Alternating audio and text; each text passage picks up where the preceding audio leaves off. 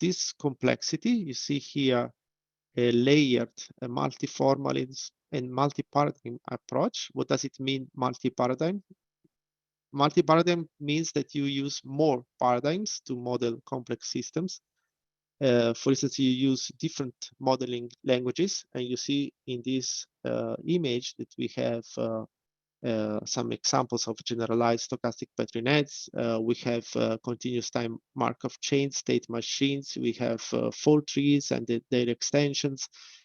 And all these models are connected with some connection operators. So from multi-formalism, we move to different level of new formalisms. So it's meta modeling, defining new formalism out of existing ones. So you can connect existing formalisms, or you can even define new languages which are more homogeneous to model complex systems, certain properties of systems. One more thing is the abstraction level. So abstraction is also one aspect of multi-paradigm modeling.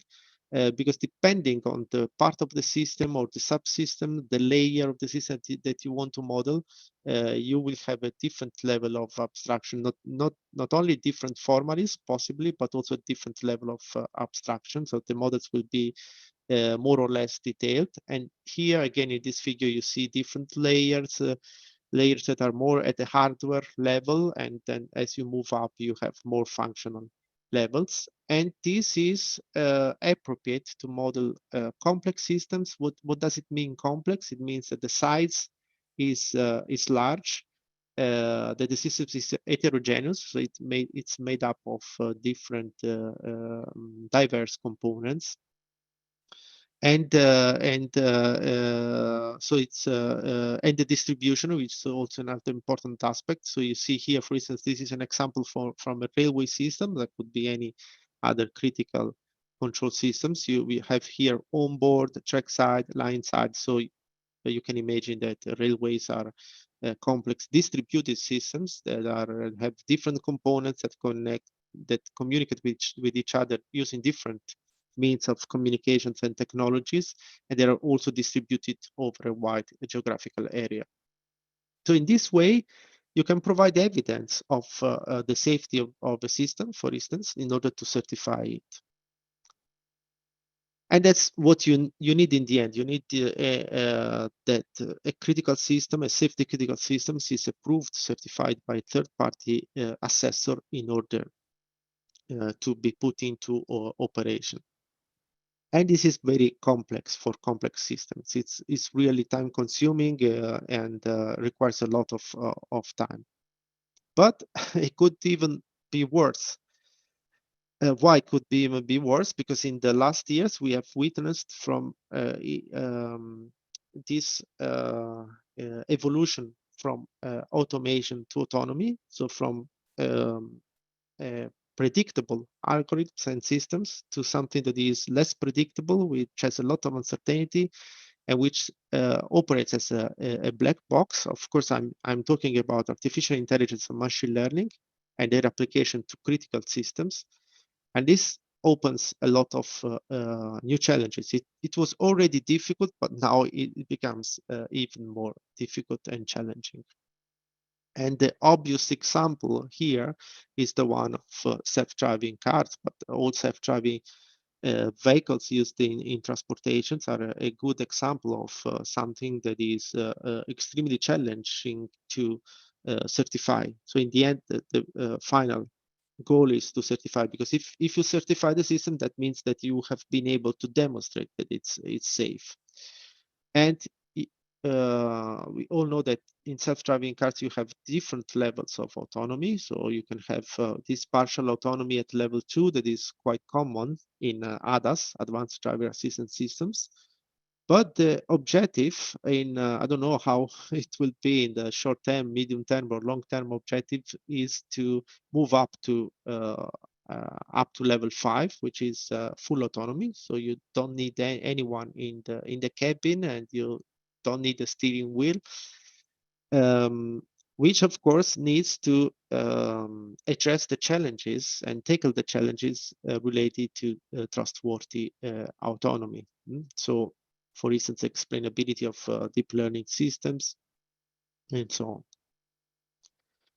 What is even worse is that not only these technologies are not easily explainable, but AI technologies and machine learning technologies more specifically um, can be subject to new kind of threats such as adversarial attacks, in which if you add some noise over an image and you want to use artificial vision to control a car or to recognize signals, an attacker can, without changing the visible image, I mean, for us as human beings, it makes no difference between this image of a panda here and this other image of a panda here, but for computer vision, it makes a big difference. So this panda is actually recognized as a gibbon, which is a completely different animal, as you can see. So there are these intriguing properties of neural networks that one should take into account, especially for critical systems. Otherwise, it can be a disaster. So what's the obvious consequence on this? If you have a self-driving car and you have a signal recognition system and you consider these threats, then recognition of a stopped signal can be from an attacker, from an adversary, can be changed into another signal. Here, for instance, there is this no speed limit, which means a completely different thing. So you can, with this kind of attacks, you can easily cause accidents, which is something that we cannot tolerate, of course.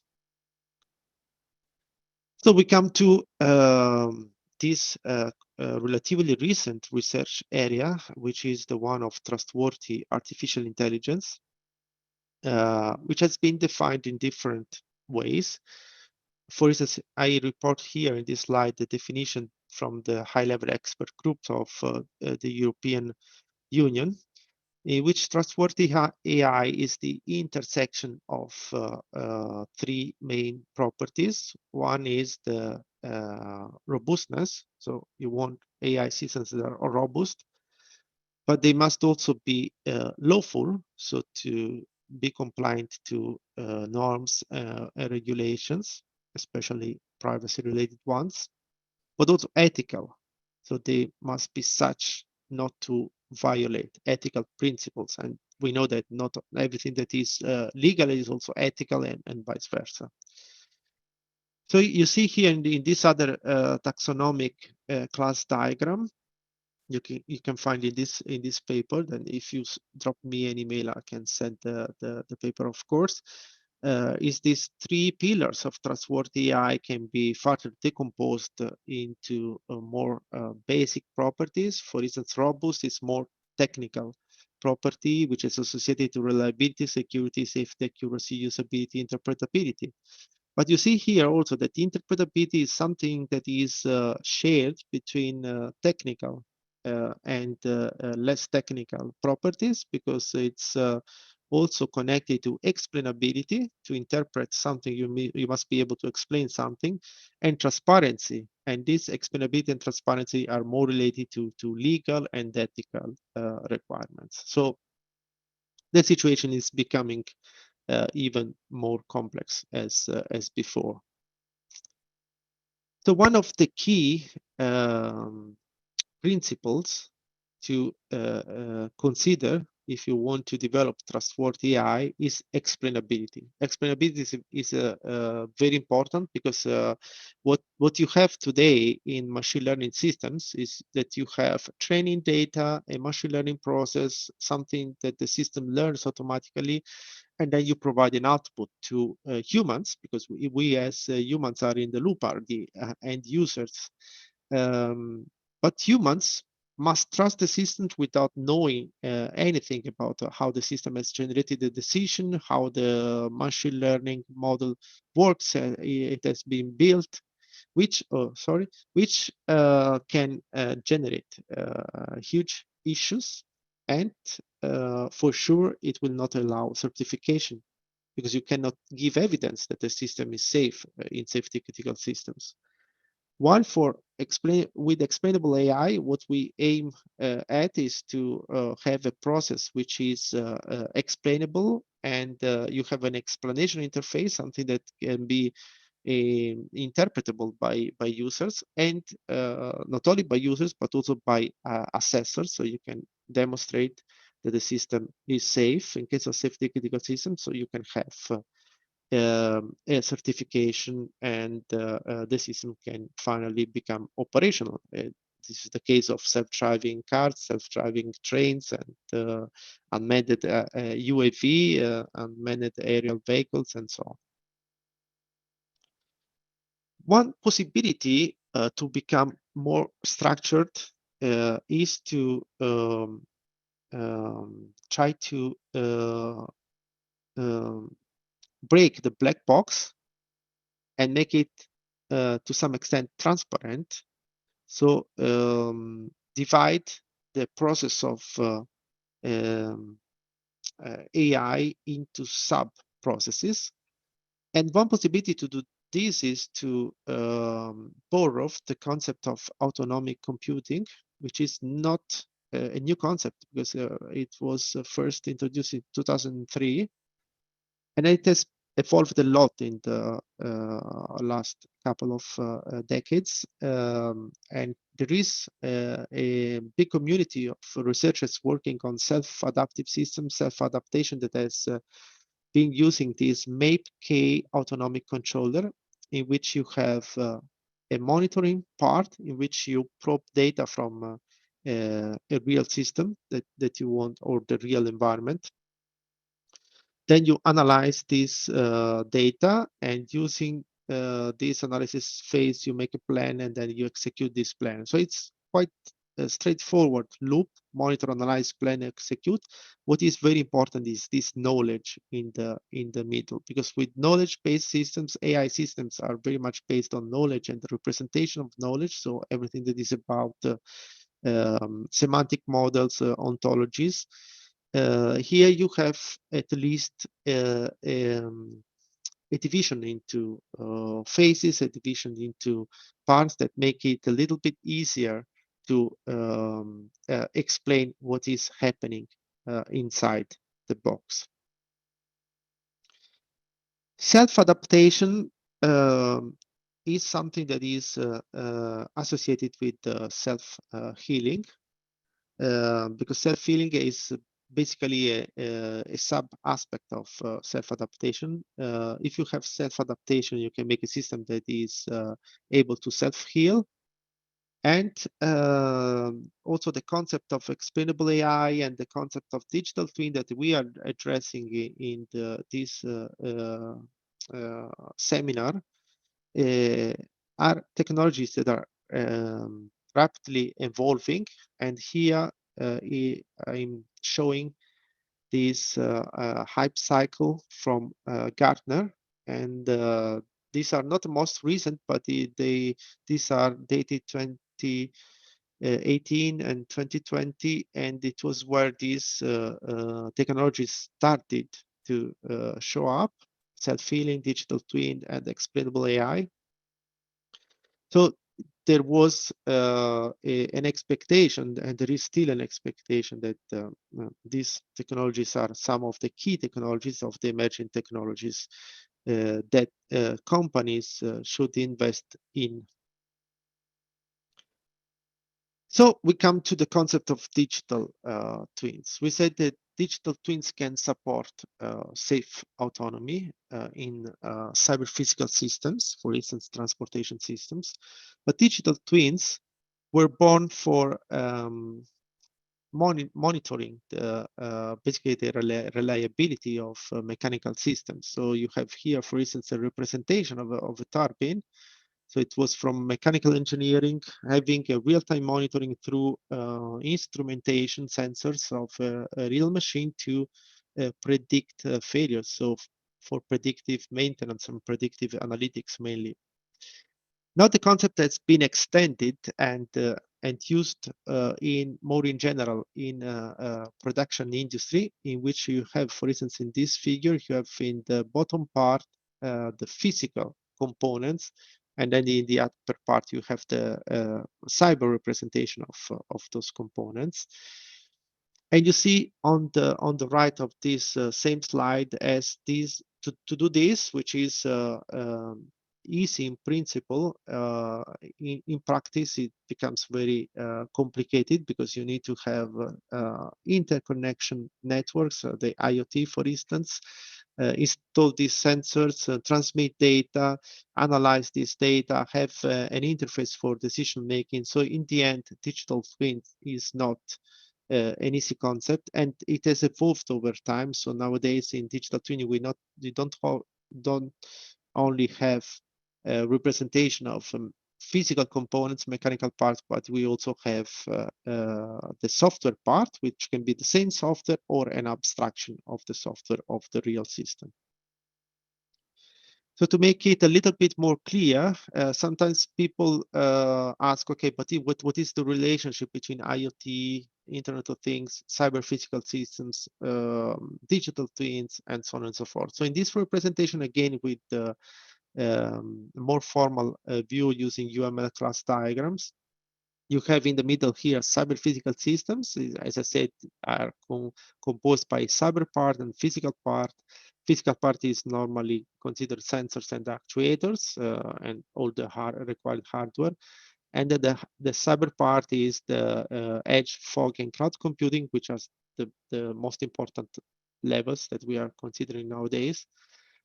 Then IoT is basically an enabler for cyber physical systems, because without IoT, you cannot have this data collected. And cyber physical systems in turns enable digital twin. So the paradigm of digital twin is enabled by cyber physical systems. Then what is the role of AI and machine learning? They enable cognitive digital twins. So it's basically digital twins plus the predictive capability given by artificial intelligence and machine learning. And then, of course, cyber physical systems are not necessarily autonomous, but if you want to have autonomous cyber physical systems, you need to combine cyber physical systems with AI and machine learning. So here you have the full picture. So how you make digital twins capable of predicting the future, but especially the failures, and possibly changing the configuration of the system, or adopting countermeasures in order to reduce the consequences of failures, stop the propagation of failures, and things like that. Okay, if you look at the flowchart in the left of this slide, we start from the start. And at the same time, what you have to do is to obviously to build a digital twin, which is a model, because it's an abstraction of the reality. Then you need to instantiate this digital twin model with initial configuration data. And then from the perspective of dependability, so we focus now on dependability, you need to evaluate this digital twin to estimate system dependability. Then, depending on the fact that you have achieved the dependability target, which is needed for the system to be considered safe, for instance, if you achieve this target, then you execute the system, then you make this check if there is a fault or anomaly. If there is no fault, you continue to execute the system. In case the dependability target is not achieved, or you have a fault, then you need to compute plans or reconfiguration option. If there are acceptable options, I mean to manage the faults and to plan for a recovery, then you select this optimal plan or configuration, update the digital twin with the new plan or configuration, and then you continue the loop. Otherwise, if at a certain point during runtime, because what is here is something that is being executed at runtime, you need to stop the system if it is possible to stop the system. For instance, for a train, you can always do that, because you command emergency braking, because the system is not considered safe anymore. Or you can switch to another fallback system, procedure, or human control. The same thing you can represent using a state chart, which is represented here in the right. So you start with the nominal situation of the system in which you have no faults or anomalies. And then you can go through several levels of degradations depending on the criticality number and criticality of the faults that you have in the system. At a certain point, if there is a critical fault, one or more critical faults, then the system is compromised and you need to either shut down or switch over to another control system if you have or manual control. So this is something that the digital twin should do to be useful for trustworthy autonomy. Now, where these digital twins are located in practice, this very much depends on how the system is distributed and the level of knowledge that you need. Because one possibility is to allocate digital twins close to the real system, so at the edge level, edge computing level. And inside the digital twin, in order to make them more explainable, so we are considering here digital twins that are enriched with some intelligence, even if it is not mandatory to have intelligence on board, but it could be that instead of digital twin, you have cognitive digital twin.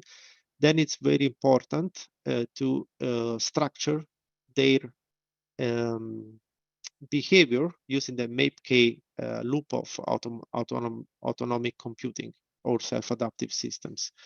So you can have at the edge level something like this, or you can move a little bit up at the fog computing level. So you have at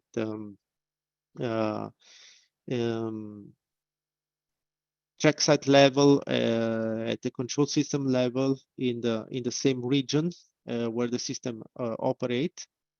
Or if you move up further, you can have digital twins at the cloud computing level. At this level, you don't really know where the data center is located. It can be in the other part of the world.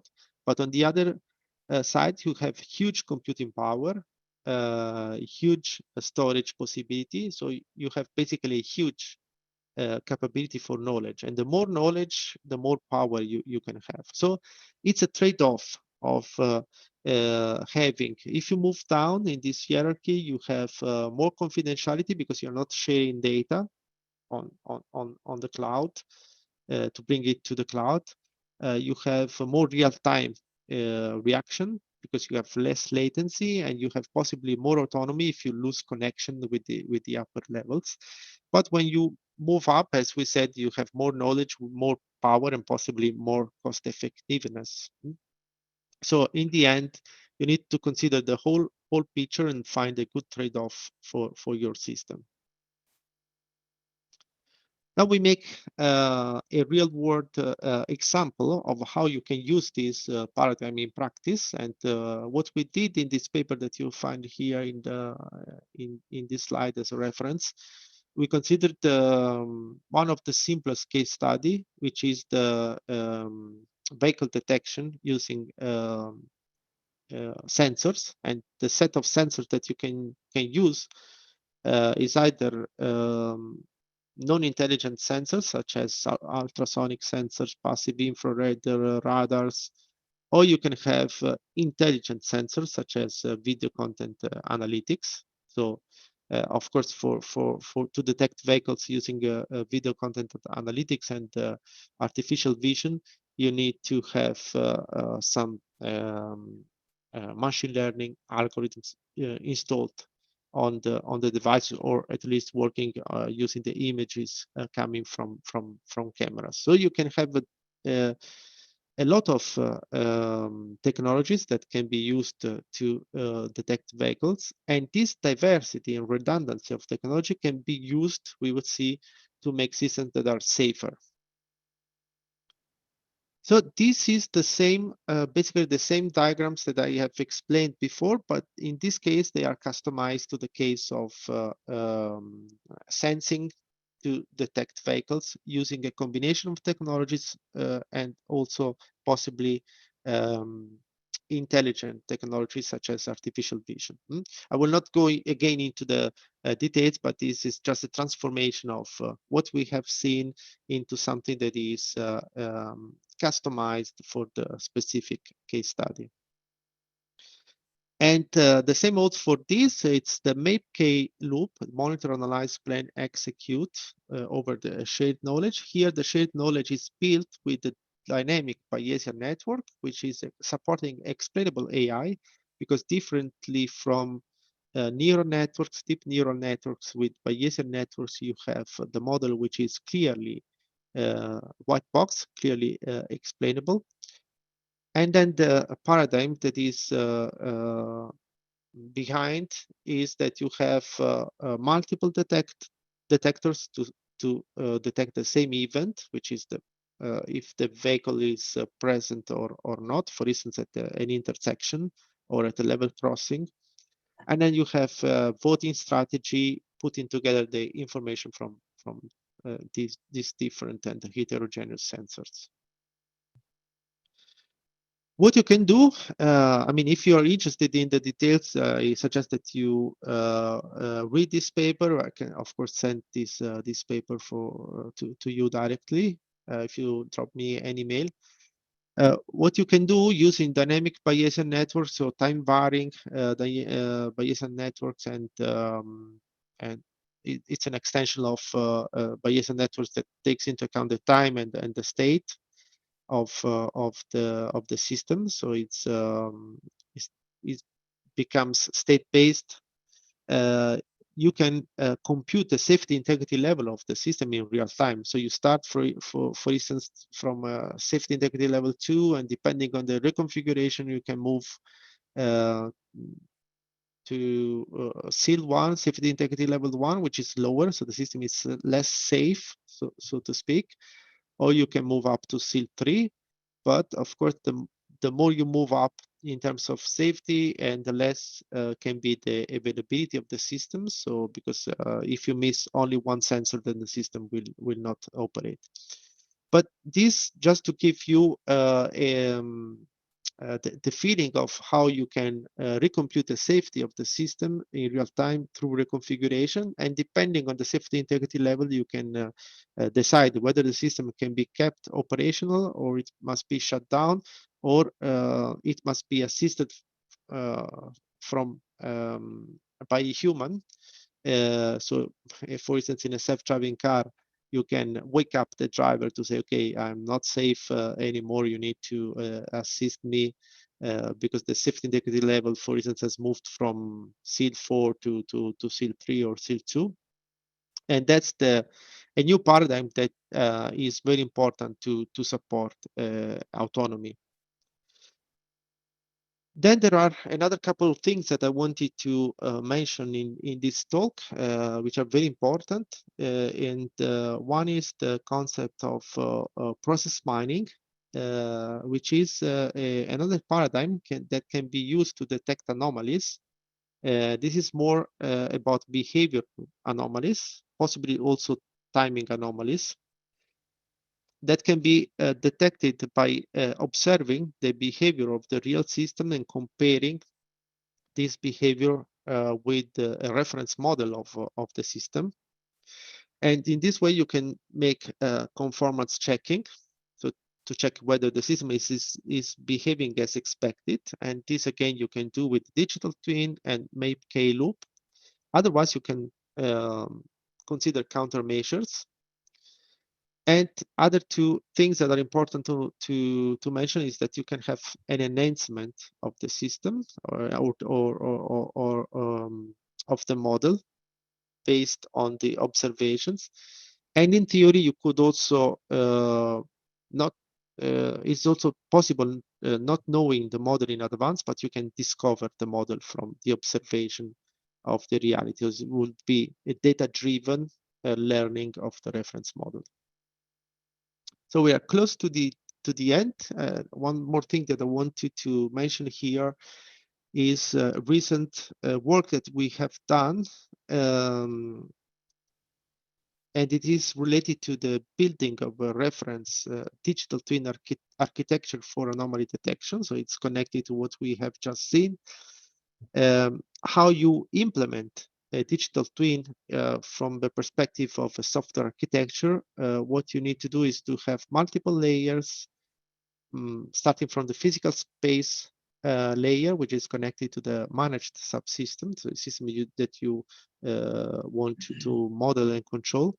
And then you move up to the data layer, virtual space layer, and the service layer, which is used for the interfacing with humans or other systems, which you do conformance checking, as I said, inference and simulation. And here you can have a proactive simulation to reach proactive safety, to predict the consequences of one control action using a simulation environment. Simulation environment that you can use is, for instance, based on a combination of real components and virtual components. So here, and I think this is the very last slide, if I remember well, you have a view in which you can have in the testing of real system a combination of real component and real environment. In this case, you see a real train and a real track, or you can have everything that is simulated. So you have virtual train or virtual environment. But any other combination is possible. For instance, in the middle, when you have mixed reality, you can have a virtual obstacle on a real track and a real train. This can speed up a lot, both the testing of machine learning system, and this can also be used to make predictions at the digital twin level of what can happen in the future. So compute the consequence of a certain action in order to take a decision, or compared to another decision to basically compute which is the best and safest decision to take. Okay, thank you very much for your kind attention. I think that we have maybe some time for questions. Yes, thank you very much, Professor, for the valuable presentation. It's very interesting. So are there any questions? Perhaps we have 2 minutes or...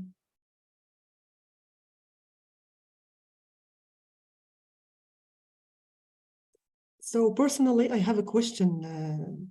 In the other systems, how can we use digital twins to optimize relevance, safety, etc. in those systems? Are there any work or research in this field?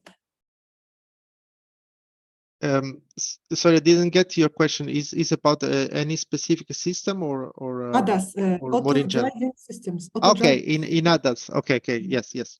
So this maybe I can go back to the slide in which I had this self-driving car with ADAS levels here. Okay, here it is not something that I've been involved directly, because I can tell you that I've been working mostly with the railways, and I'm now involved in a project which is about autonomous wheelchairs and drones. So the combinations of wheelchairs and drones. And this is also another domain that we are addressing using the same concepts and paradigms that I have explained in this talk.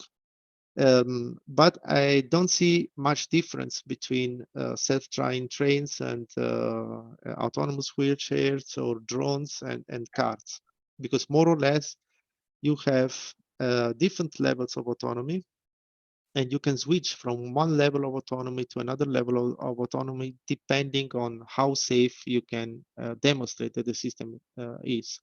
So again, the key concept here is the capability to demonstrate, the capability to assess. And I can mention that there is one very important concept, which is the concept of safety envelope.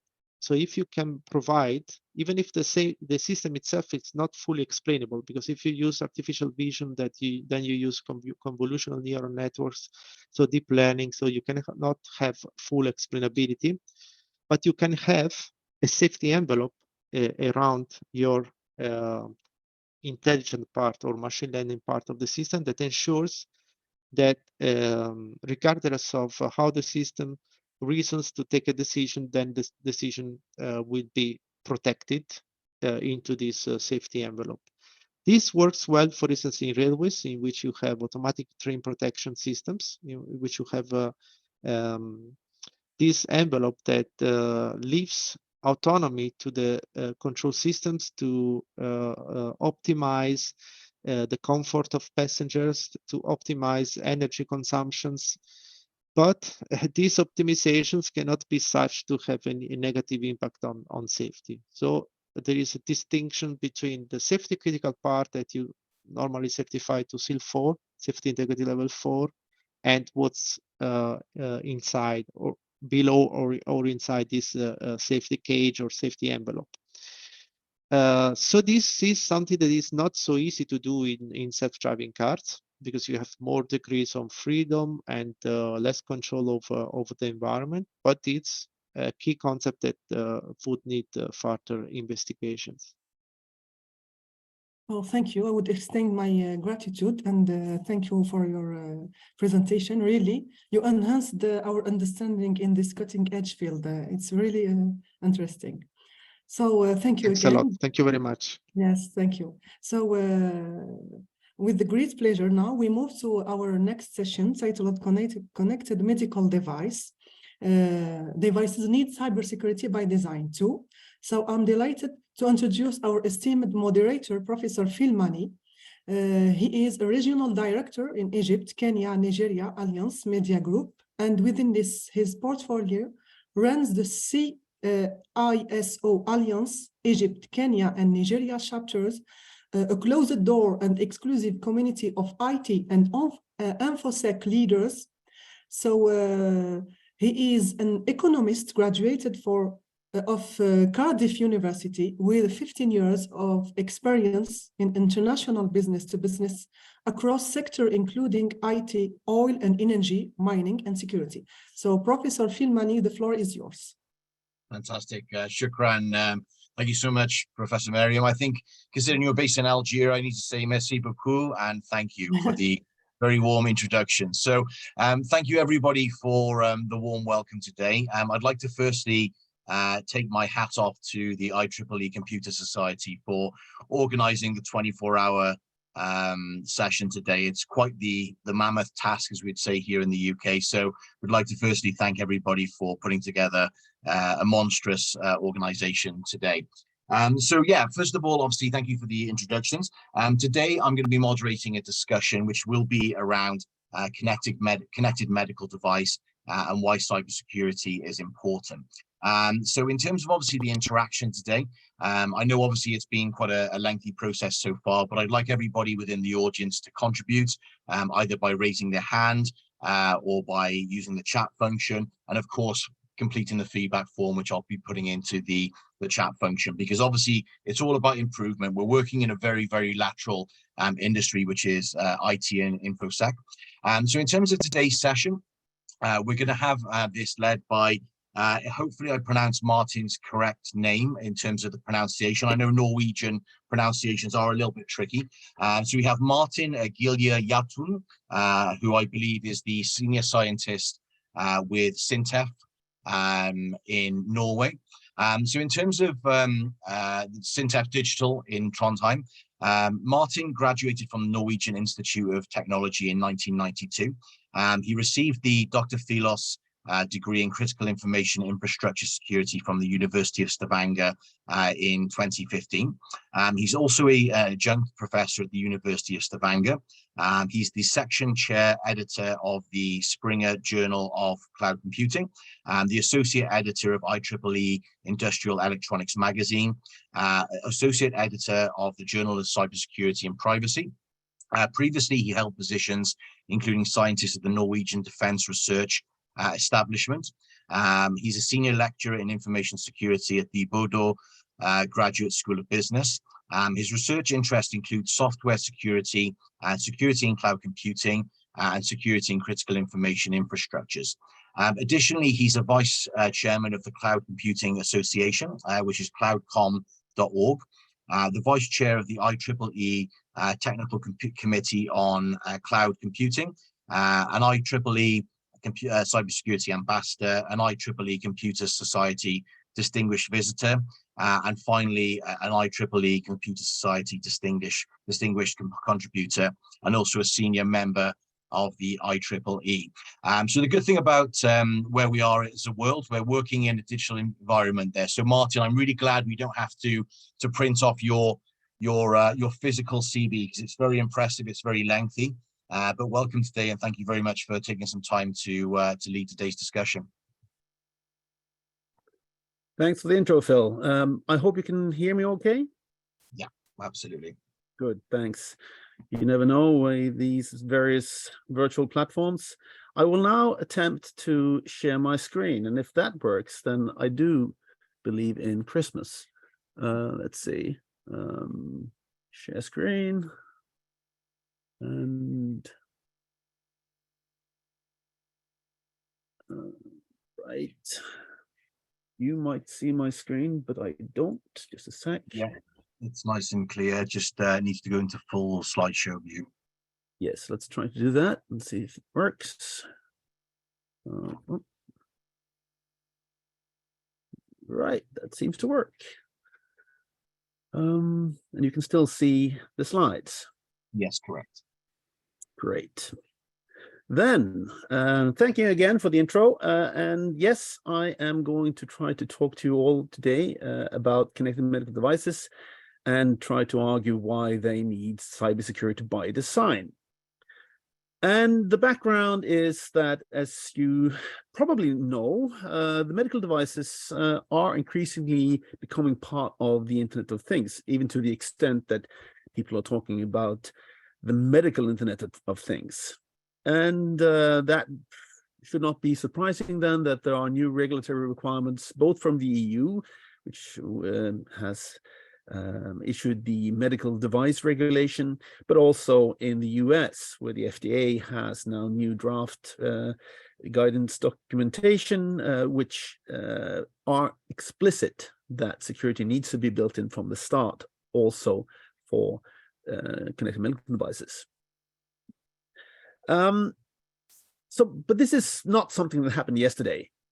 So even more than 3 years ago, there's something known as the Medical Device Coordination Group that issued a guidance document called the MDCG 2019-16. So that's been out there for a while, but there seems to be improvements that could be made. Maybe it's too generic, maybe it's not concrete enough. Many manufacturers have voiced that they want more step-by-step guidance in these things. And in general, there will be difficult trade-offs between information security and medical ethics.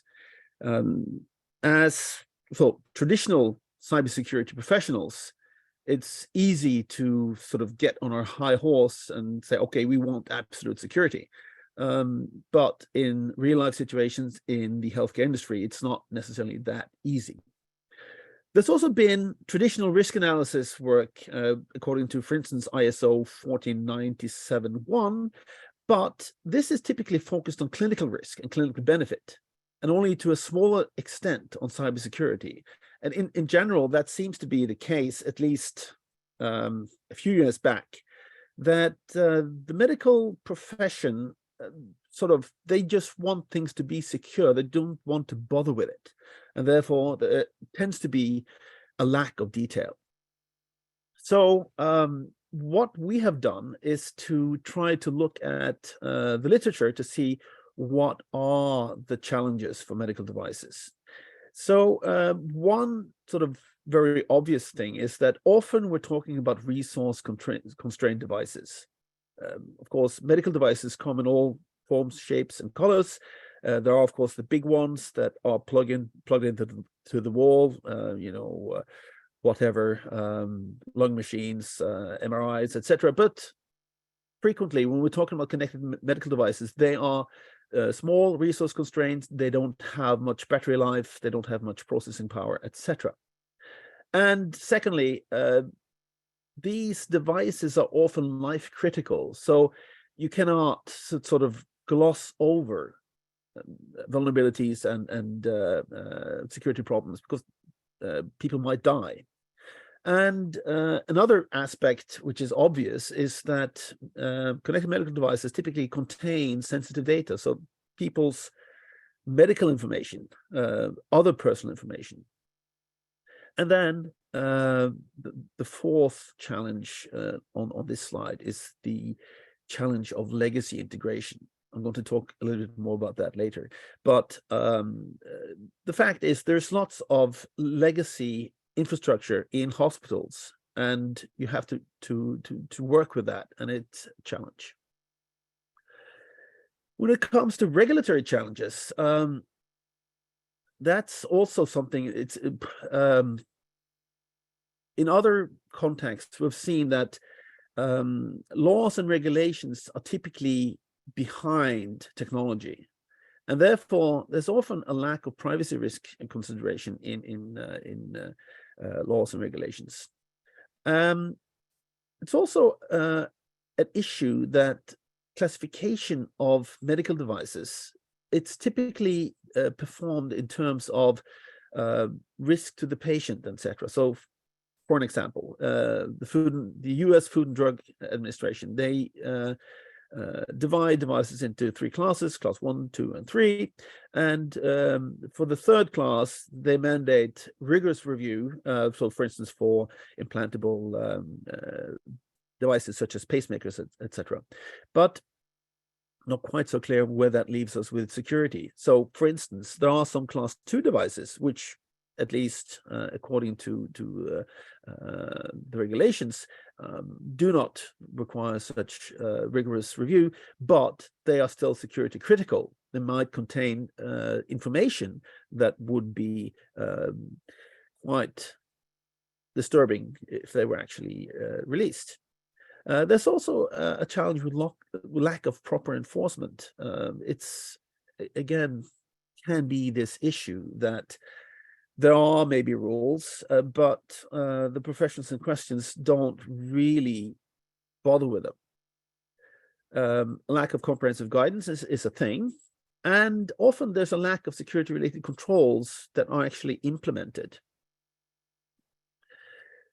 I did mention implantable medical devices, and they have their own particular challenge. Now, for instance, one thing is that they actually require flexible security protection. What we mean by that is that this trade-off between cybersecurity and patient safety becomes very explicit. You do need sort of break glass kind of functionality for emergency situations. You will not, it will not be acceptable if the patient dies just because you're not able to access the patient's pacemaker.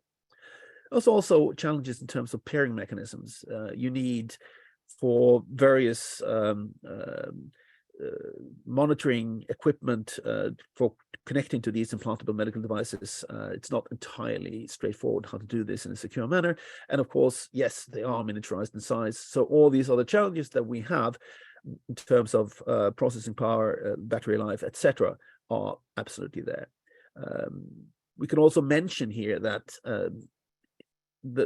this field of pacemaker security research also has some interesting twists in terms that a pacemaker is a battery operated device, and you can actually do a denial of service attack on it if you're able to communicate it with it by an unauthorized device. So simply performing communication attempts is a very serious attack vector. So in addition to these, we've also looked at lots of other sector agnostic IoT challenges. I'm not going to go into all of these, being conscious of time, but just might like to point out a few. So supply chain risk.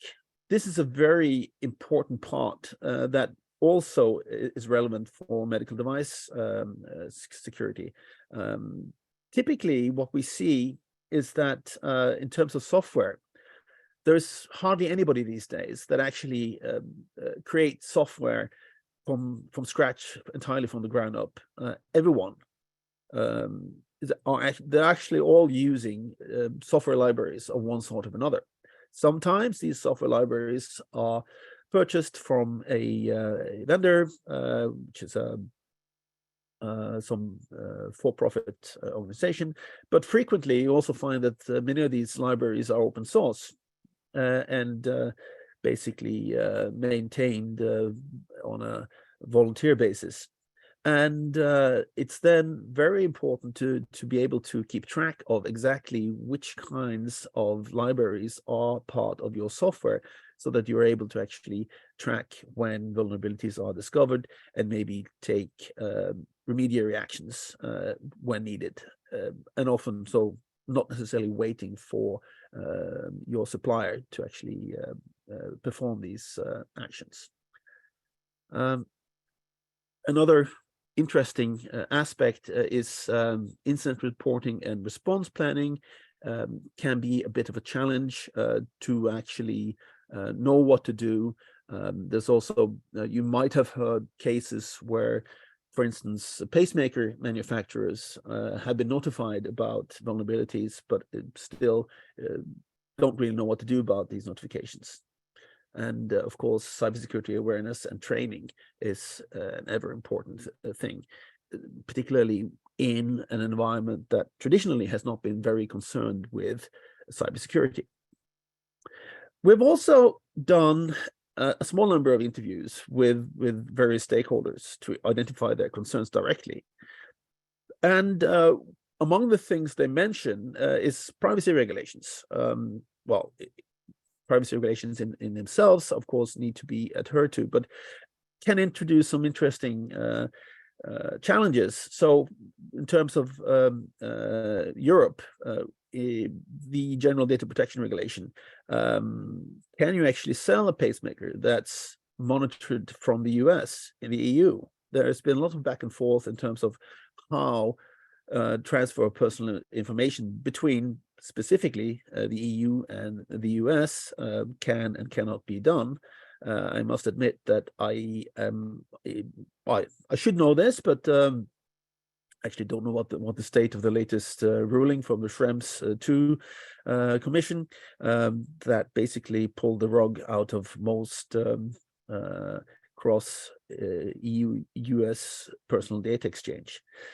There's also a lack of standardized protocols. So, of course, if you buy devices from different manufacturers, more likely as not, they will not be able to talk to each other directly. And it's also a question, when you buy a new device, how can you make it interact with your existing infrastructure? This is a challenge. There's also a lack of testing tools, and documentation itself is a challenge to maintain traceability along the chain. In the health sector, there are some generic challenges in terms of devices. So what we see is that the age of equipment is much larger. It's much older than you expect, for instance, in a typical office environment. So the average age can be around 9 to 10 years, can be as much as 15 years. And the time to market for such equipment can be up to 7 years. And when vulnerabilities are discovered, patches may be a long time coming.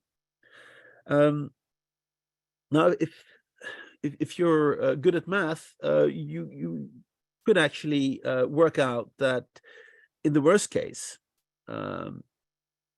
the equipment that's running in any given hospital could be actually devised as long as 20 years ago. And I challenge you to think about, for instance, your personal computer 20 years ago, what capabilities it had and how much security protection it had. And I will not belabor that point much further.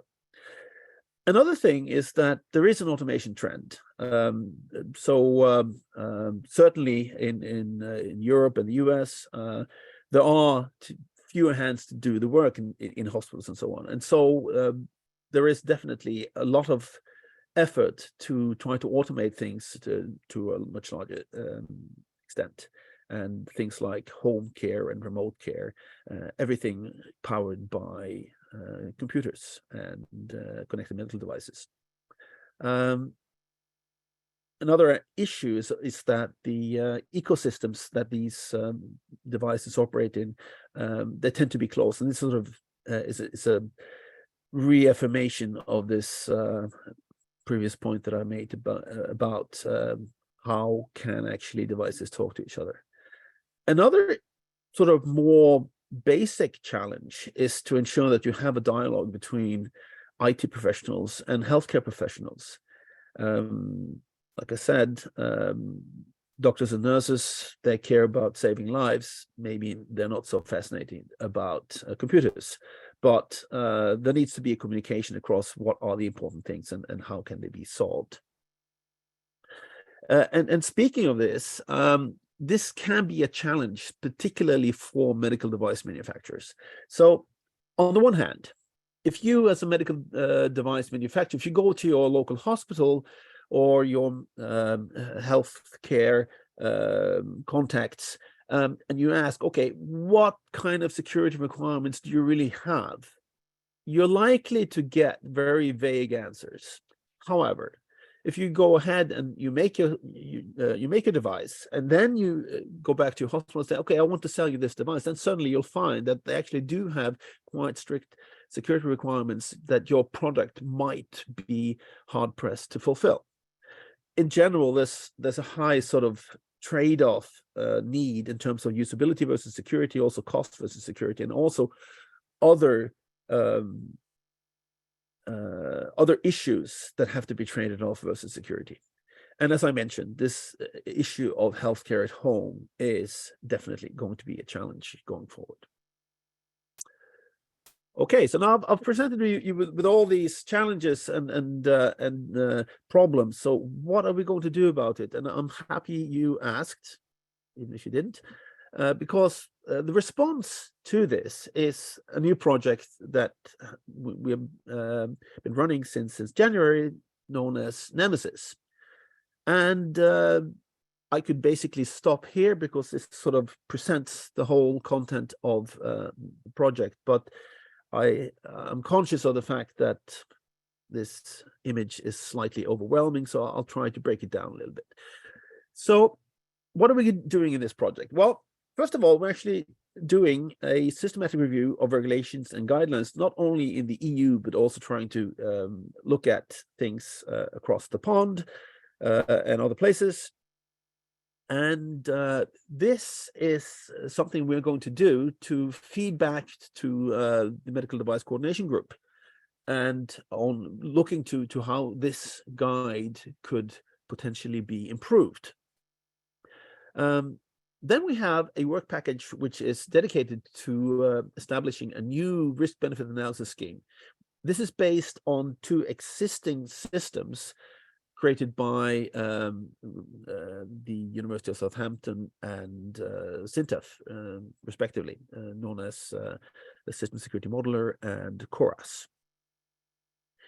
This new tool will then be fed into a set of toolboxes. So there will be one distinct tool among other tools, and we will be developing other individual tools, as I mentioned, which will then go into the toolboxes.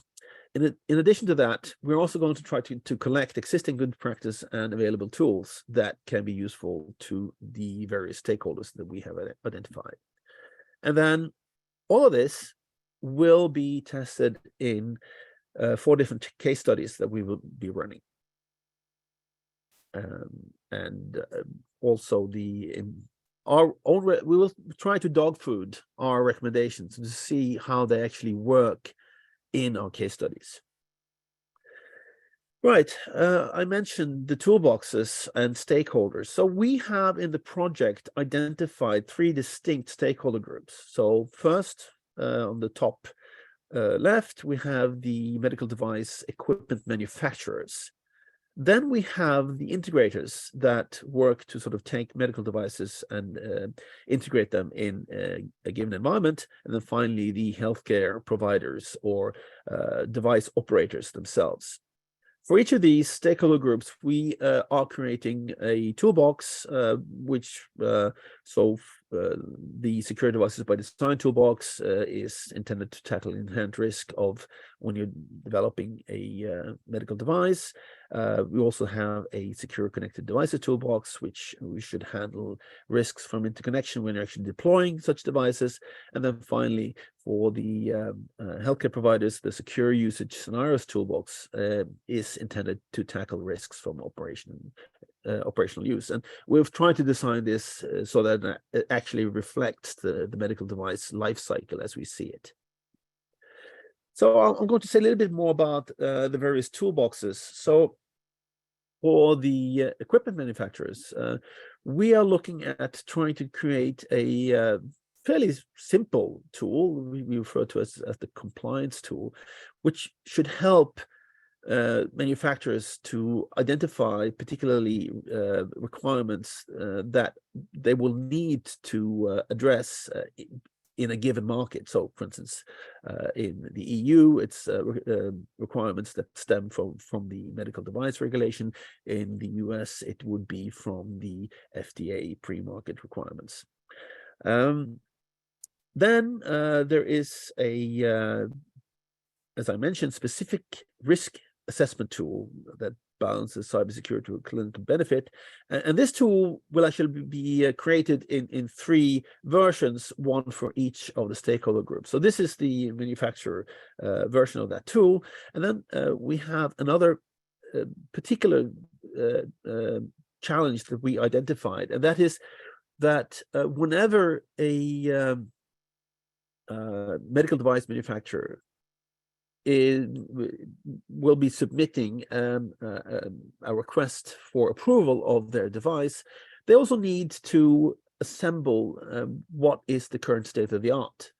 This is particularly for smaller manufacturers a bit of an arduous task, and we will be trying to see if we can actually create a state of the art in a box, so to speak, that can actually collect the required state of the art for their given type of device, which is then hopefully going to assist them.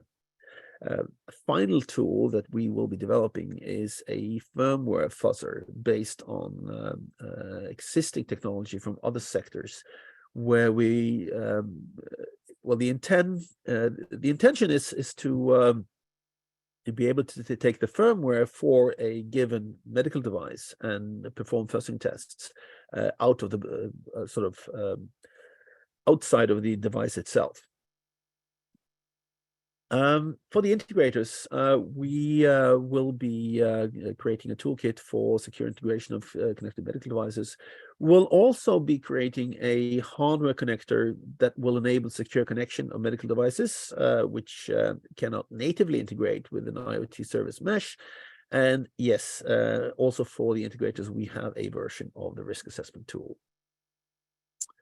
And finally, for the healthcare providers or operators themselves, we will be developing, led by our partner IBM Research in Haifa, an AI privacy risk tool that's intended to detect whether any machine learning models that are being used are actually at the risk of leaking personal or sensitive information. I see I have forgotten an animation here, because at the bottom there should have been a simple risk assessment tool.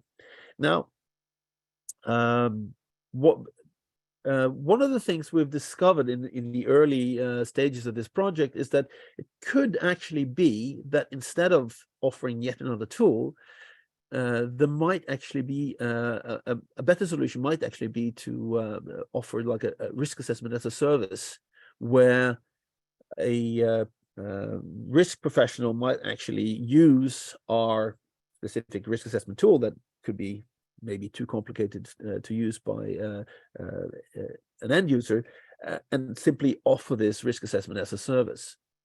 Another tool that we wanted to make was a medical asset management tool. So being able to, like a configuration database, automatically for a hospital to run. Now, it turns out that this product actually already exists. So there is actually a commercial actor, Palo Alto Networks, that you probably know. They actually have exactly this tool. So we have not decided not to actually move further on developing that particular tool. Great. I also mentioned various existing good practice that we intend to include in toolboxes. So, for instance, in another project, we already created a checklist for IoT security. This is something that will go into the manufacturer's toolbox. There's also other versions of threat modeling tools that you could conceivably use. So we have some experience with the Microsoft threat modeling tool. This is an open source version known as OWASP Threat Dragon that might be of interest to manufacturers to use. There's various static analysis tools available that are open source and can provide good value. Same for security testing tools and fuzzing tools. And particularly when it comes to the fuzzing tool, this is something we definitely will be expanding in the project. We also have some stretch goals that we might get to depending on other challenges in the project. So I mentioned this challenge of knowing where your software has been, so to speak. And this is the so-called software bill of materials to keep track of whatever components and you have in your software. And we will probably be looking into how we can actually tailor this for the medical device manufacturing industry. We also are considering whether it would be possible for us to actually create a virtualization platform. So taking the fuzzing, the firmware fuzzing tool one step further to a complete virtualization platform. This is something that we will be looking into. And finally, there is so secure software engineering is a big field, and there's a lot of existing good practice that you can use. There is Gary McGraw of Cigital and later Synopsys introduced something called the Building Security Maturity Model, which is basically a testing tool where you can sort of benchmark yourself with other actors in the industry.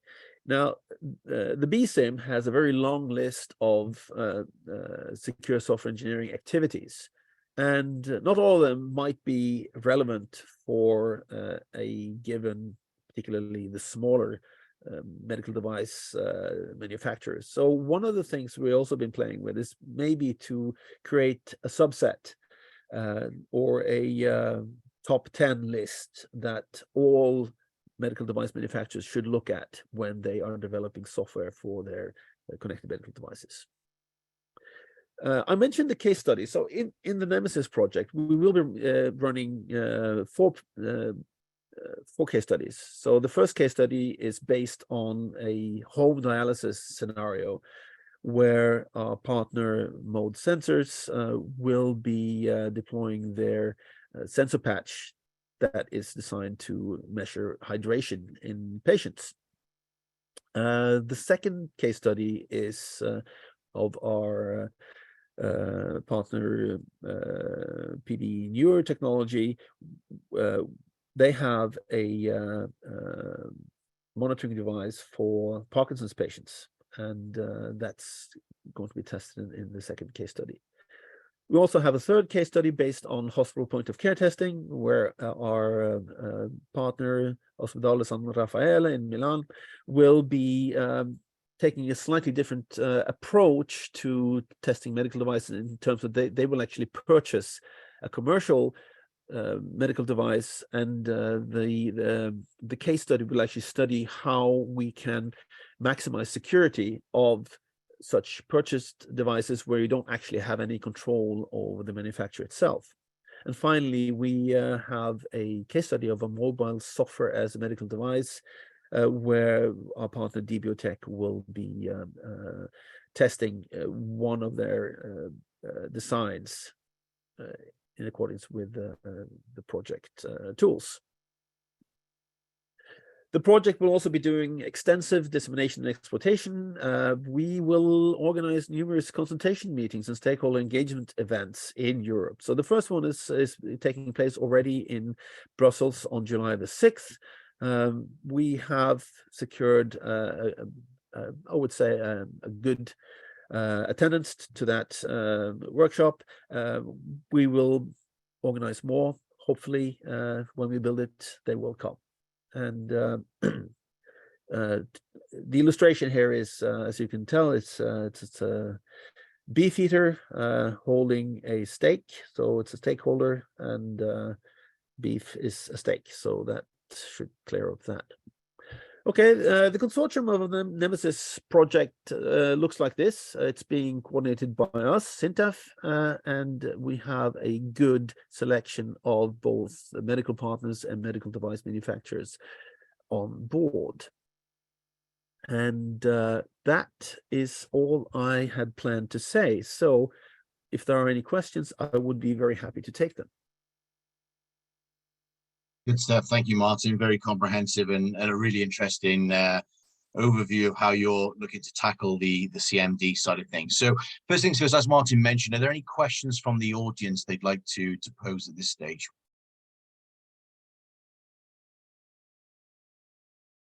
Speak now, or Phil Manny will need to jump in with a number of questions I got for yourself, Martin, because there's a new quite a few different areas which have come into place. And you know, the one thing I always look at when it comes down to cybersecurity, whether it be you know, CMD, or whether it be a charity or an NGO, you know, threat actors are very non-discriminatory. It doesn't matter who you are, they will look for a vulnerability behind, you know, how to get in, and obviously ransomware or whatever their motivation behind it. When it comes down to what you're looking to do here, I know one of the things which is quite often banded around within the cyber sec, especially financial services, is that it's a tick box exercise. Because the reality behind it is that cyber is not there to just make sure you're fulfilling the regulator's requirements, but it's actually there to protect the crown jewels, which when we look at this particular case study, that is human life, which obviously is, you know, you can replace data, you can replace, you know, operations, but obviously human life can't be replaced. Is there a sort of concern that manufacturers will, not necessarily the ones you're working with, but across the board, will only do enough to tick the box to meet the requirement from FDA or EU or whoever the regulator is? That's a very real concern, of course, but at least our hope is that we can contribute at least to make it easier to do the right thing. So that we can provide tools that the manufacturers can use that will actually have a real and not just a tick box contribution to security. There will always be, of course, whenever you have regulations, you don't always have that risk that actually people will actually try to do their utmost to avoid having to do the work. So that's an issue. And also it's in other contexts, it can also be a challenge with vendors and suppliers, because you need also ways that you can basically ensure to keep them honest, because in various other contexts, I have been told that, well, vendors typically will lie. You know, you will ask them, can you provide this and that according to such and such standard? And they will say, sure, yeah. And when it all comes down to it, no, they don't. No, just trying to hit quota for targets and so on. And it's you know, you're not the first person. Obviously, as you may be aware, I run a number of CISO networks down in the African continent, Egypt, Nigeria, Kenya, and it's something which is kind of fed back to me quite often, in the sense that having that sort of trusted vendor who delivers on what they're promising has been a challenge in the past on that one. You touched upon on the session around you know, use awareness or cyber awareness. When it comes down to sort of protecting connected medical devices, is there going to be much of an onus when it comes down to the actual patient itself, or are you looking to move it away and take the sort of patches or updates onto the actual manufacturer themselves? Because the reason I ask that question is that when you look at those who are generally, and I say this in a broad term, generally reliant on medical devices. They tend to be what I would refer to as the more vulnerable, whether it be elderly or unwell in general, maybe not as fair when it comes down to cyber hygiene. How would that sort of work from your perspective in this this particular topic? So I lost a bit of your question due to network jitter. Okay. No, I was just basically saying, when it comes down to medical devices, those who are typically using medical devices for various different reasons, not to categorize or generalize too much, but they tend to be what I would refer to as the vulnerable, whether it be the elderly or those maybe not cyber aware of updates, patches, things that need to happen when it comes down to, you know, protecting the threat landscape. How would you sort of say that would work? Is there going to be a reliance on the users to be aware, for example, if they're connected at home on Wi-Fi, will they need to make sure that they're changing the natural password which is given to their router, for example? So I was just curious to know how much of a burden will it be on the actual patient to make sure that they're cyber aware as well? So we have not defined the patients themselves as a stakeholder in our project. So okay. From our point of view, we are assuming and expecting that it's up to the, well, all of the three stakeholder groups, so the manufacturers, the integrators, and also the operators, so the hospitals or other healthcare professionals, to ensure that the various devices are operated in such a manner that they are secure. Now, it's definitely true, as you say, that we are, and well, I say we, but certainly in Europe, there's an aging population, and there is an increased need of at-home care. Also coupled with this other element that I mentioned about there are simply not enough hands anymore. And there is probably going to be additional needs along the lines that you say, that you also will need to have improved security and so on in homes. But I think that's actually, it's a slightly different problem. No problem, fantastic. I noticed, Dr. Islam, you have your hand raised. Did you have a question you wanted to put to Professor Martin? Yes, thank you for giving me this opportunity. It's always my pleasure to meet Martin. I have met him several times, and he's very supportive for the Distinguished Visitor Program, and we really appreciate his continuous support. And also, I really enjoyed the discussion with him.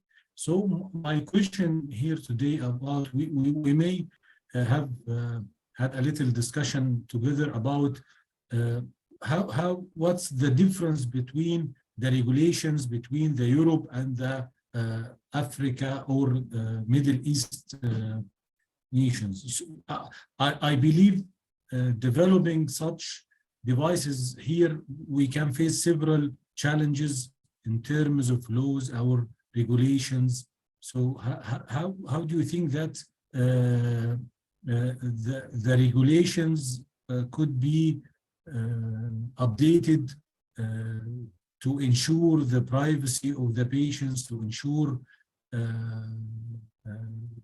also if we are going to have some cyber physical systems, so how those connected devices or medical devices have some risks, and what about the security or that maybe we can find a new type of attacks for those devices that can badly affect the human life. So I'd like to know your opinion in this. Well, in general, it's tempting to quote Mikko Hyppönen's recent book, "If it's connected, it's vulnerable." So I think that's just something we need to face, that whenever something is connected to another network, then the attack surface increases. And that means that we need to have additional efforts in protecting them. Now, in terms of regulations in other countries, I'm afraid I'm not as read up as I might have been. But I'd be very interested to hear if anybody has experiences with regulations from other areas than Europe and the US, and if they have any input in terms of difficulties, or, well, I don't know, maybe could even be that there are some regulatory aspects in other countries that actually make it easier to achieve secure connected medical devices, but I don't know. I have perhaps a question from here. This is Errol Gelenbi. I'm one of the speakers later in the day, I think. Of course, in security issues, Martin, there's a lot of concern with things being done properly and being done correctly and so on. However, what we've noticed experimentally, when we've deployed security solutions in test beds, and in particular at the IoT level, which is roughly where you are situated, is that the system is completely overwhelmed by attacks, in the sense that it is even unable to continue with its attack detection procedures. Okay. You may have observed the same thing yourself in your studies or in your simulations, but we've done this experimentally. I'm part, like you, of many EU projects. One of them was called Nemesis, but with an S rather than a C. But we run out of names these days. And currently I'm involved in IOTAC, the IOTAC security project, and we have a new one starting called DOS. So I'm constantly involved in this. And finally, I said, I really have to experiment this physically, because we design attack detection mechanisms. And then we run, I would say, simulations of whether they work or not on very large, powerful computers. And then we have attack detection algorithms, which run very fast on them, etc. But as soon as you put these things in the real environment, the real environment is completely overwhelmed and blocked, to the point where, say, a 60-second attack can transform in nearly an hour's worth of trying to recover, and perhaps even more. So how do you see the solution to this? Do you see this as trying to find hardware implementations of security mechanisms and detection techniques to make them much faster? No, I think we both agree that 100% security is not achievable within any kind of budget and time frame. But what I do think is that for this particular use case of medical devices, I think we also need to have then extra protective measures, so defense in depth approaches, so that we will not, hopefully, allow the attacker to actually be in a position to launch such direct attacks without penetrating other defenses. It's probably not such a satisfying answer, but I think pragmatically that's at least where we are today. Okay, so you'd have an outside layer which would kind of isolate the system you're talking about. Yes. Yeah. So okay. At least with the hospital partners that we have in the project, that's typically the situation. They do not actually allow direct communication into their networks. So, so there are no IP ports. There are no not that are available for incoming connections. They do, of course, have outgoing connections. Yeah. But yeah. Okay. Thank you. Thanks for the question, Errol. Quite interesting on that multi-layer side of things. I was actually down in Kenya running a program with our CISOs, which are cross-vertical, and one of the sort of new concepts they've been talking about is MTD, moving target defense, which is quite a new area, which I believe is, as a concept, is coming into play. So based on what Errol said, that kind of aligns very much with what's going on.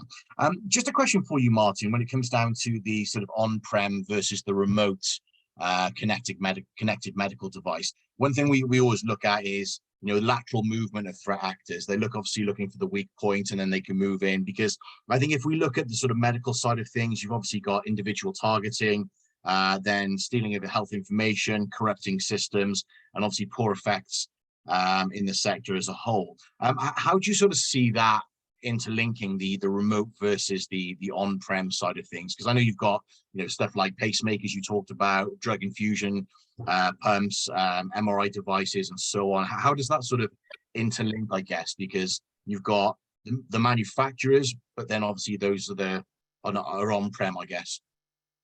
It's a very valid question, and it also ties into this that you need, of course, to, when you have things in people's homes.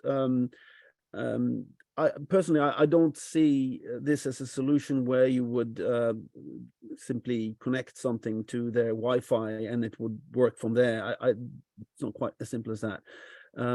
But there are also options here for various forms of, call them home gateways, that can, through encrypted communications, for instance, to a, well, one of the solutions that we are looking at is a cloud solution.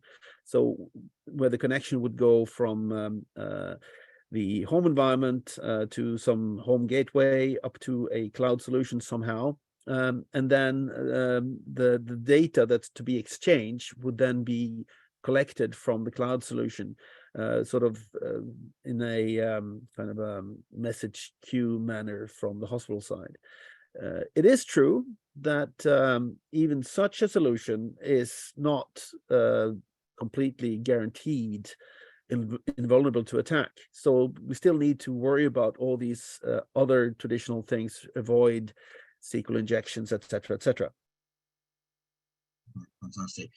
Just on the reporting side of things, because I know, especially when you're trying to justify to the board, because it's one of the things, whether you work as a private sector or whether you're public, trying to get that justification behind an investment, behind a technology or an investment, especially when you've got legacy assets which need to come to fruition, is always a bit of a challenge there.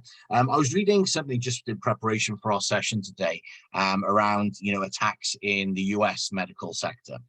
So one of the things they came back with was that at least 50% of all hospitals or medical facilities have received a cyber attack within the US, but there was no reports directly of the attacks coming from a CMD.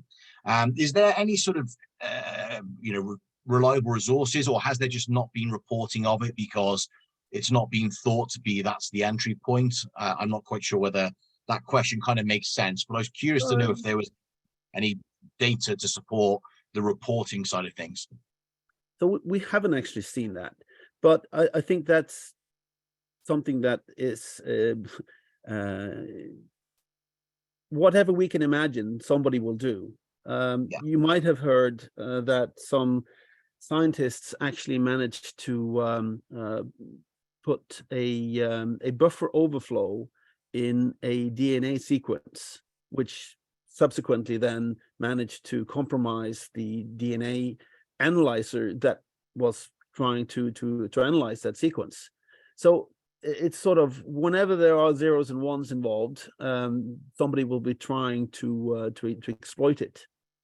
Yeah, absolutely, absolutely. I guess one question, which is maybe not relating to this in particular, but something which crossed my mind. I kind of look at the way cyber attacks is very similar to the old James Bond movies, where you've got the warship which is being controlled remotely by the bad guys, and various different things behind it. Is there a potential, you know, in the future that, you know, if this isn't looked at in terms of the connected medical device, that this could actually be used as a method of actual warfare amongst nations? Is that a bit of a far-fetched philosophy, I guess, or theory? No. Look at how warfare is being carried out today. There's such a large proportion of remotely controlled drones, for instance. You can imagine somebody could hack that and just turn the drones around. There was a reported, you might have heard, there was a reported incident in Ukraine, in the fighting, where the Russians, this was, I think, might have been actually a BBC report, where the Russians they would take reporters out in the field to show them, you know, their prowess or whatever. And they were going to show how they were using drones for observations. And suddenly there was sort of a full shutdown, and all the reporters sent away because apparently the Ukrainians had hacked the drone and taken control of it. So yeah, definitely, I think this could be even more troubling in the future. Absolutely, and it's one of those ones where, you know, this unfortunately with the connected medical devices, this does have a direct impact on human life, whether it be malicious or whether it just be a case of a ransomware attack to try and get some finances or whatever it may be. So it's really interesting because the spectrum of where this can go if threat actors do get into systems is very, very broad and quite worrying, to be honest with you. So it's a really welcome conversation, to be honest with you, around this. Errol, I noticed you've put your camera on. Did you have any comments you wanted to make?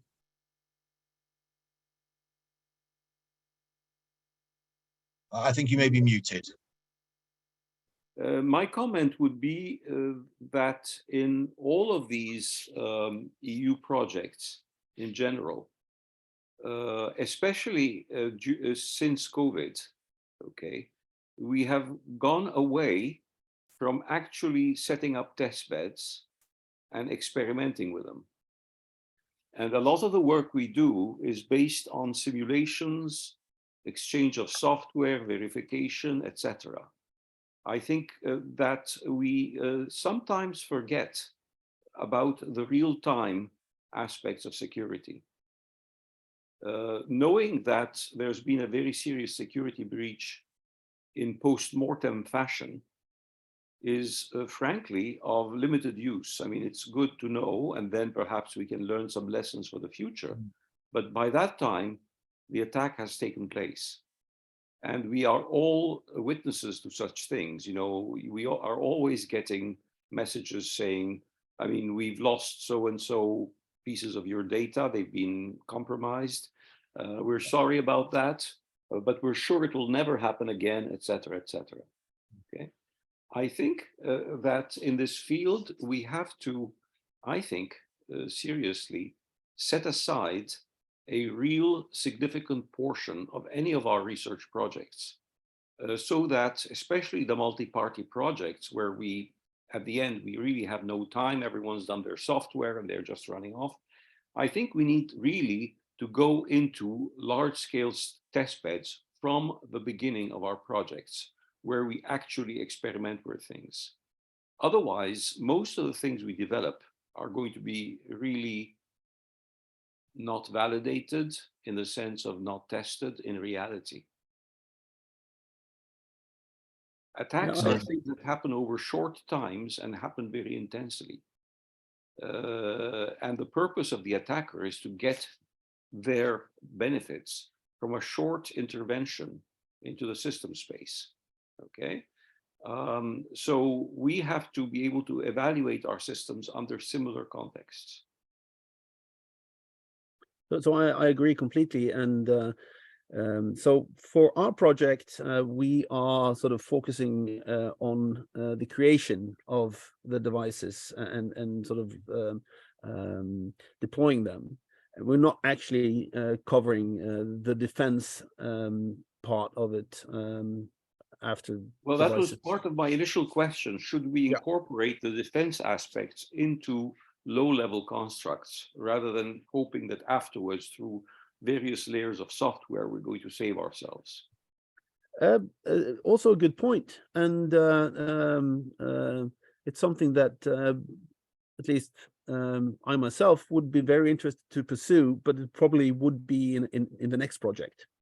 Yes, yes, perhaps we should collaborate, Martin.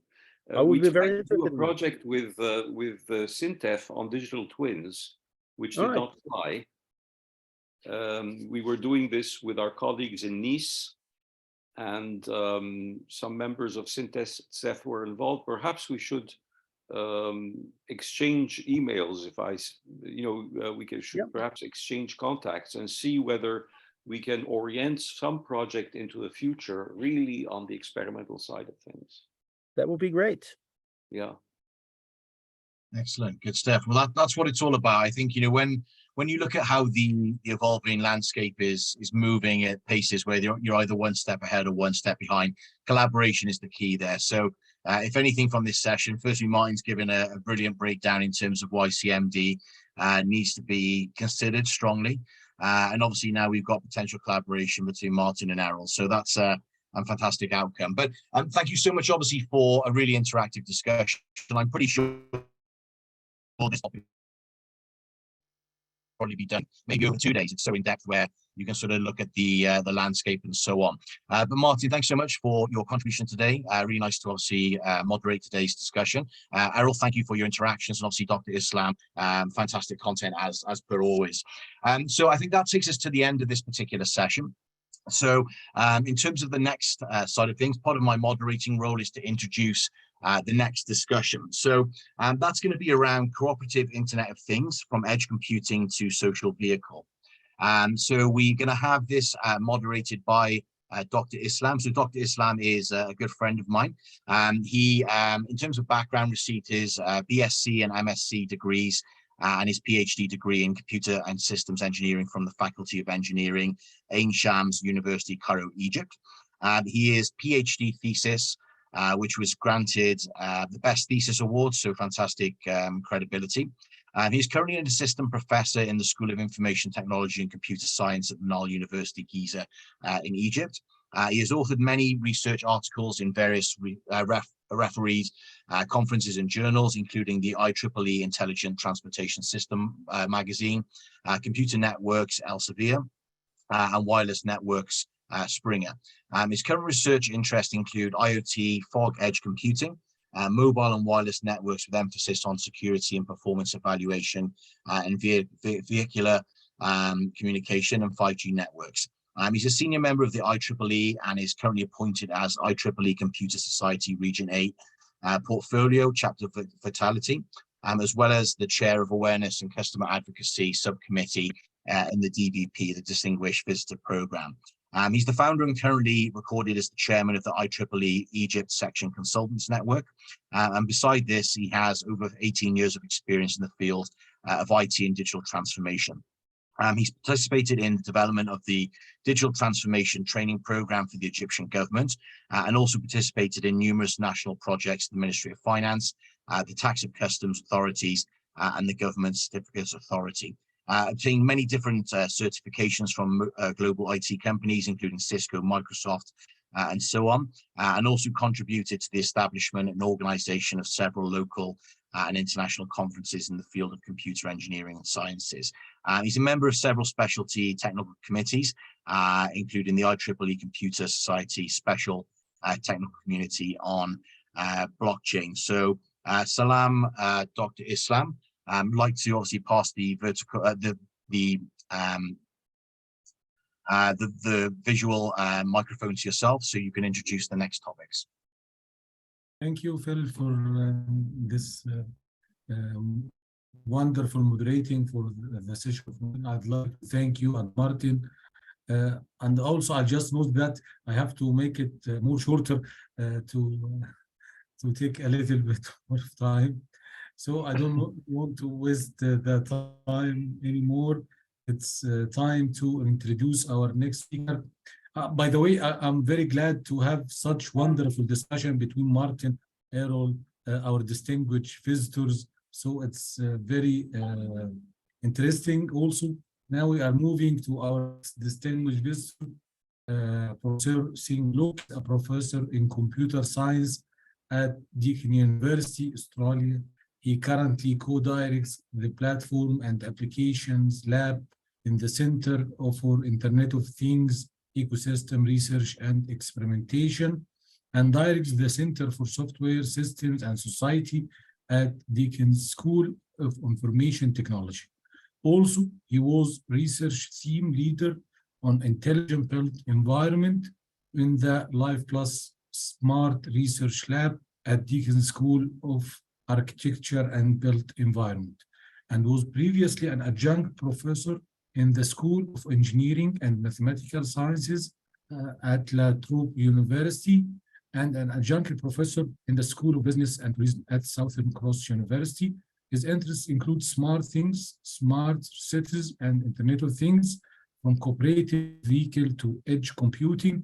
He has authored pervasive systems architecture for new breed of applications, published by Apache 2006, and crowd-powered mobile computing and smart things, published by Springer 2017, and is lead author of the Automated Internet of Things and Ubiquitous Artificial Intelligence, published by Springer. Professor Singh-Luc will give us a session entitled Cooperative Internet of Things from Edge Computing to Social Vehicles. Thank you, Professor Singh, for being there, and the floor is yours. It's our pleasure having you.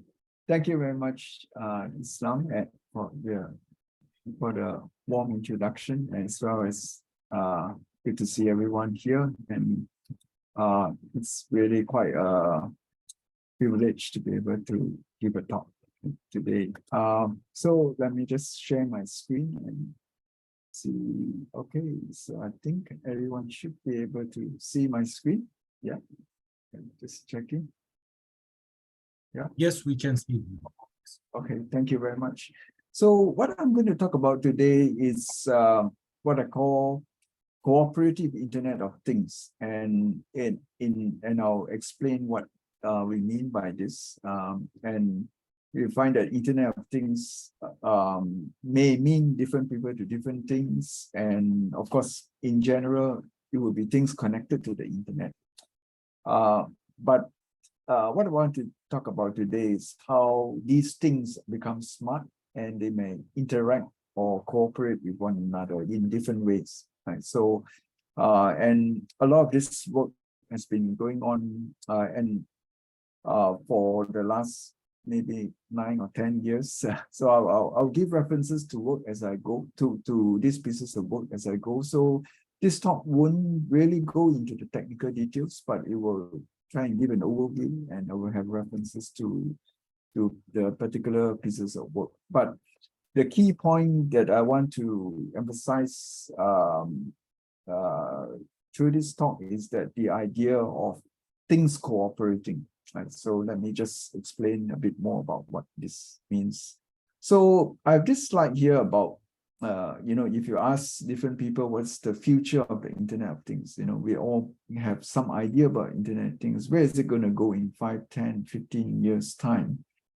And I just use this slide, which courtesy from IBM, and just draw your attention to this part on the right-hand side, 2025 and beyond, right? You can see where you can see those lines, right?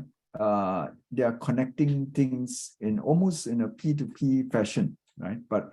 And the idea that it's things moving from the cloud-based centralized to a more peer-to-peer cooperative approach. Of course, the server-based, cloud-based approach is not going to go away. Right? It will be there, but increasingly we are seeing more of cooperation devices working together at the out at the edge of the cloud, for example, edge computing and so on. So this is not my book, it's one of the books by Pitzak and Carson, and they talk about mobile clouds and so on, and mobile cloud computing, right? So some number of years ago, but one of the very interesting diagrams that they had was this idea of a mobile cloud where these devices, mobile devices, are not just connected to the cloud, but are connected to each other in a peer-to-peer fashion, right? And they may cooperate in a number of different ways. So if we think about smart devices today, right, and I'll say a bit more about what I mean by smart device. But if you think about devices today, the mobile devices, wearable devices, you get crowds of people with their own devices, smart things, smart cars, smart drones, sensor networks, smart factories. Any device are potentially connectable to each other. Not that every device needs to be connected to every other device, but they are potentially connectable. Right? You get this concept of device mesh and a complex network of things. Right? So what do you get when you connect your mobile device to a drone directly, right? Or through the cloud, right? Or smart car, from your smartphone, control a smart car, talk to a drone through your smart device, talk to a sensor network in a vineyard, right, through a mobile device, and so on. So all kinds of connections that one can think of, a drone interacting, getting information from sensor, working together with sensor networks on the ground, and so on. So many potential cooperative kind of scenarios one can imagine among these devices. So just to say a little bit about mobile clouds, and it's been around for some time now. Think about cars as computers on wheels. You have clouds of vehicles working together in different ways, and I'll say more about how they might work together. And you can imagine in an airport where you have hundreds of cars potentially parked in the same area. If there's some way, of course, it's not happening today. If there's some way to pull together the computers in all these cars, you will have a tremendously large supercomputer, right? And comprising the computers in all these vehicles. And if there's some way to pull these resources together. So similarly, instead of cars, a crowd of mobile devices can be put together to for different types of applications, right? And we have heard of edge computing now moving a lot of the processing, for example, AI compute, data intensive processing nearer to where the data is. And then we talk about mobile clouds and mobile device clouds, or mobile clouds, right? Where you have clouds of people whose mobile devices form a kind of mobile cloud.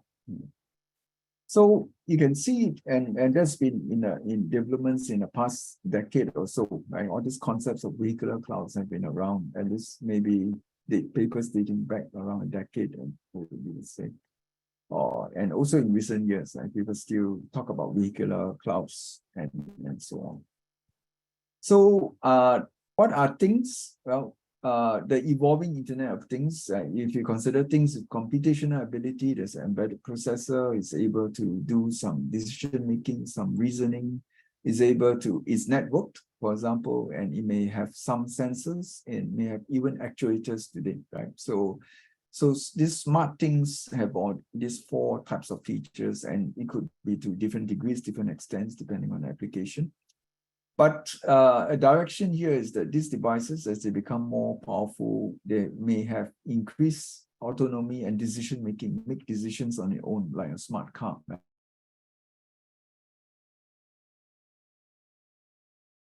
Vehicles, and then they may talk to other vehicles, right? So they may cooperate. So it's not just a networking at bottom layer. Of course, the network must exist. Of course, thing-to-thing network must exist. For example, B2B networks, it must exist. But on top of that, these devices may cooperate at a high level, at the application level, right? So high-level protocols, right? Something like, some people may be familiar with this multi-agent kind of ideas, right? So with cooperation, there's this centralization of control and ownership, right? And in other words, for example, if you've got a group of cars connecting with one another, they may have, some may think of it as kind of a social AI, right? The vehicles know how to receive and send messages to each other, not just at a networking level, but at a high level cooperation level. And I'll say more about what that means. So it's a kind of social AI, right? That I mean, if you roughly term it that way, on top of the other smarts that these things might already have, right?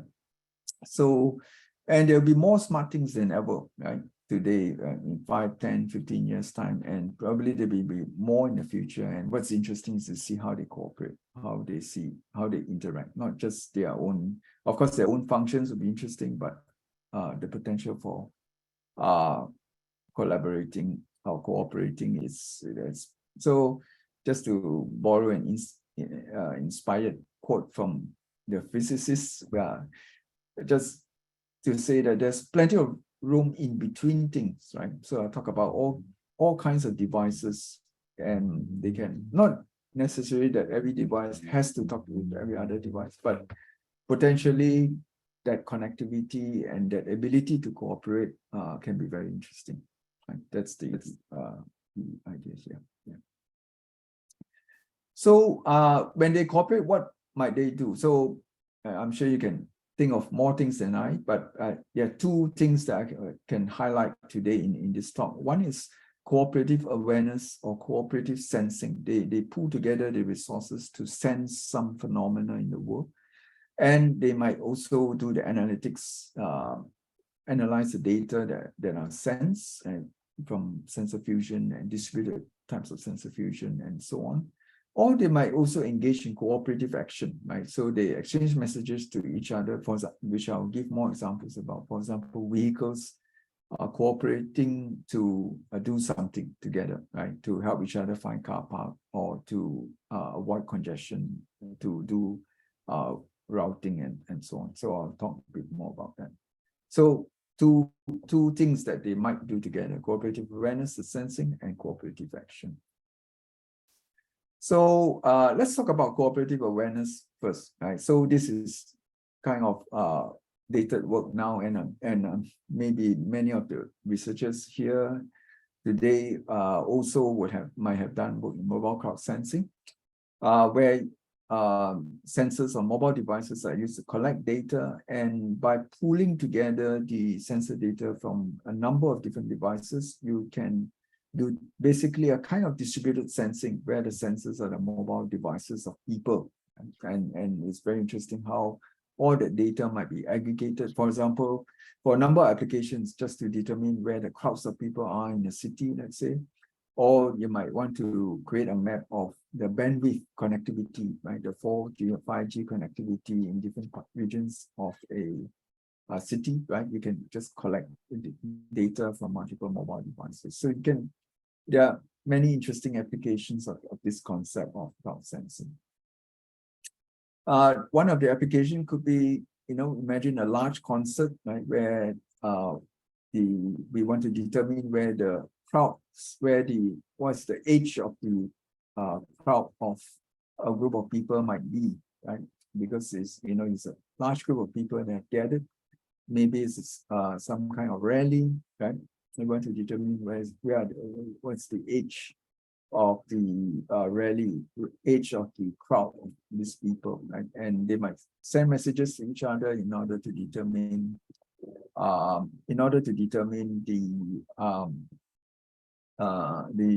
by having a sort of protocol between devices that are shared, you can actually determine the boundary, right?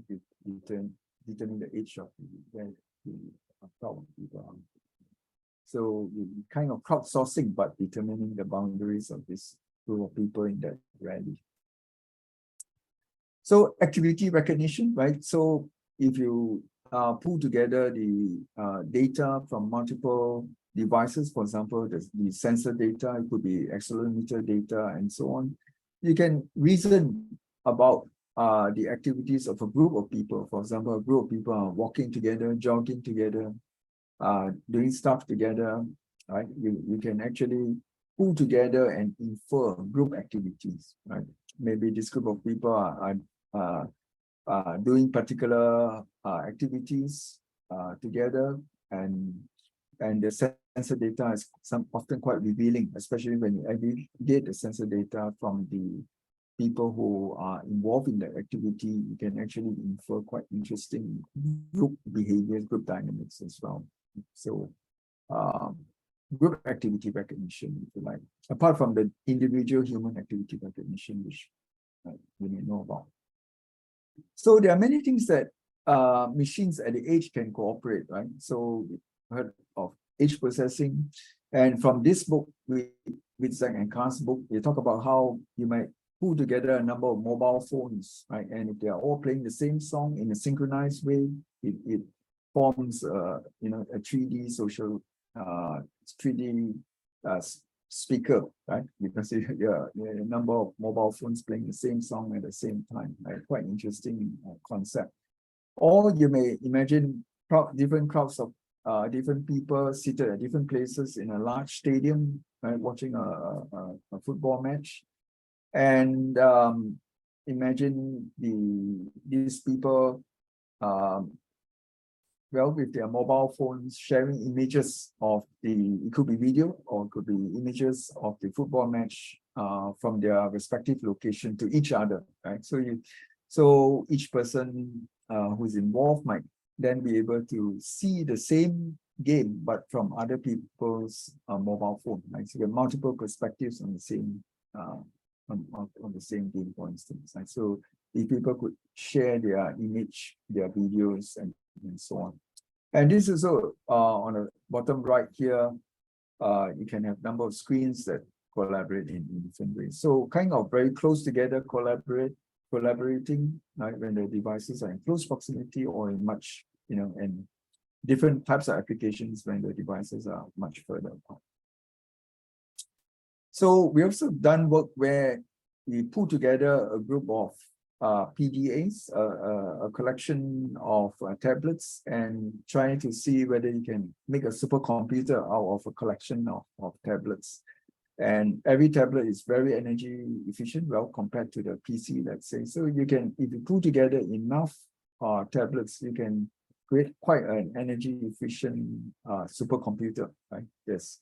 And to a different extent that can be done. Of course, there are limitations about how many devices can be connected to each other, even with Wi-Fi direct and so on. But you can easily put together 4, 5, 6, 7 devices, right, which can work like a supercomputer if you like. Okay, so that's cooperative. One aspect of cooperation that I've seen. I move to a different aspect. It's more about cooperative actions, and in particular, I want to talk about cooperative vehicles. Some studies that we have done in, especially using simulation. So, so this idea of extreme cooperation, right? People, they try to cooperate as much as possible, even with people, right? So imagine you want to beat the queue and find, I need my coffee fix, right, within 5 minutes, right? Because I'm late for a meeting. Which coffee shop can I go to that will where I can get a coffee within 5 minutes, where the queue is short, right? So, well, it's not easy to determine that, and unless you have thorough knowledge and so on, or you're familiar with the place. But is there a way to cooperatively determine that? Or even for a number of cars to help each other find car park or help each other avoid congestion, right? So, of course, the general idea is where each individual follows certain rules. Now, shifting a bit more towards the cooperation for the purposes of coordination, where each individual, for example, each vehicle follows certain rules, right? Then they might what it might emerge is some coordinated behavior, right? So, and it is, I say it's like swarm computing, but it's not, right? Because if you think about a collection of vehicles cooperating, let's say, to help each other find car park. Now, all these vehicles are self-interested agents, if you like, right? Each vehicle will have their own, separately owned, right? Whereas when you think about swarm systems, swarm robotics, swarm computing, normally all the devices in the swarm are controlled by are centrally controlled, right? So, of course, there are challenges itself there in swarm robotics and so on, but they're all centrally controlled. But here we are talking about a number of things or objects, or think of vehicles, right? Each vehicles are separately owned, but yet you want them to be able to cooperate and coordinate in a certain way, right? There's no central controller as such, right? So that's where the idea of emergent coordination comes in, right? That each vehicle, for example, or each entity might follow certain rules, right? And it's better for themselves as well as for everyone else. And so that's the concept we try to look at. So, and not completely new idea. Many years ago, Gerla from UCLA talked about car-to-car communications, where on the road they can communicate, especially with vehicles. They can share messages with one another for safe driving, right? And it's quite quite a lot of information that can be shared among vehicles so that vehicles can be better aware of surrounding vehicles for safer driving. And in fact, there are some standards now, the ETSI standard, as well as SAE standards about the European and American standards about basic safety messages, right, which are being exchanged in B2B type of cooperative ITS, cooperative vehicles. Right? So there are some standards now, and I think in vehicles that come in the near future would be equipped with this B2B communications ability, either through 5G or through ESRC type of communication. Okay, now if you think about not just on top of the B2B layer, can we build something more sophisticated, right? So it's not just vehicles exchanging simple messages among each other, but on top of that, you can build higher level protocols, right? For example, for cars to cooperate to avoid congestion, right? So it turns out that, for example, when cars meet one another, or not meet with one another as such, but when they come close enough to one another, for example, at the junctions, like here, M, R, right?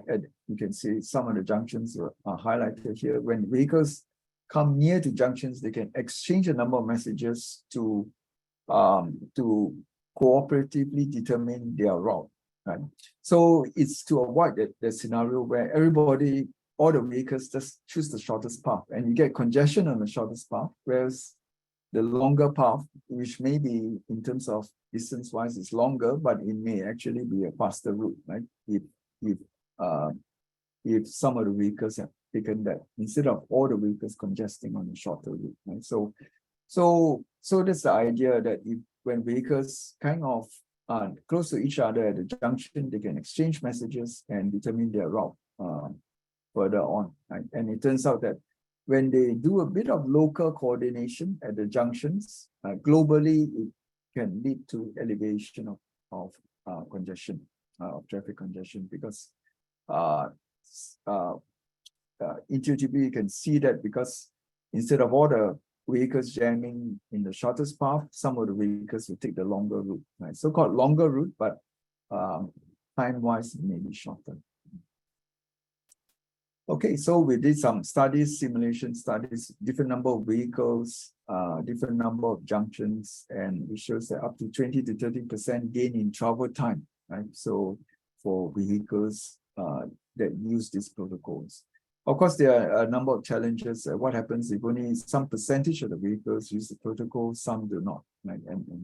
So certain percentage only cooperate and so on. But still, as long as there's some cooperation, the simulation studies show that indeed there's gain in travel time. But vehicles can also not just help to cooperate to do routing to reduce congestion, but they can also cooperate to help each other find car park. Right? This is kind of you can understand this from at a high level intuitive idea of vehicles. Just if a vehicle has been down a particular part of the car park, imagine a large car park like at an airport, for example, right? So if a vehicle receives a message from another vehicle coming back from some part of the car park, saying that, okay, don't bother going down that part of the car park because it's highly congested over there, then this vehicle could save time, right? It doesn't need to go down there and get stuck, right, in that congested area. It just gets a message to say that, oh, that area is congested, don't bother going down there, try it elsewhere. So you can get this idea of cars acting as agents that can help each other find car park or avoid congestion even in the car park areas. Right?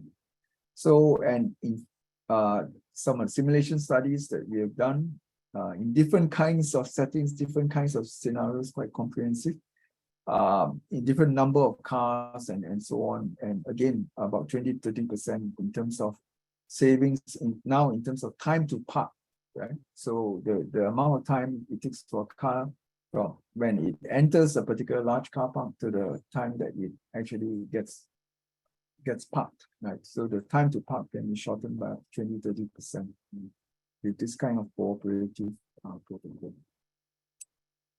But of course, then again, there are kind of issues where not everyone's cooperating, and you might get an antisocial group of vehicles that actually gang up to trick other vehicles, right? So imagine among 100 vehicles, you have this group of 5 vehicles that tell all the rest of the vehicles that don't go down this way because it's busy, but actually, they just want those empty spots for themselves, right? So you get this idea of needing for a way for each vehicle to process the messages that they are coming from other vehicles. Are they believable or not believable, right? So cooperation, right, has its own advantages, right? But not everything is so nice, right? One has to also consider fake messages, right? For instance, or messages that are deliberately trying to trick other vehicles and so on, right? With fake information. So one needs to have a way to deal with this. And one of the approaches is just to blacklist, right? Vehicles that find that certain vehicles, there's a verification process, finds that certain vehicles are sending false information, they may be blacklisted. And so after some time, you can actually filter out messages which are fake. Okay, so in conclusion, right, I think you may know, right, if you worked in this area, there's a lot of work going on with automated vehicles and cooperative automated vehicles as well, where they cooperate, for example, platooning, right? You've seen a lot of papers that are at intersections where you don't need traffic lights anymore because the cars cooperate when they cross an intersection, or merging cars cooperating when they are merging from a small lane into a highway, and so on, right? Or vehicles, or imagine a crowd of vehicles moving to the side to make way for emergency vehicles, right? And it requires quite a lot of coordination in order to make way for vehicles. Humans can do that, but imagine a highway with lots of automated vehicles, and you have to figure out which way to move aside in order to let emergency vehicle go pass through, right? And there's a bit of work that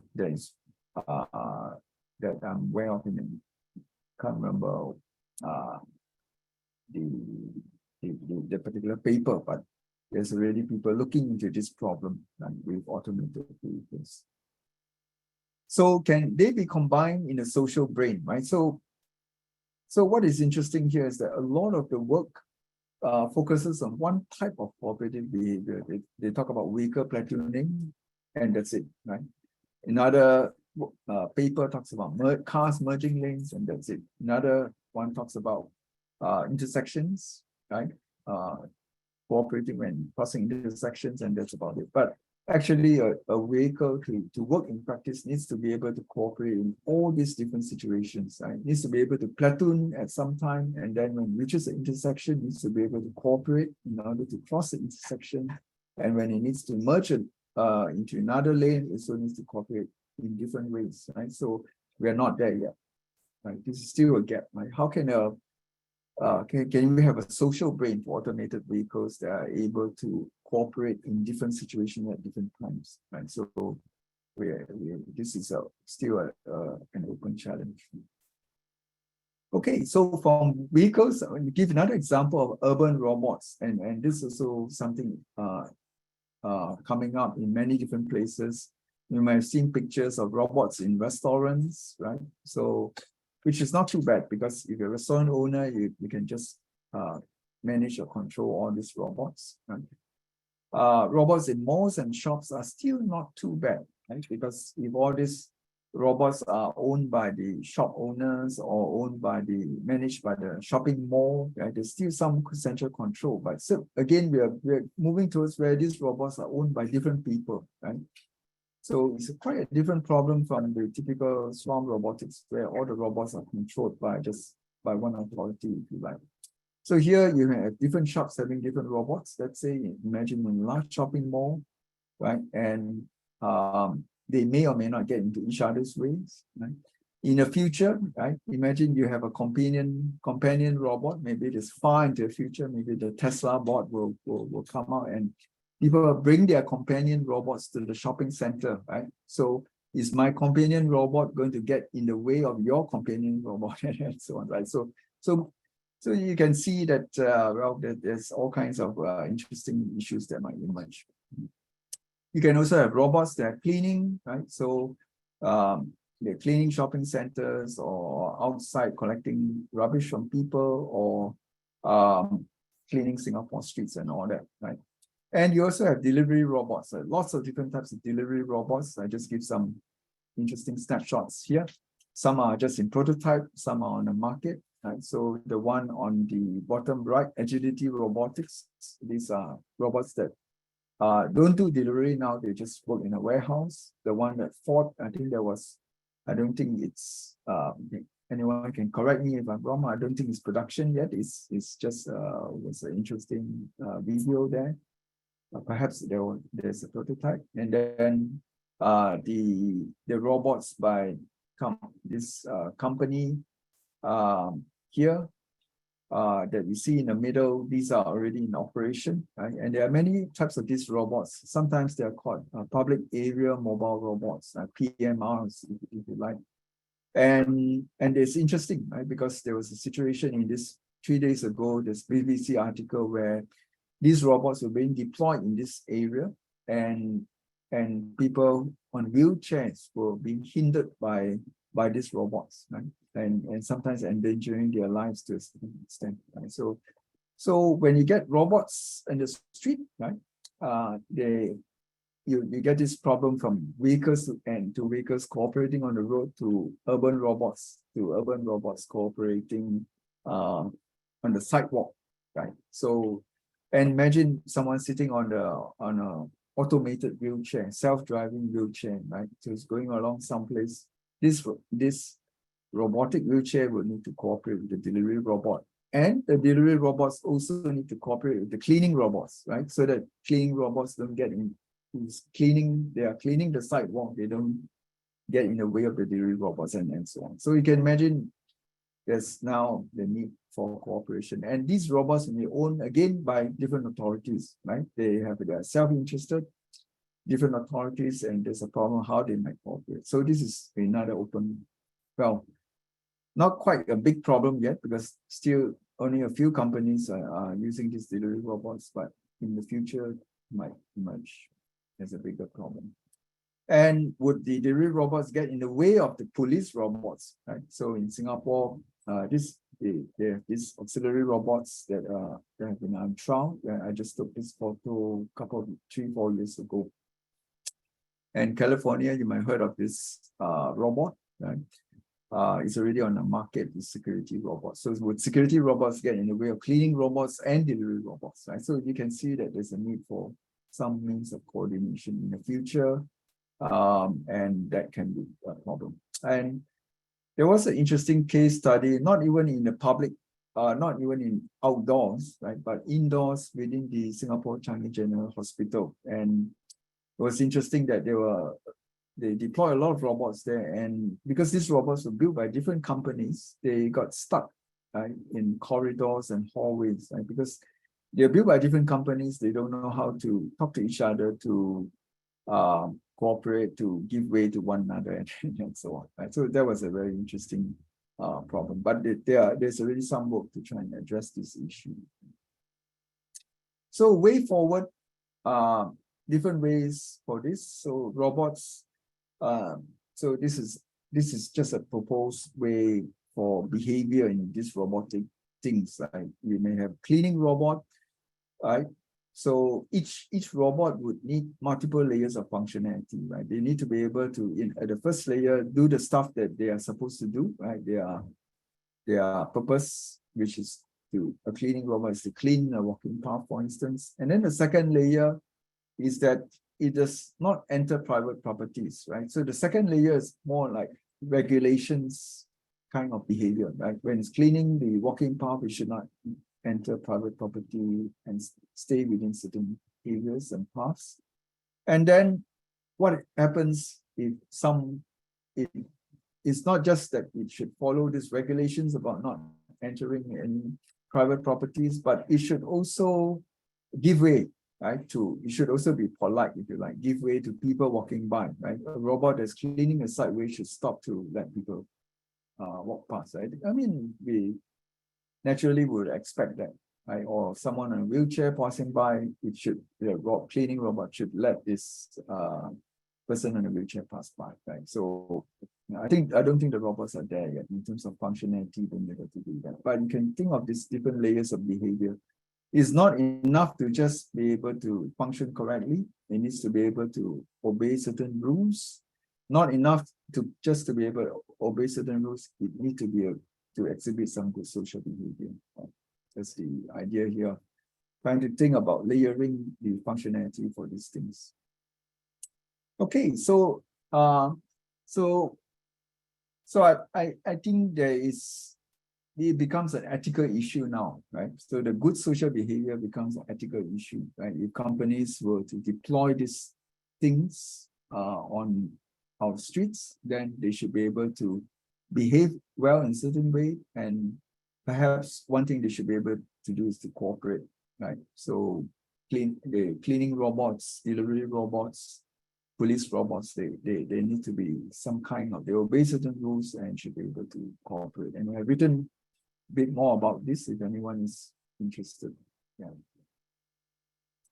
So, okay, perhaps a way forward, and we haven't implemented this again. It's still an open problem how these different robots, even and drones, when you think about drones, that's another issue, right? If there are lots of delivery drones on the sky, they need to be coordinated as well, right? So I won't even go into that. You can imagine the similar issues there. So perhaps there's a need for some platforms to be able to do this kind of coordination, either a centralized kind of platform, right? Like a city council, where robots that operate on the streets belonging to that particular area under the administration of particular city authority, maybe the city authority has a platform to coordinate these robots, right, to allocate their routes and so on. They can only travel at certain times of day and so on.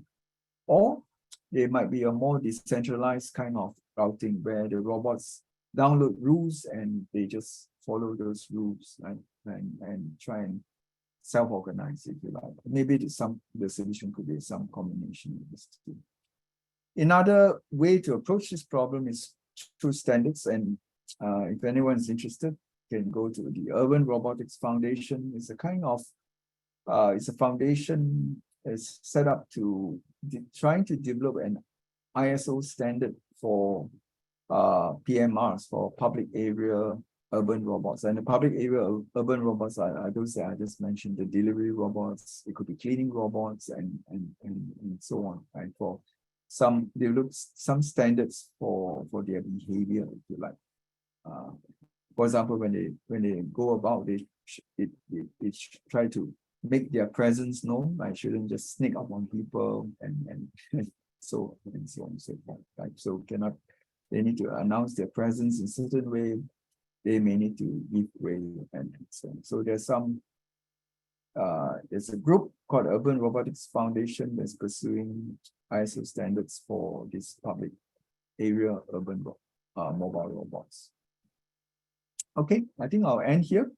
And I've written, if anyone's interested to read more about some of these ideas, I've written some books here, and which Islam also mentioned.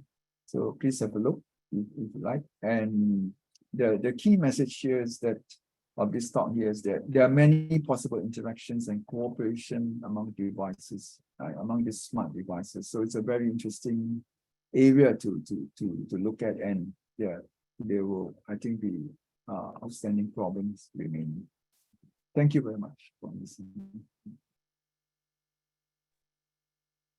Thank you so much for this very interesting presentation and your valuable participation. So I'd like to open the floor for any questions or comments.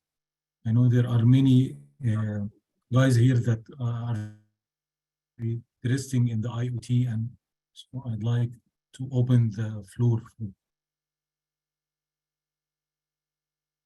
So, Errol, I have just noted that you opened your Yes, I'll mic. be happy to talk as soon as I can, because I Okay. have a flight to catch later on. So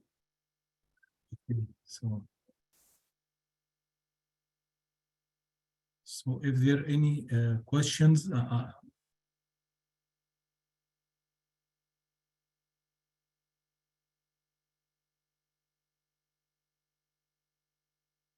thank you, Zing. I think it's very interesting presentation, and you are touching a very interesting topic, but we have some urgent situation. By the way, Errol has flight, so we just maybe to have to exchange maybe the schedule with the SNE. So if there are no more questions, I think that I have to thank you. And I will make sure to deliver your email so any one of the attendees can reach you. And thank you, Singh. Thank you for this nice. It's a pleasure. Thanks very much, Islam, and thanks everyone for listening. So it's time to move to our next moderator. It's my pleasure to introduce Professor Ahmed Hassan Youssef, Vice President for Academic University of Informatics. Ahmed Hassan Youssef is the Vice President of Egypt University of Informatics and a Professor in Engineering. He is here in Society and Coordinator of Africa, Area 6, within Region 8, Europe, Middle East, and Africa. He is also the chair for IEEE Egypt section from 2020-2023. He was awarded of the service 18 member the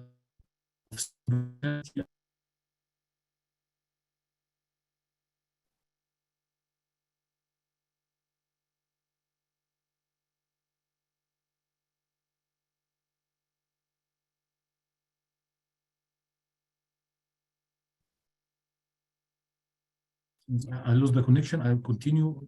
On the national level, he is the head of the National Committee of Communication and Information Technology.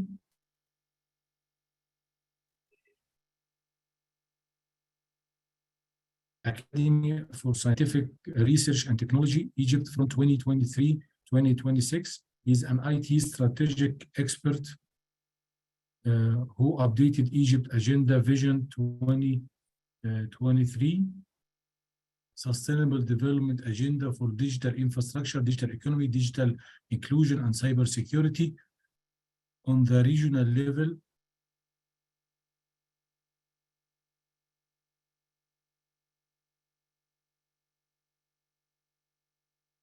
I'd like to ensure that you can hear me. So can hear you, Dr. Islam. 2023-2026. He is an IT strategic expert who updated Egypt Agenda Vision 2030, Sustainable Development Agenda for Digital Infrastructure, Digital Economy, Digital Inclusion, and Cybersecurity.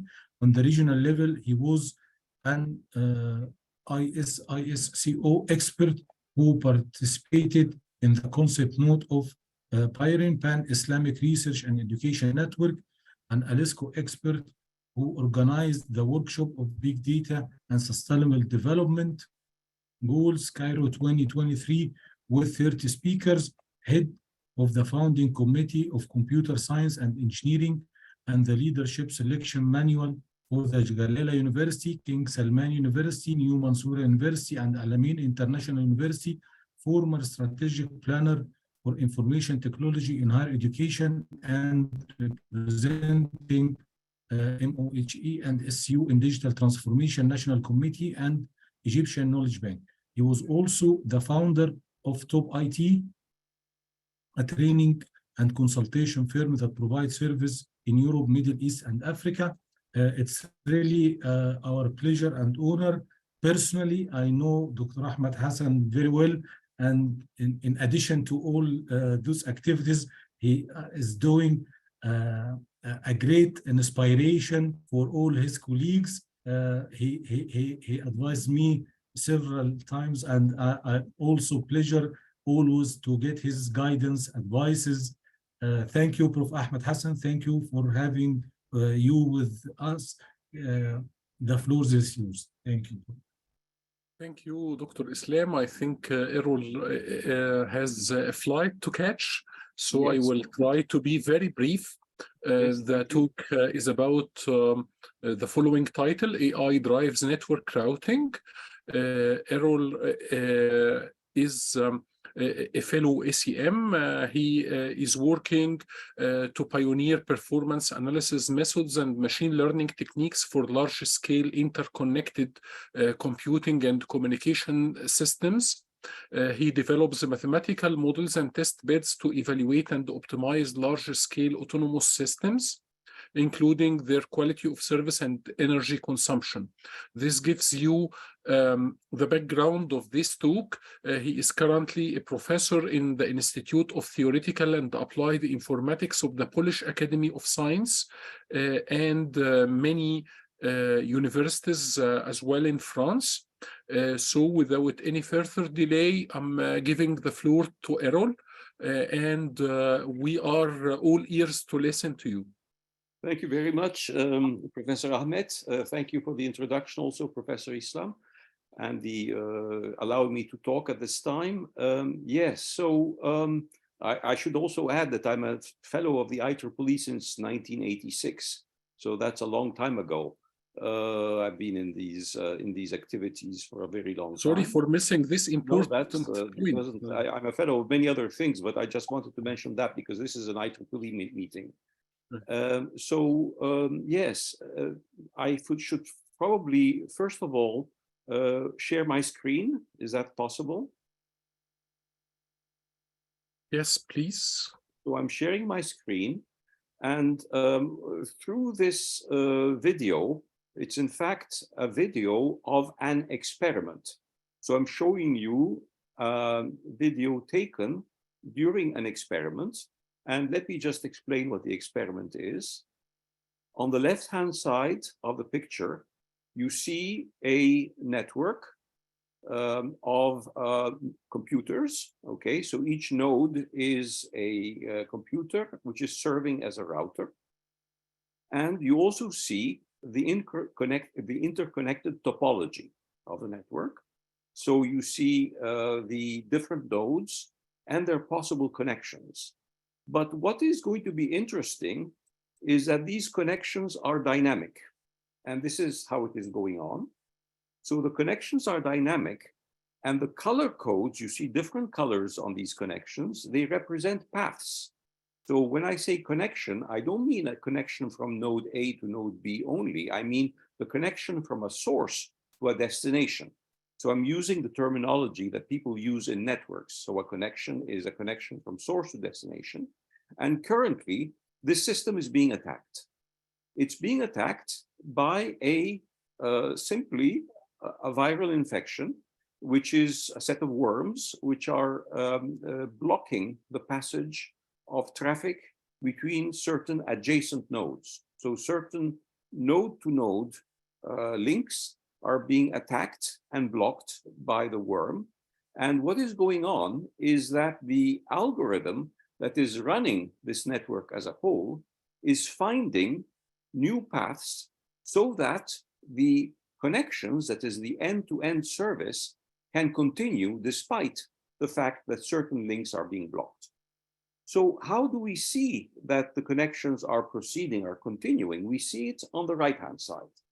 On the right-hand side at the top, you're seeing the end-to-end delay, and again, you see the color coding on the end-to-end delay. For instance, light blue, for instance, dark blue, etc., etc. You're seeing these end-to-end delay color codes, and you're seeing that the connections are continuing whether the network is being attacked or not.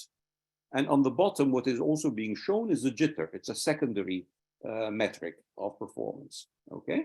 So the algorithm that does exactly what I'm showing you, that is making the system work, is what I will be talking about in this presentation, which I'll keep short to reassure you. You see the attack is going on again, it's restarted, and as the attack restarts, then we see nevertheless that most of the connections are surviving. Some of them, for instance, on the top, you see a light purple connection that was blocked. It has stopped. And that may pick up later because there was absolutely no way to forward traffic for this connection. But the other connections are mostly continuing. So this is a general idea. Now, for instance, in the previous presentation, the previous talk, all the algorithms mentioned were in fact hopefully distributed. But in reality, many of them are depending, for instance, on mobile telephony, which are perfectly centralized systems, completely top-down controlled systems. While in the algorithm for the system that I am describing, which is the cognitive packet network, everything is completely decentralized. So having said that, I think I will perhaps stop my presentation with the video, and I will move on to a presentation with my slides, and my slides are coming up in a second. So my slides are indeed about how we can run things like that, completely distributed systems like that, with a distributed algorithm without any centralized control. And the way we do this is we do packet routing with neural networks and reinforcement learning. And what they have is an objective. They have the objective, this packet routing with neural networks and reinforcement learning has as an objective to improve quality of service, to improve security, and reduce energy consumption and costs. So what is the motivation for this? Well, the motivation is that, you know, the internet is infinite. Mostly it's unknown. We are getting basic technology, routers and so on, which are faster and automated and so on. The demand is ever growing for, as we saw in the previous talk, you know, there are all kinds of ideas. We could do this, we could do that, we could, you know, have autonomous cars, we could have autonomous hospitals and all that stuff. It's all creating demand. And we need to meet this. I mean, if we keep on doing this through centralized means, what does it imply? It implies that we will be constantly adding data centers. We will be constantly including high performance networks in a very top-down fashion, and we will be increasing energy consumption. So we have to find these ways to do these things in simpler ways at a decentralized level. So rather than go into the full introduction of the talk, let me tell you how we actually do this, okay? The way we do it, first of all, with a cognitive packet network, first of all, what we do it is we define clear objectives, goal functions. These goal functions are what you usually define when you have to do optimal control, or when you say, what is my optimization criterion? And what you also do systematically when you do reinforcement learning. In our case, the goal is a combination of quality of service, which means delay, which means loss. So L is loss, D is delay, E is energy consumption. For instance, in this case, we want to optimize quality of service, which includes packet loss and packet delay. We want to minimize packet loss, we want to minimize packet delay, and we want to minimize energy consumption in this system. And the function G that you see there, which is the goal, represents this in mathematical terms. Why?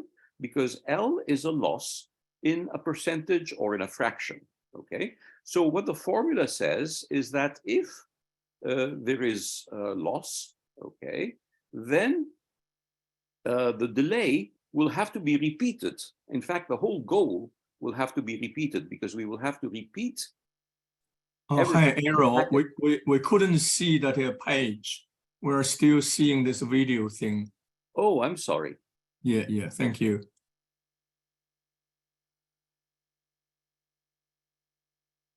Okay. Yeah, thank you.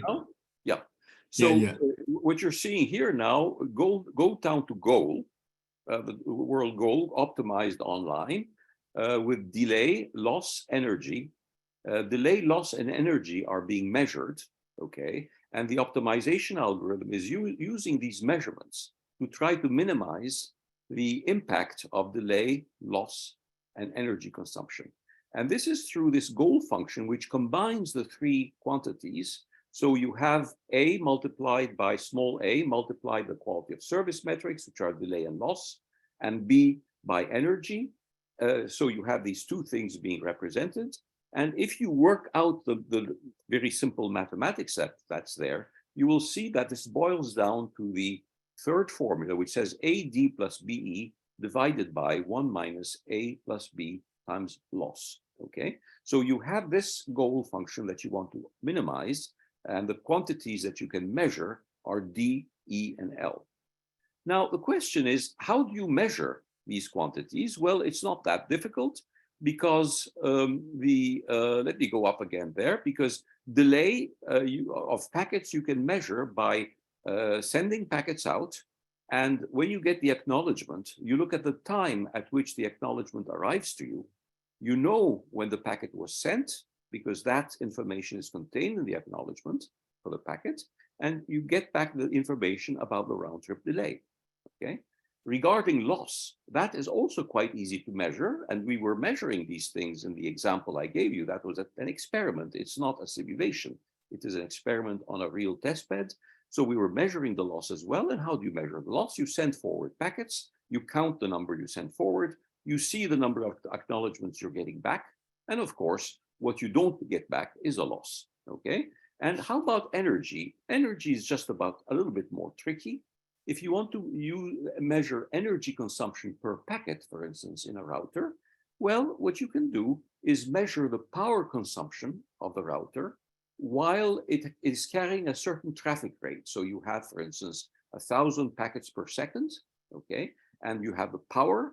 The power is watts per second.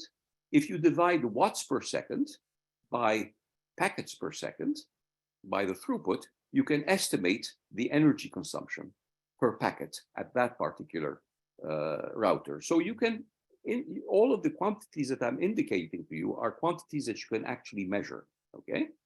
And then after you've done this, I mean, after you have these principles of, you know, what you measure, you have to see how you implement it, how you implement these within the internet protocol structure, because we are stuck with that. We have to live with it. As long as that standard doesn't change, we just have to do it there. So we will then say, well, we will implement these principles totally within the internet protocol structure, okay? We do this with the help of three kinds of packets. Well, the user packets that are being sent forward, these are the dumb packets, but we also have smart packets, and we also have ACK packets. Now, the smart packets also mimic the behavior of the normal user packets, but they are the packets that we use for measurement. We don't conduct measurement on all of the packets, the stupid packets as well, because that would be too much overhead. We just sample. We have a small number of smart packets that travel through the network, are measuring the delays, they're measuring the losses, okay? And they're helping us measure the energy consumption, and they are bringing this information back to the decision elements at the sources of the traffic. And these, I'll skip the equations, these metrics are collected and stored in a distributed fashion on each of the routers in a neural network. So each of the routers has a neural network which is storing these this data and helping to take decisions about the way to go forward, which minimizes the goal function, which minimizes this composite function that includes energy, quality of service, which includes itself loss and delay. Okay, so you have this idea of distributing the control of the system across the routers. Each of the routers has a brain. This brain is a neural network. Okay, and the neural network tells the router, look, you're receiving a packet that wants to go from A to B. You now send it this way because this is the way that will minimize the goal function that you are wishing to optimize. Now, these decisions are changing, of course, over time. And this is the representation, if you wish, of the neural network. The neural network is like an adversarial neural network where each neuron is competing with each other. And each neuron is giving an advice of saying, send this packet here, send this packet there, okay? And the neuron, which has the highest activation rate, is the one which is chosen to give the advice. So it's a competitive activation type neural network locally established in each of the routers, which gives the decision to the router saying, this packet should go here. Oh, that packet? No, it should go there. That packet should go there, and so on. Okay. This is the details of the reinforcement learning algorithm. It's probably not worth my explaining this. You can find this algorithm described in 2 or 3 papers which have appeared in the proceedings of the IEEE. What is the proceedings of the IEEE? It's the masthead journal of the IEEE. It's the top journal of the IEEE. It's called the Proceedings of the IEEE. And if you look at the paper, for instance, I've co-authored, I'm the main author, first author of that paper in 2020, you will see the details of the algorithm and it's explained. And you also see experiments related to this. So these are the kinds of the experiments that you can run. In this case, you're seeing round trip delay and you're measuring this delay in milliseconds. And what you're seeing is that from time to time, there are these peaks in delay, which are very large, but normally they're quite low. And what is happening? These peaks are happening when changes occur. When there's a big change that occurs, new traffic coming into the network and so on, then the reinforcement learning algorithm has to adapt and learn. And once it has adapted and learned, then it comes back to normal, if you wish, level of good quality operation. Other metrics that you can look at, for instance, are the ones that are shown here. You have here the percentage of smart packets along the x-axis. You have the delay along the y-axis. And you're seeing that once you increase the percentage of smart packets, of course, they are the ones who are sampling the network and bringing back the information so that the neural networks at each of the nodes can decide. And in fact, you're seeing that, you know, if you have a percentage of smart packets, which is about 20%, then it's fine. Then you have the kind of performance that you would like to obtain. Okay, you see 3 curves. You see a curve at the top, which is the performance observed by the smart packets, which unfortunately, because they're experimenting, they're searching, they make more mistakes and they suffer more. And then at the bottom, you see the average delay of the user packets, the dumb packets, which have a better time because they're profiting from the learning that the smart packets have brought to each of the nodes of the network. We've had many different implementations of this, many different test beds, including with Deutsche Telekom and other industry partners. So I'd rather like to stop here. And perhaps having said all this, I'll go back to my video that I had at the beginning, just to show you what the system is doing actually in practice.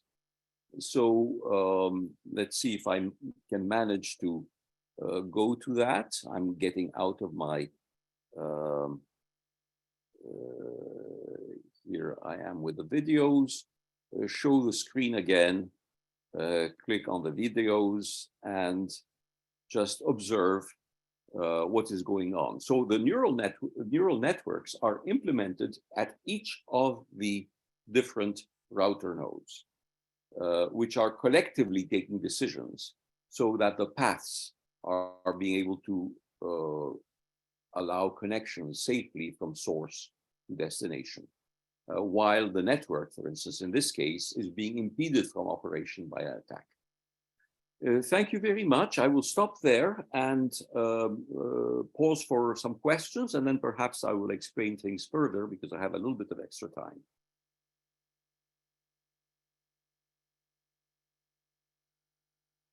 Okay, let us ask the audience. Thank you first, Errol, for the presentation. Do we have any questions from one of the panelists first? Okay, so should we go to the attendees? Any questions?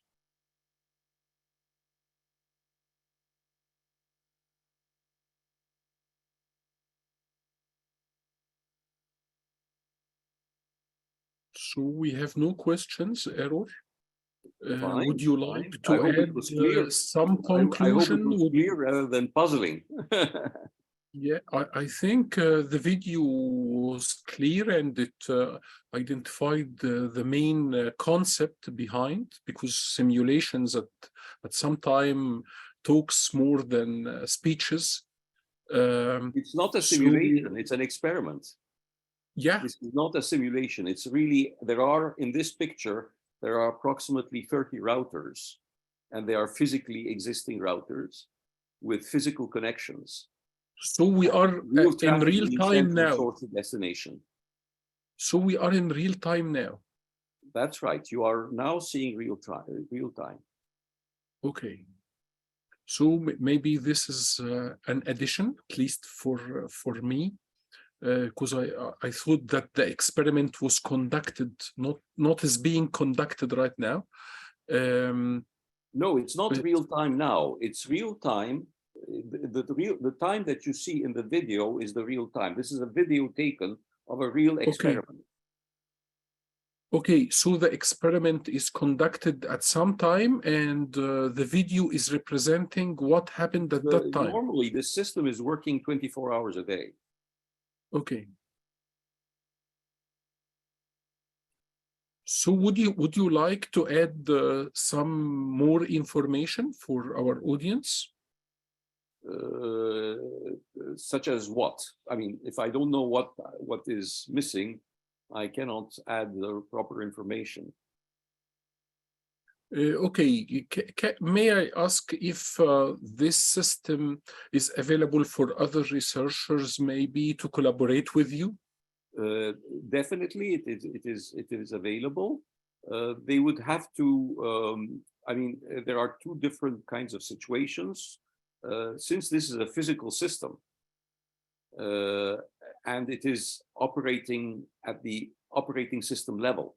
Okay, so we're doing this. This is not like an app. This is an actual operating system level. It requires a certain level of competence. It requires understanding of how to work in Linux at the Linux level, etc.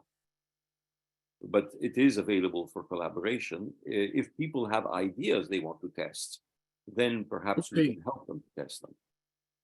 I think Professor Mariam may have a question or comment. Yes, thank you for your valuable presentation and clear. I have two questions. The first one is when we deal with security in industry, we generally work with a methodology like DevSecOps, for example. How could you integrate your work in this cycle?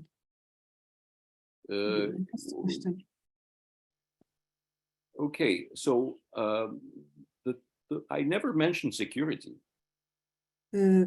In my presentation, the metrics that I'm optimizing are quality of service and energy. Quality of service and energy. And quality of service is delay and loss. And energy is packet consumption of energy per second. Okay, so the metrics I mentioned were not security metrics. The video is showing an attack. The video is showing an attack, but the purpose of this is to show that an attack is perturbing the quality of service. and that despite the attack, we are providing quality of service dynamically. Okay. Okay, but in this work, I'm not focusing on attacks. I have many other papers on attacks. If you look, for instance, 2020, December, IEEE Access, you'll see a paper on the attack detection, but it's nothing to do with this. This is related to assuring quality of service and assuring minimum energy consumption in systems. Now, one way to perturb a system is, as I was mentioning in my questions earlier, is through attacks.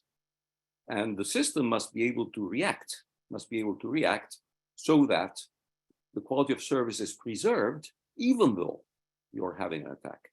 And this is what you're seeing here. Okay. We are preserving connectivity despite the fact that there is an attack. Okay.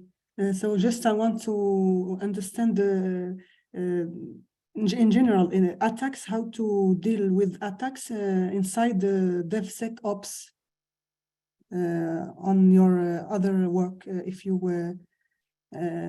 deal with attacks. So did you deal with all the cycle? Because we have to repeat the previous phase and integrate operation and development and security inside the same case. The work that we published in the recent years was about attack detection.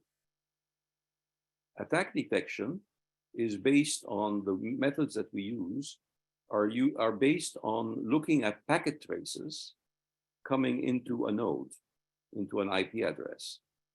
And from these packet traces, we have developed methods which detect whether the trace is an attack or not, with very high probability of the order of 97, 98%.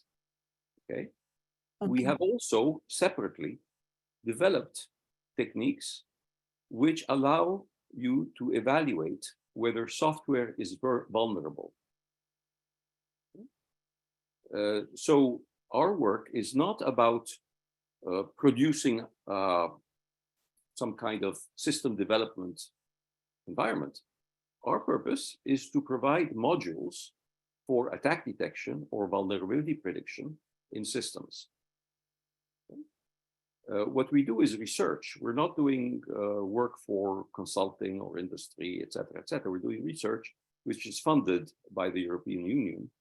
This particular work, for instance, that I showed you, was funded by the SER IoT project, and the current work is funded by IOTAC, and our future work will be funded by DOS. So we have a series of submissions of proposals, and these proposals require us to do specific work.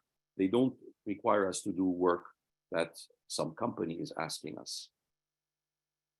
Thank you. But it is very interesting. You can integrate in industry, I think, because the results are very interesting. Because we have partners, we have industry partners. Yes. Yes. But our work is not to solve their complete problem. Our work is to develop specific tools for certain aspects of cybersecurity. Yes, yes, I see you. Yeah. Thank you very much. Yeah, it's like all research work. It's quite specialized. It's not, we're going to solve the problems of the world. Yes. In fact, the problems of the world are not solved yet. Hi, Eric. Oh, yeah, okay. I know you're going to catch an airplane. Errol, E-R-O-L, Errol. Yeah, I know you're going to catch a quick question. Your topic is AI drives, you know, the network. How does the AI interact your network, and what type of AI are you using? Thank you. Okay, I'm using, as I mentioned, I'm using reinforcement learning. And the reinforcement learning algorithm is supported by neural networks, based with neural networks which are sitting at each of the routers. So the interaction between AI and the network is exactly through the routers. Furthermore, It's because it is reinforcement learning, it collects data online. It doesn't collect data last year and uses it now. It takes decisions based on online data collection. And this online data collection is conducted at each of the routers. We have also implemented one version of this. I have shown you the more general case. We have implemented a version of this with software-defined networks, which is another way to control a network. So in that case, it's a semi-centralized version. So the software-defined network controller has all of the algorithms and runs them and then tells everyone what they should do. But in the one I have shown you visually, okay, it is implemented separately in each of the routers. So the interaction with the network is through the routers. Thank you.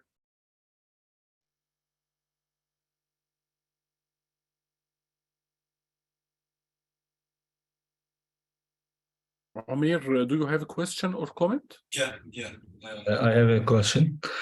Thank you very much, Professor Erol, for this great talk. And it's really nice to have this talk with such a great speaker like you. And I have just...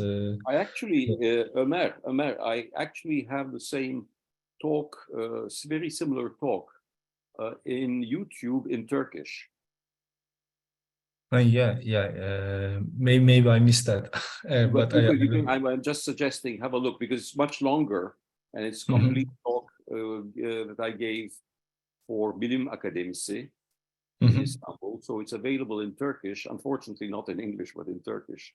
It's okay for us, and it is really great to have such a talk with you. In fact, we are, as a Turkish guy, we are proud of having you as a world well-known Turkish computer scientist. And thank you very much for this talk, and I will also follow that. But just I have a quick question. You talk about reinforcement learning, and do you consider the complexity part of the reinforcement learning? Generally, the reinforcement learning techniques have a slow convergence rate, but maybe I missed that. Normally, even normal classical, for example, the Q learning has a, for example, slow convergence, and when you even combine with the neural network, do you consider the convergence rate? Maybe I missed that point. That is my first question about that. Well, I mean, you observed the convergence rate. You were observing it when you saw the video. So it's definitely converging very fast. And the reason is that we take decisions based on limited memory. Okay. So what we do is we have a linear, I didn't go through the details of the algorithm, I'm sorry, but in any case, I think if I had, I would have lost half of the audience anyway. But as we, what we do is we update the decision based on a window which has an average value of 10 packets. Then not the whole memory, so not the whole memory because it's meaningless. What happened like 10 minutes ago in the network is irrelevant.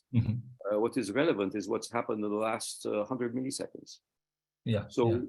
What we do is we keep a very short memory and we react quickly. So if there's, for instance, a better path within the last 50 milliseconds, we switch to it, okay? Because our purpose is to keep the network running despite the fact that its traffic is maybe disrupting the operations of the traffic. So we have a very fast convergence rate, which assures this capability to react and preserve paths. When we see that the path is blocked, we're not getting acknowledgement, we drop that path, we move to another one which has a better performance. And we do this very, very quickly. It's happening all the time. In fact, you can see how fast it is switching. So switches are real switches, it's happening in fractions of a second. So we have to do that because otherwise, in network traffic, it doesn't mean anything to look at what is happening over the last like hour. Mhm. I mean, Yeah, it gives yeah, you yeah. some information because there's reproduction of things and so on, but you have to base yourself on what is going on right now. My other, thank you very much for that. And my other question is about attack detection. You use some things on attack detection and say, for example, we achieve 97% And even better, accuracy. yes, yes. So when I consider sometimes if you achieve such a performance, you know, sometimes people may be a bit doubtful about that. For example, You're even in speaking my of a post. trade-off with the false alarms. Well, Mhm. I'm talking about accuracy levels. Of, Yeah, yeah, yeah. combines the accuracy levels combine attack detection and false alarms. So we get Mhm. very low false alarms and we get very high detection rates. You can look at the we have several papers out over the last 2-3 years. We have a lot of papers, so you can look at all of them there, and we always compare with standard techniques, with existing state-of-the-art techniques. They're always compared. Yeah, yeah. I just ask this because when you consider this is a type of classification problem, and sometimes there may be really some challenging data sets. So, for example, when you say, for example, following the network trace, it is like, for example, I resemble it some of my postdoctoral work, because in that case you consider the, for example, the channel traffic, so channel gain, the channel characteristics to. I just Yeah, but we're not in a channel here. We are looking at packet traces. Packets are not. They are being transmitted in an IP.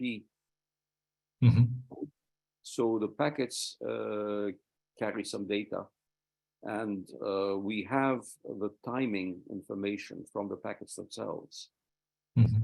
So we're not in a noisy channel. I mean, this is not what we're dealing with. We're dealing with an IP perfectly clear channel. Because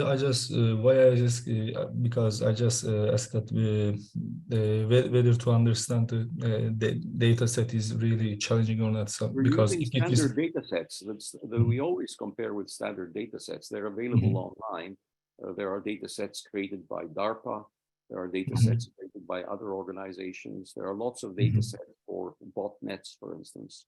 The main concern these days is botnets, because the botnets are contain both the botnet, yeah. they both overwhelm in number of packets, but they're also containing malicious data, which or rather malicious code, which actually can create more and more attacks.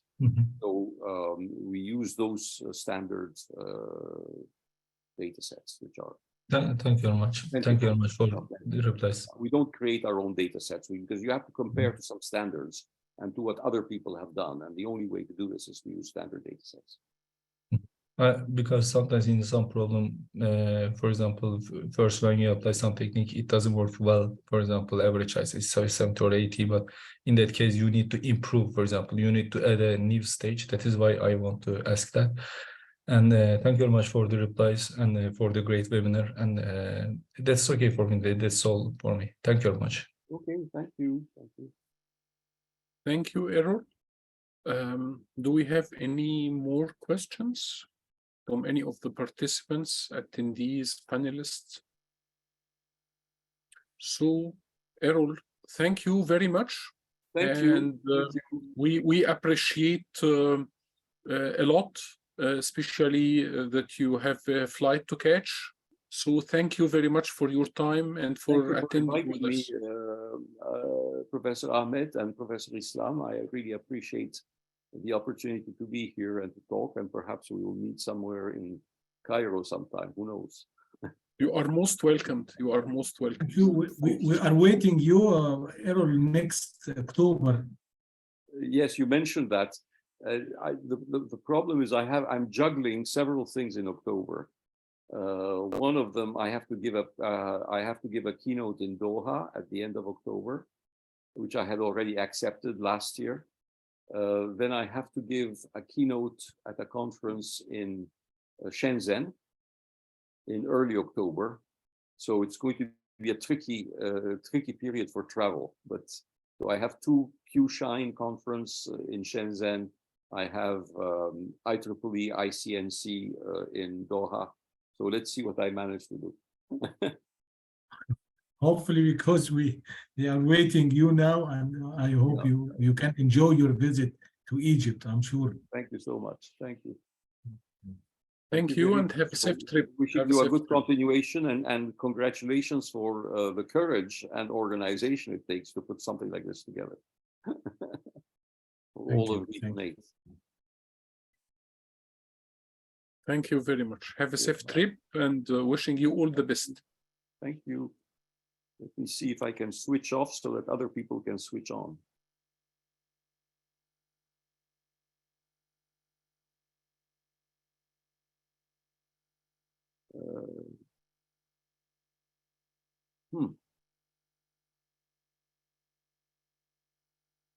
I'm trying to switch off so that you can. Are you okay? Have I switched off? I think yes, just unshare. And I tried now. If someone will share, then it's okay. So don't worry, no problem. Okay. Thank you for your time, and thank you very much for inviting me again. Presentation. Pleasure to be with you. Thank you. Thank you also for the other interesting conferences, talks that I caught. Thank you very much, and discussions. Thank you very much.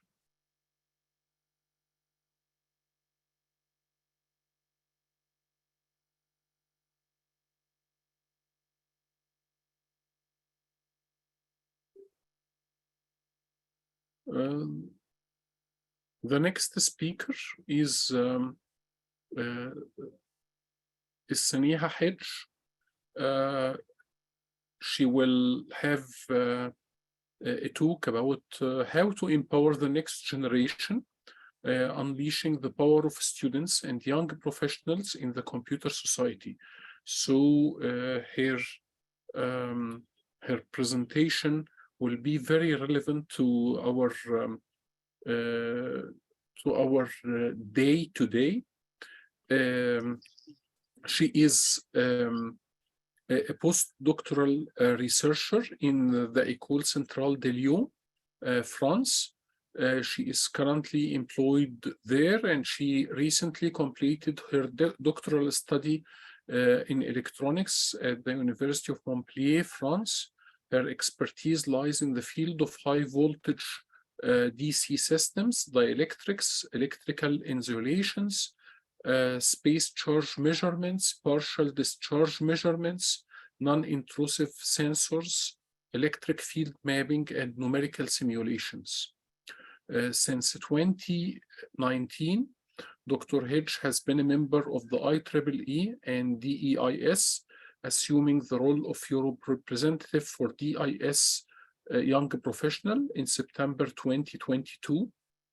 Recently, she was appointed as the chair of DEIS Women in Engineering, WE. Beginning her involvement with the Computer Society in January 2023, she presently serves as the Region 8 Student Activities Committee's coordinator and chairs the global event TechX for the IEEE Computer Society. Moreover, she contributes as a communication specialist for the IEEE YB Climate and Sustainability Task Force, CSTF.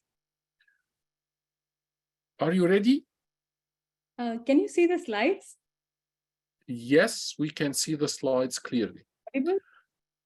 Thank you for coming with us today, and we are all ears to know the opportunities that you will offer for not for us, because we cannot be considered young professionals, but for our students and for the younger age. So we are all ears. First of all, thank you so much, Professor Ahmed, for the brief introduction. And I would definitely like to thank Professor Islam and your entire DVP team, first of all, for organizing such a wonderful online event. I've chosen this topic of empowering the next generation, unleashing the power of students and young professionals in the IEEE Computer Society, because we know that in this fast-paced world, innovation is the driving force behind any progress that is happening. And who better to spearhead the innovation than the fresh minds and the creative thinkers, right, of our younger generation? So considering the average age of any successful startup founders, right, it is 40 years old. And the statistics definitely serves as a powerful reminder that the young minds possesses the ability to disrupt not only the industries, but also leaving a very lasting impact, especially in the realm of technology. So let's see how IEEE Computer Society plays a role here. So in IEEE, there are around 46 technical societies and councils, and Computer Society is one of the largest technical society with more than 375,000 plus community members from 168 different countries. And it also has more than 654 chapters. Their goal is to be essential to the global community and also the computer professionals everywhere. But saying that, they also want to be universally recognized for the contributions that is done by the technical professionals in not only developing, but also by applying these technologies to improve the global conditions. When we talk about IEEE or any technical society, the first thing that will come to our mind is conferences, journals, publications. I'm saying this because I have been the part of IEEE, and for me, IEEE was only about getting discounts for the conferences you're going to, or any summer schools you're applying to. You have a reduction when you're a IEEE member or of any technical society, right? But technical societies are not just for the conferences, it is much more than that. And definitely conference is an important part of the IEEE.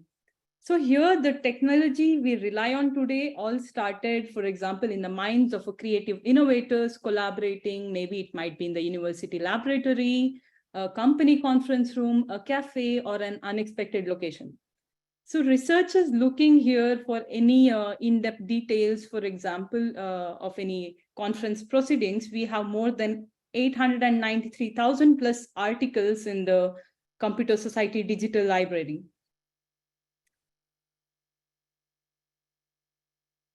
So researchers and the students attend the conferences to present their work, but that's not it. The most and very important part of the conference is also networking. So IEEE Computer Society conferences aim to bring today's creative minds together in one place to create a very innovative place for tomorrow's generations. And Computer Society organizes more than 189 conferences a year covering different topics in the domain of computers. And also for all the young professionals and students, it is all about finding the right people to collaborate and network with, right? So it is not only about you going there and present your work in the conference. The interesting part is networking with the people over there and letting to know your community that what kind of progress or what kind of contribution you're doing in your domain. So presenting your research at a conference is definitely a prestigious way to get recognized and find new partners. But also, other than this, IEEE Computer Society has several professional development programs, workshops, webinars that definitely students and young professionals can benefit from. So IEEE Computer Society has more than 12,000 volunteers. And if you're not one of them, you should definitely get involved. I'm telling you something that because 5 months back, I was not even part of the Computer Society, but today, thanks to a few of the members of the committee who are working continuously towards making it a very special place for everyone to volunteer and to have, it's not only about stressing out about doing things done, right? Volunteering should be fun. That is what our SYP chairs tells us. So thanks to a few of the members, Megha, Saptarshi, and Shivam, they've recognized me for my work, and today I'm part of the team. and I'm really glad to be here. So being part of this community, it allows you to meet and connect with diverse group of people, and networking is more powerful than we often realize. So if you want opportunities to come your way, you can't just wait for them to land in your lap. You have to put yourself out there and let others know that what are your skills and experiences in your particular field, right?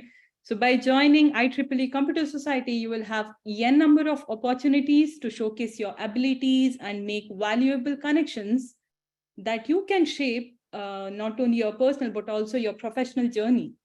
So don't underestimate this power of networking. Take the initiative, get involved, meet new people, and share your talent.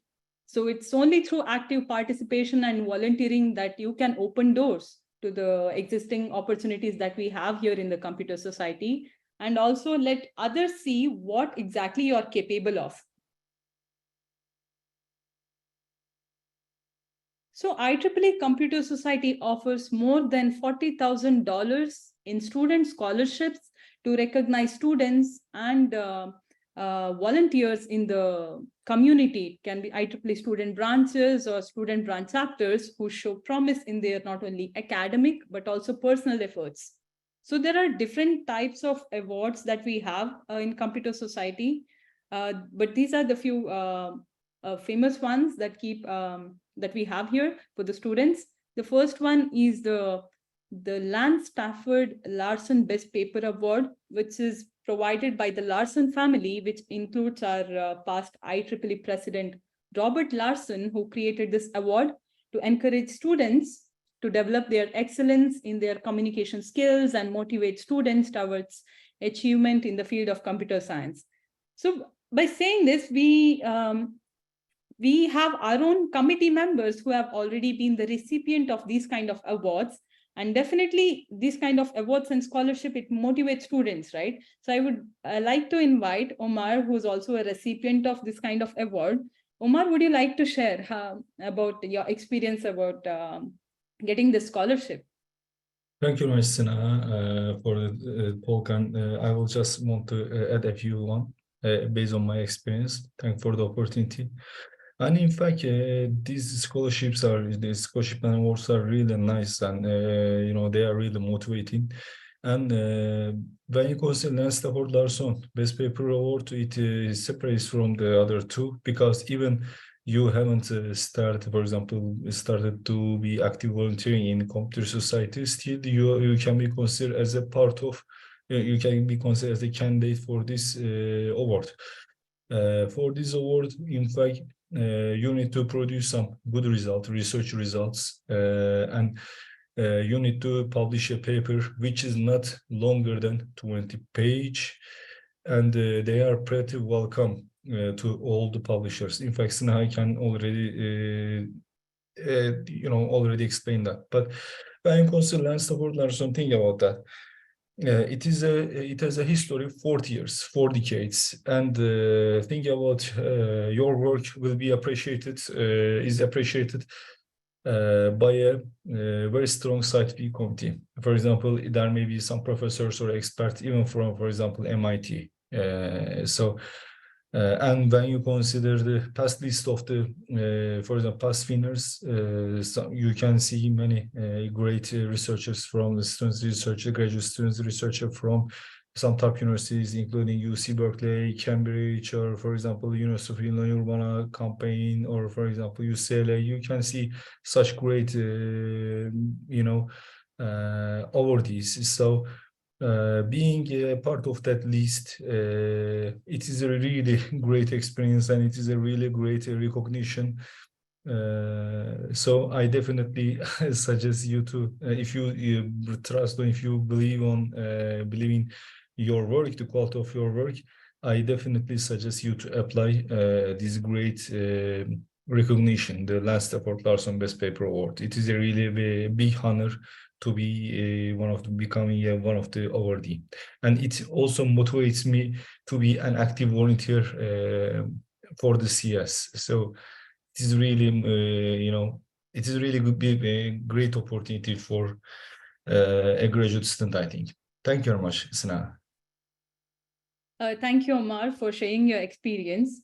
Definitely, as Omar said, until and unless you apply for the scholarships and awards, you don't know whether you're going to get it, right? So what's the worst thing that can happen? You might not be selected.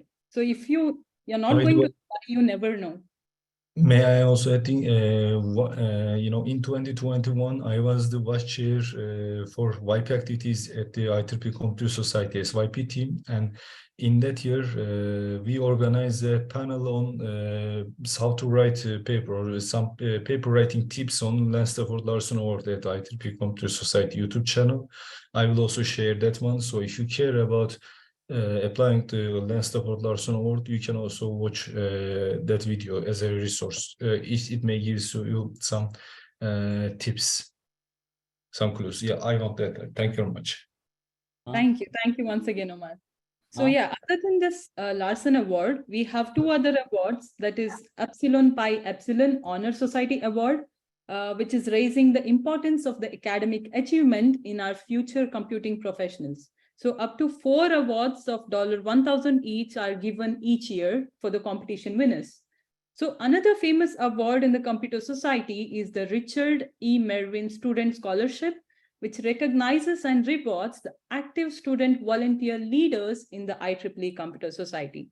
So this scholarship was created in honor of the late past president of IEEE Computer Society, that is Richard E. Merwin, to recognize and award the student leaders. So the winners will also serve as the IEEE Computer Society student ambassadors.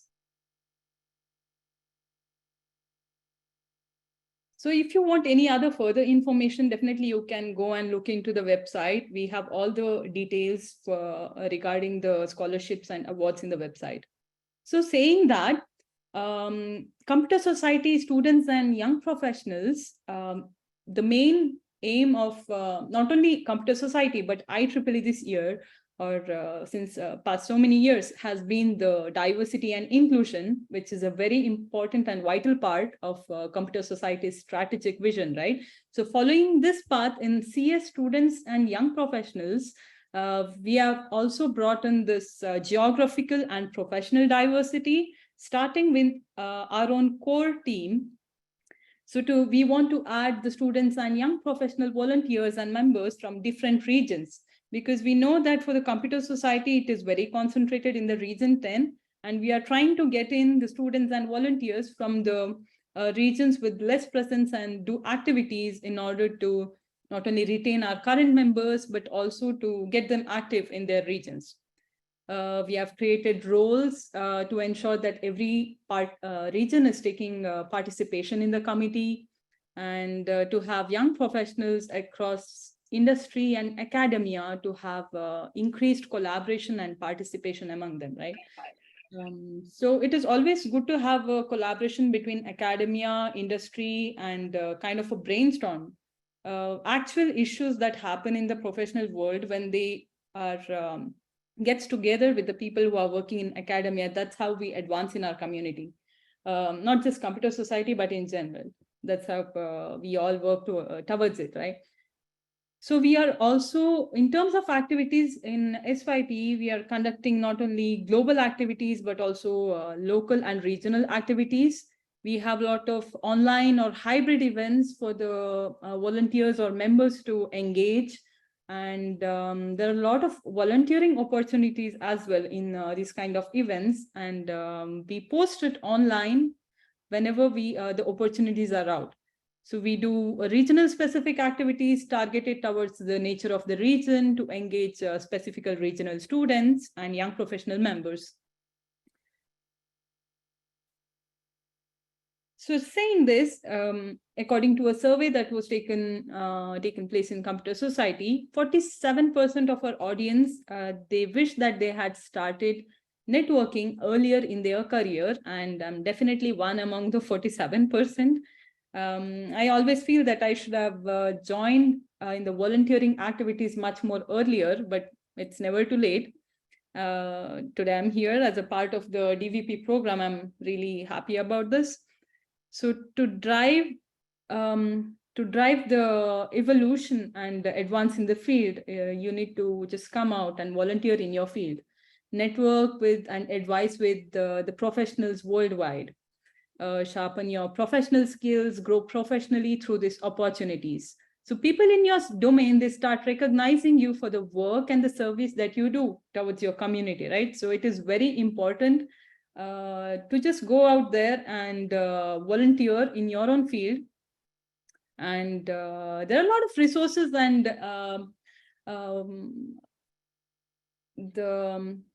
opportunities available for the people in the computer society, whether you're seeking to be a new volunteer opportunity or working to fulfill volunteer positions of the IEEE Computer Society. There are n number of activities if you want to participate. So you just need to identify and select the option that suits your objective, right? Being the part of the IEEE Computer Society. And IEEE also has this volunteering platform where, based on your particular skills, you can choose the volunteer activity. That is also one way to get into volunteering.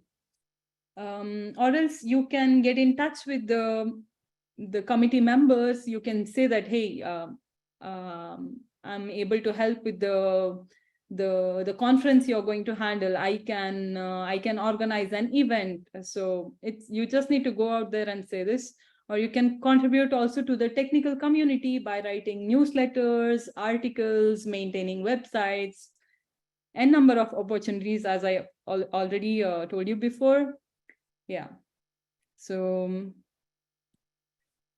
thank you so much. So I definitely appreciate everyone's time and attention. And if you have any questions, please feel free to reach out to me. And here is my email address. Thank you once again.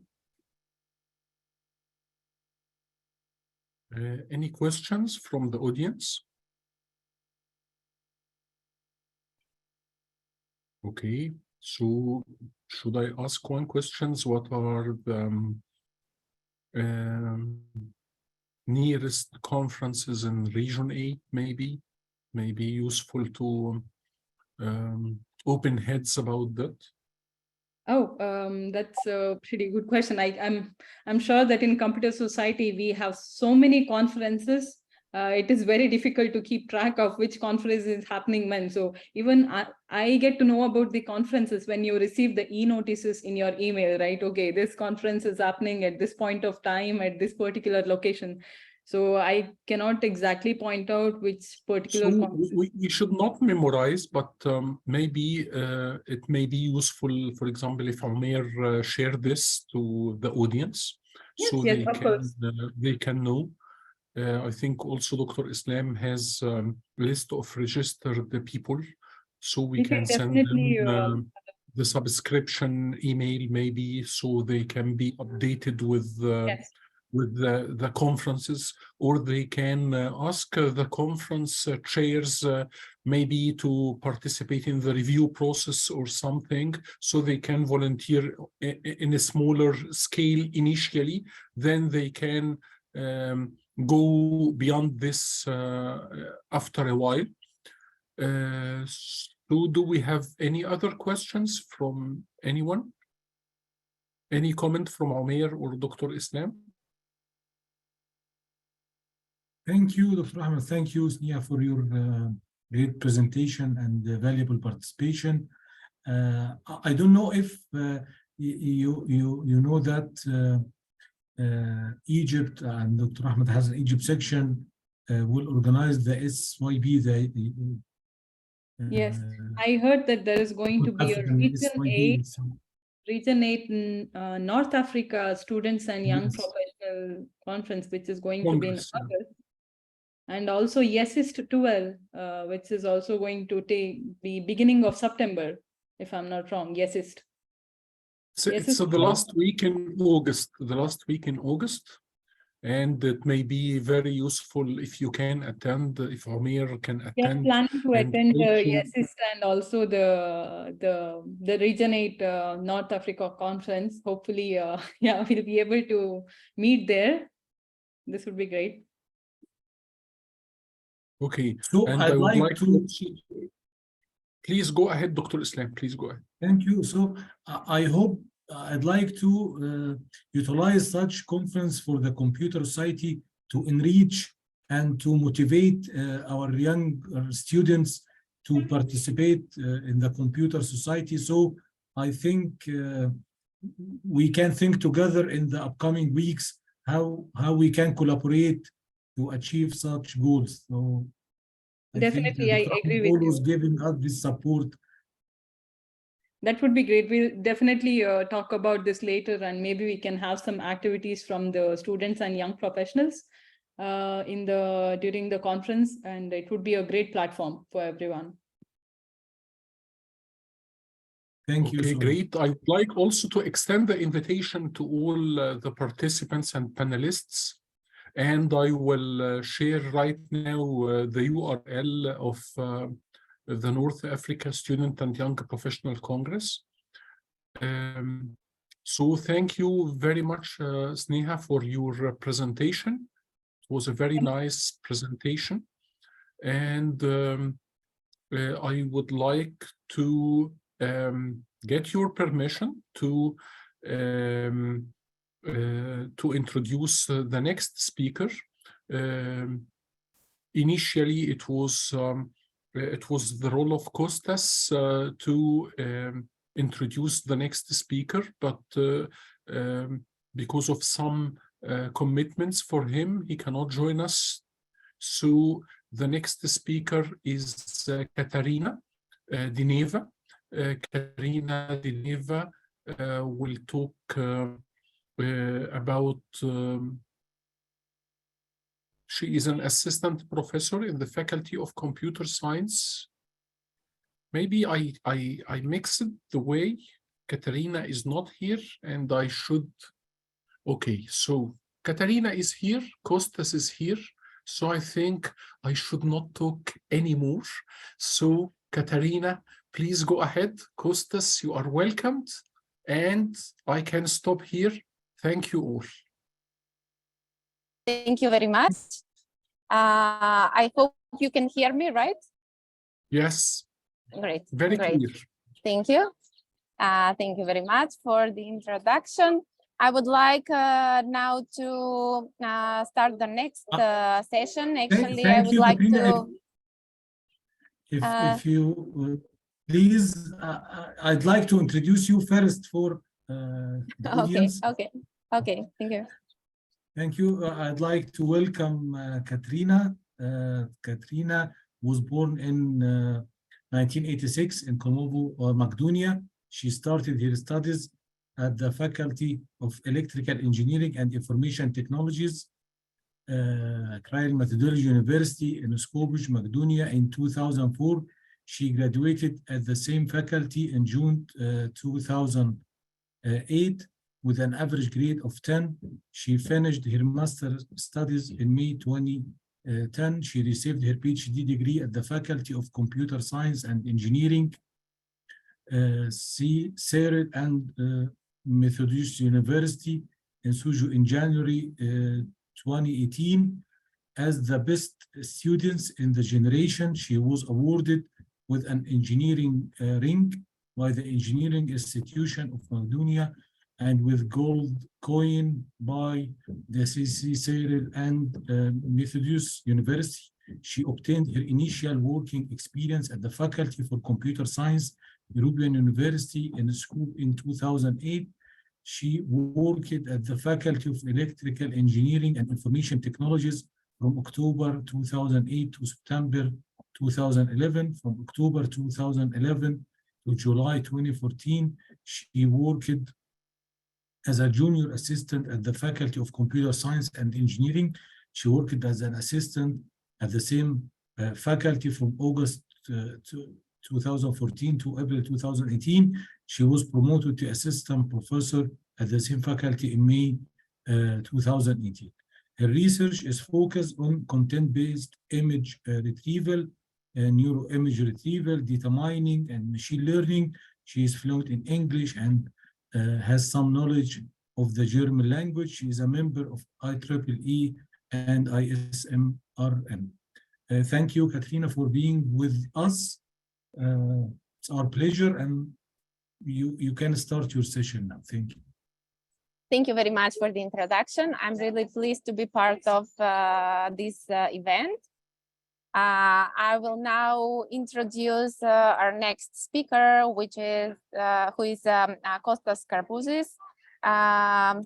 Kostas is an assistant professor at the Department of Communication, Media and Culture. In his research, he is looking for ways to make computer systems more aware of and responsive to the way people interact with each other. He's also investigating how gamification and digital games can be used in classroom and informal setting to assist conventional teaching and help teach social issues and STEAM subjects to children and adults.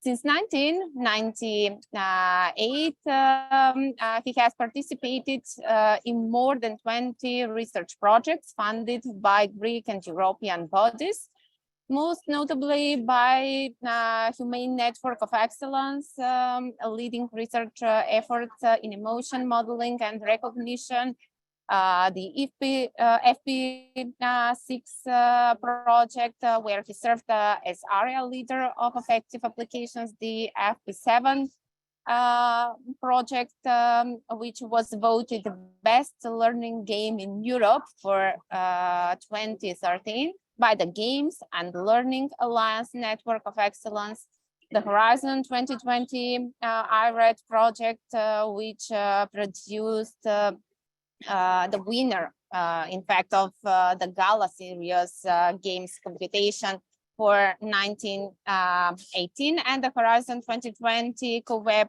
project, which builds engaging and personalized mobile applications to promote emotional well-being and prevent mental health problems in adolescents and young adults.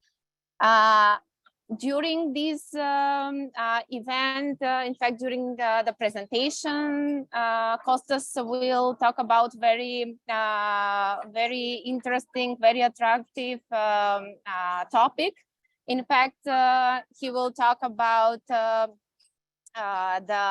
digital games and the application of artificial intelligence and machine learning in this area.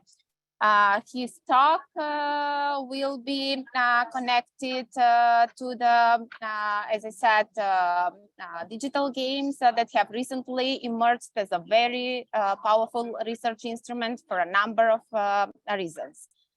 In fact, they involve a wide variety of computing disciplines, from databases and networking to hardware and device, and they are very attractive to users regardless of age and cultural background, making them popular and easy to evaluate with actual players.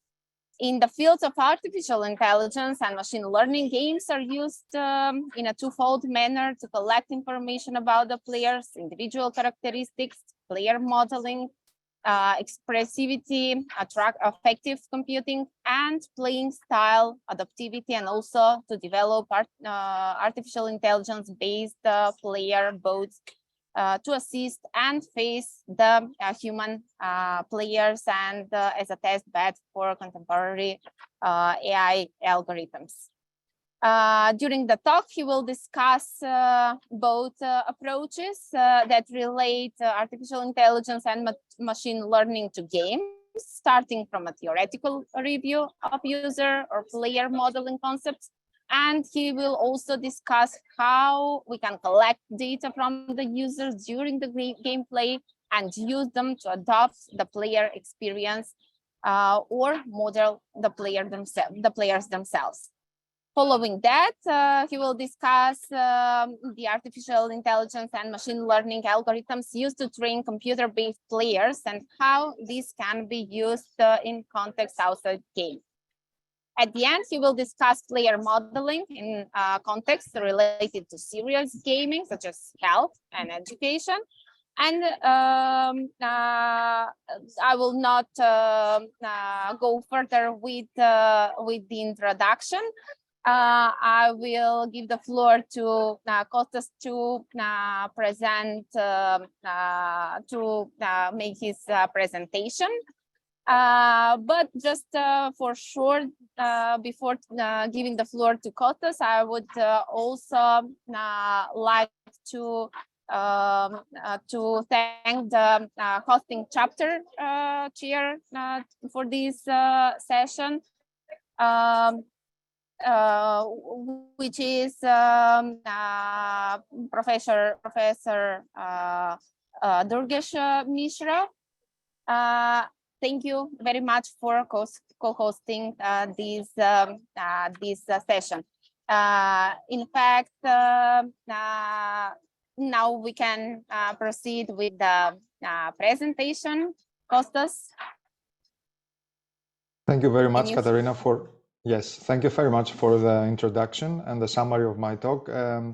Dr. Islam, thank you very much for organizing this lovely event. I too hope to meet you in person, preferably in Cairo, of course, but of course you're welcome to visit us in Athens anytime you wish. It's our pleasure anytime. It's my pleasure. I'm sure you will love Egypt, and I know I will love Greece as well. Thank you. I think, yeah, those two two major civilizations civilizations. Exactly. Yes, exactly. yes.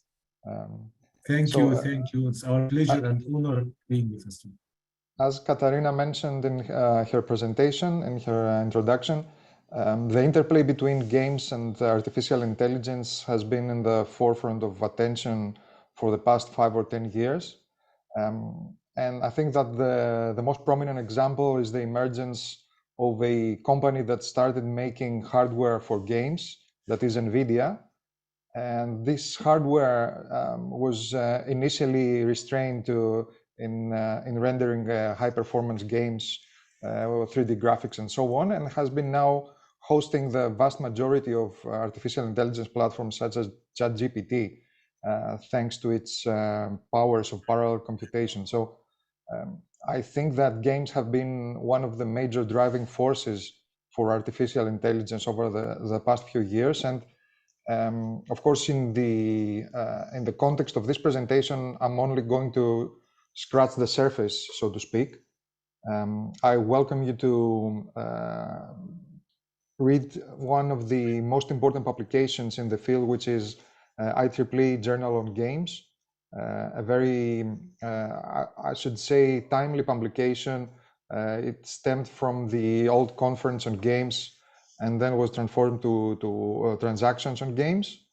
And it covers pretty much everything related to games research, from user research, from social and cultural studies, all the way to artificial intelligence and user evaluation of player experience. So I think that this is and has been proven to be one of the most important forums for us researchers to publish our work or to see what's going on in the research community.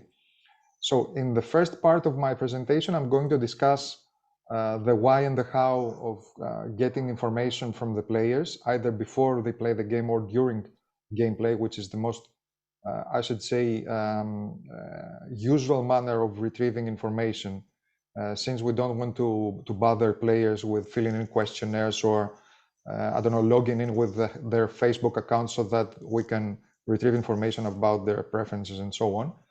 So the idea is to get as much information we can from the players, and then try to use that information to adapt either the game itself or the player experience during the game.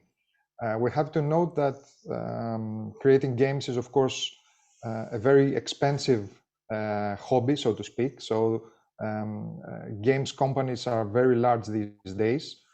Most of the statistics, the studies coming from the United States show that the games industry has already surpassed the movie industry in terms of gross revenue. So the very large games and very important games that we see, we usually call them AAA titles, such as the sports titles or franchise titles coming from major movies.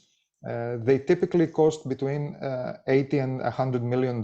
So these companies have to make that much money in order to keep making games. So a major part of utilizing the data coming from users has to do with, for the first part, making them play more and spend more time in the game, and of course try to make them spend more money in the game, either by consuming advertisements, commercials, in most cases driving them in what we call in-app purchases. So small purchases of €1, $1, €5, and so on during gameplay. So this has been a major part of games research over the past few years, when and how to motivate games to actually players to spend more money on the game. And then during the presentation, I will also talk about some prominent algorithms, AI algorithms that people have been using over the past 20 or 25 years to create content for the game, for the games. And I will finish with a competition that takes place during the IEEE conference on games every year, and has to do with also creating content for games using AI algorithms. These are the two games that Katarina was kind enough to mention in her introduction. The first one is called Siren. You can find it and download it from Facebook. It consists of two mini games. One of them is single player, the other one is multiplayer, and both of them have to do with teaching young children, young students on how to resolve conflicts in the school environment. And the other one is a mobile game for Android devices, tablets and phones. It's called Navigo and has to do with learning languages in the introductory part of English, Greek, German, and Spanish. So the idea here is to try to use AI algorithms to identify the particular parts of language that each student needs help with, and then locate the content that we predict that it's going to be relevant and very interesting for each player. I have to note that this work has started like 10 years ago, maybe, the work on Navigo. And I recently read an article on IEEE Spectrum about a very, very, very successful and popular language learning application called Duolingo, which utilizes the same algorithms for the same reason. So I think that you can see that it's not only research purposes that drive the relation between games and AI, it's also a commercial thing these days. And as I said, it's very important to use AI algorithms to produce content that we predict is going to be relevant and interesting for each player. So the first part has to do with player modeling. As I said, we have the task of retrieving information about players.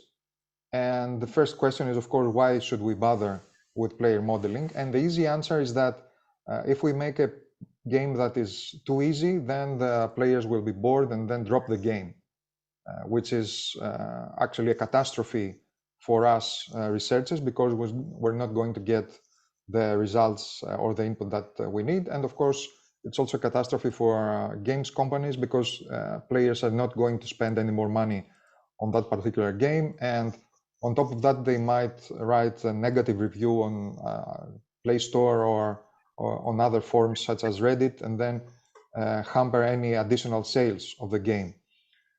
On the other end of the spectrum, if we make a game that is very hard, and game developers have the tendency to make difficult games because they test them on themselves, and in most cases they're avid players, so they know what to do when they face their game. But imagine a novice player playing a game for the first time. Novice players need extra guidance and extra support in order to actually follow the learning curve of the game. So if the game is very hard, it's too hard for me, then I'm going to stop playing game, because I'm not having fun. The game is very annoying and I don't have a positive player experience. So in addition to these two extremes, you may also encounter games that have very boring narrative. So nothing happens in the game. I can predict what's going to happen if I click this button, or if I use this tool, if I go that way, and so on. So I don't have to explore very much. I don't have to try. everything I do has a predetermined outcome, so there's very little challenge. So I don't feel very nice, I don't feel well, and I don't feel rewarded when I'm playing those games. And as I said earlier, there is also the very important thing of getting revenue for my game. We have to note that there's a lot of research work out there having to do with how to balance games. So we don't want to shift the balance of the game in a state that players have to pay money to get the extra weapons or to get the stronger characters and so on, and then win the game, because at the end of the day, very few people will decide to do so. So we need to find a way to improve their player experience by asking small amounts of money from them. And we also have to find the correct means and the correct timing to ask them for these small amounts of money. In addition to this, as I said earlier, games are very complex pieces of software.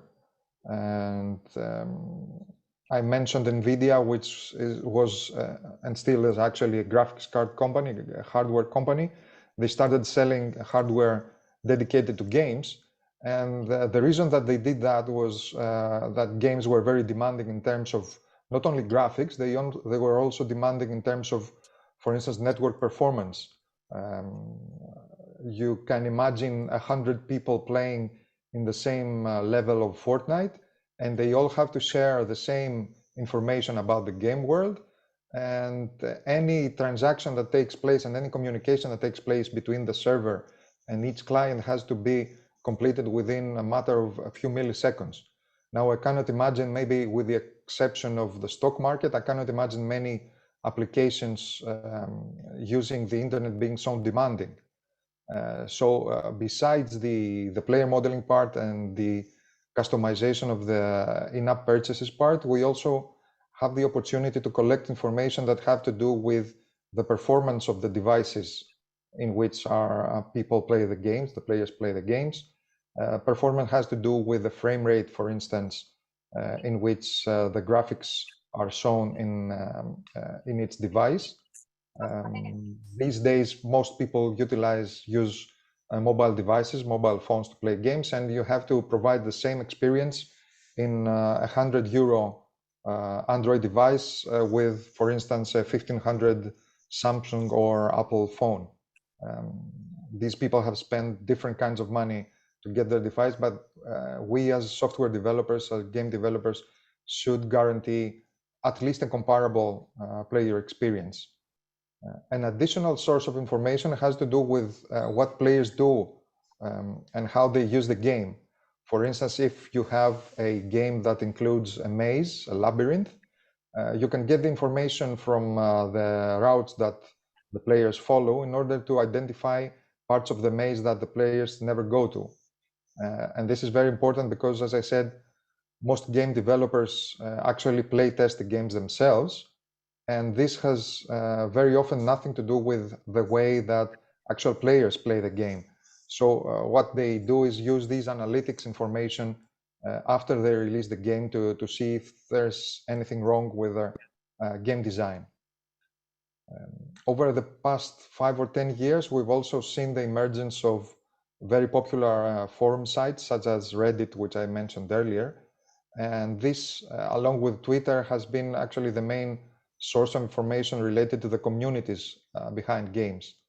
So the cliche for gamers has always been that of someone who likes to play a game on their own, usually next to a very tall stack of pizza boxes and energy drinks like Red Bull and so on. But research has shown that over the past 5 years, players have actually started creating their own communities, and most of the players belonging to a player community actually seeks to visit and meet other players in real life as well. And many of those meetings actually lead to romantic relationships. So they like to group within the specific, I should say, context and meet people with the same interests and means of spending their time. And the communities, the gamer communities, are usually a very important and valuable source of information for developers because they have been providing access to what players have been talking about, the issues, the problems that we have. And as I said earlier, in most cases, players play the games in a hugely different manner than they were supposed to in terms of design. So player communities give us the opportunity to sort of eavesdrop, to listen to what players are thinking about the game, and actually identify different player patterns that we had foreseen as designers. And in most cases, companies utilize this information to fix errors in the games or bugs or things that should be changed. And this is important in terms of player experience because players feel that they need to be heard and that they are heard.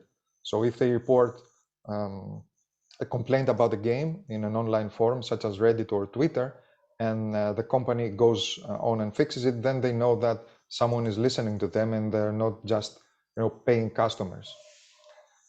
So in terms of actual analytics,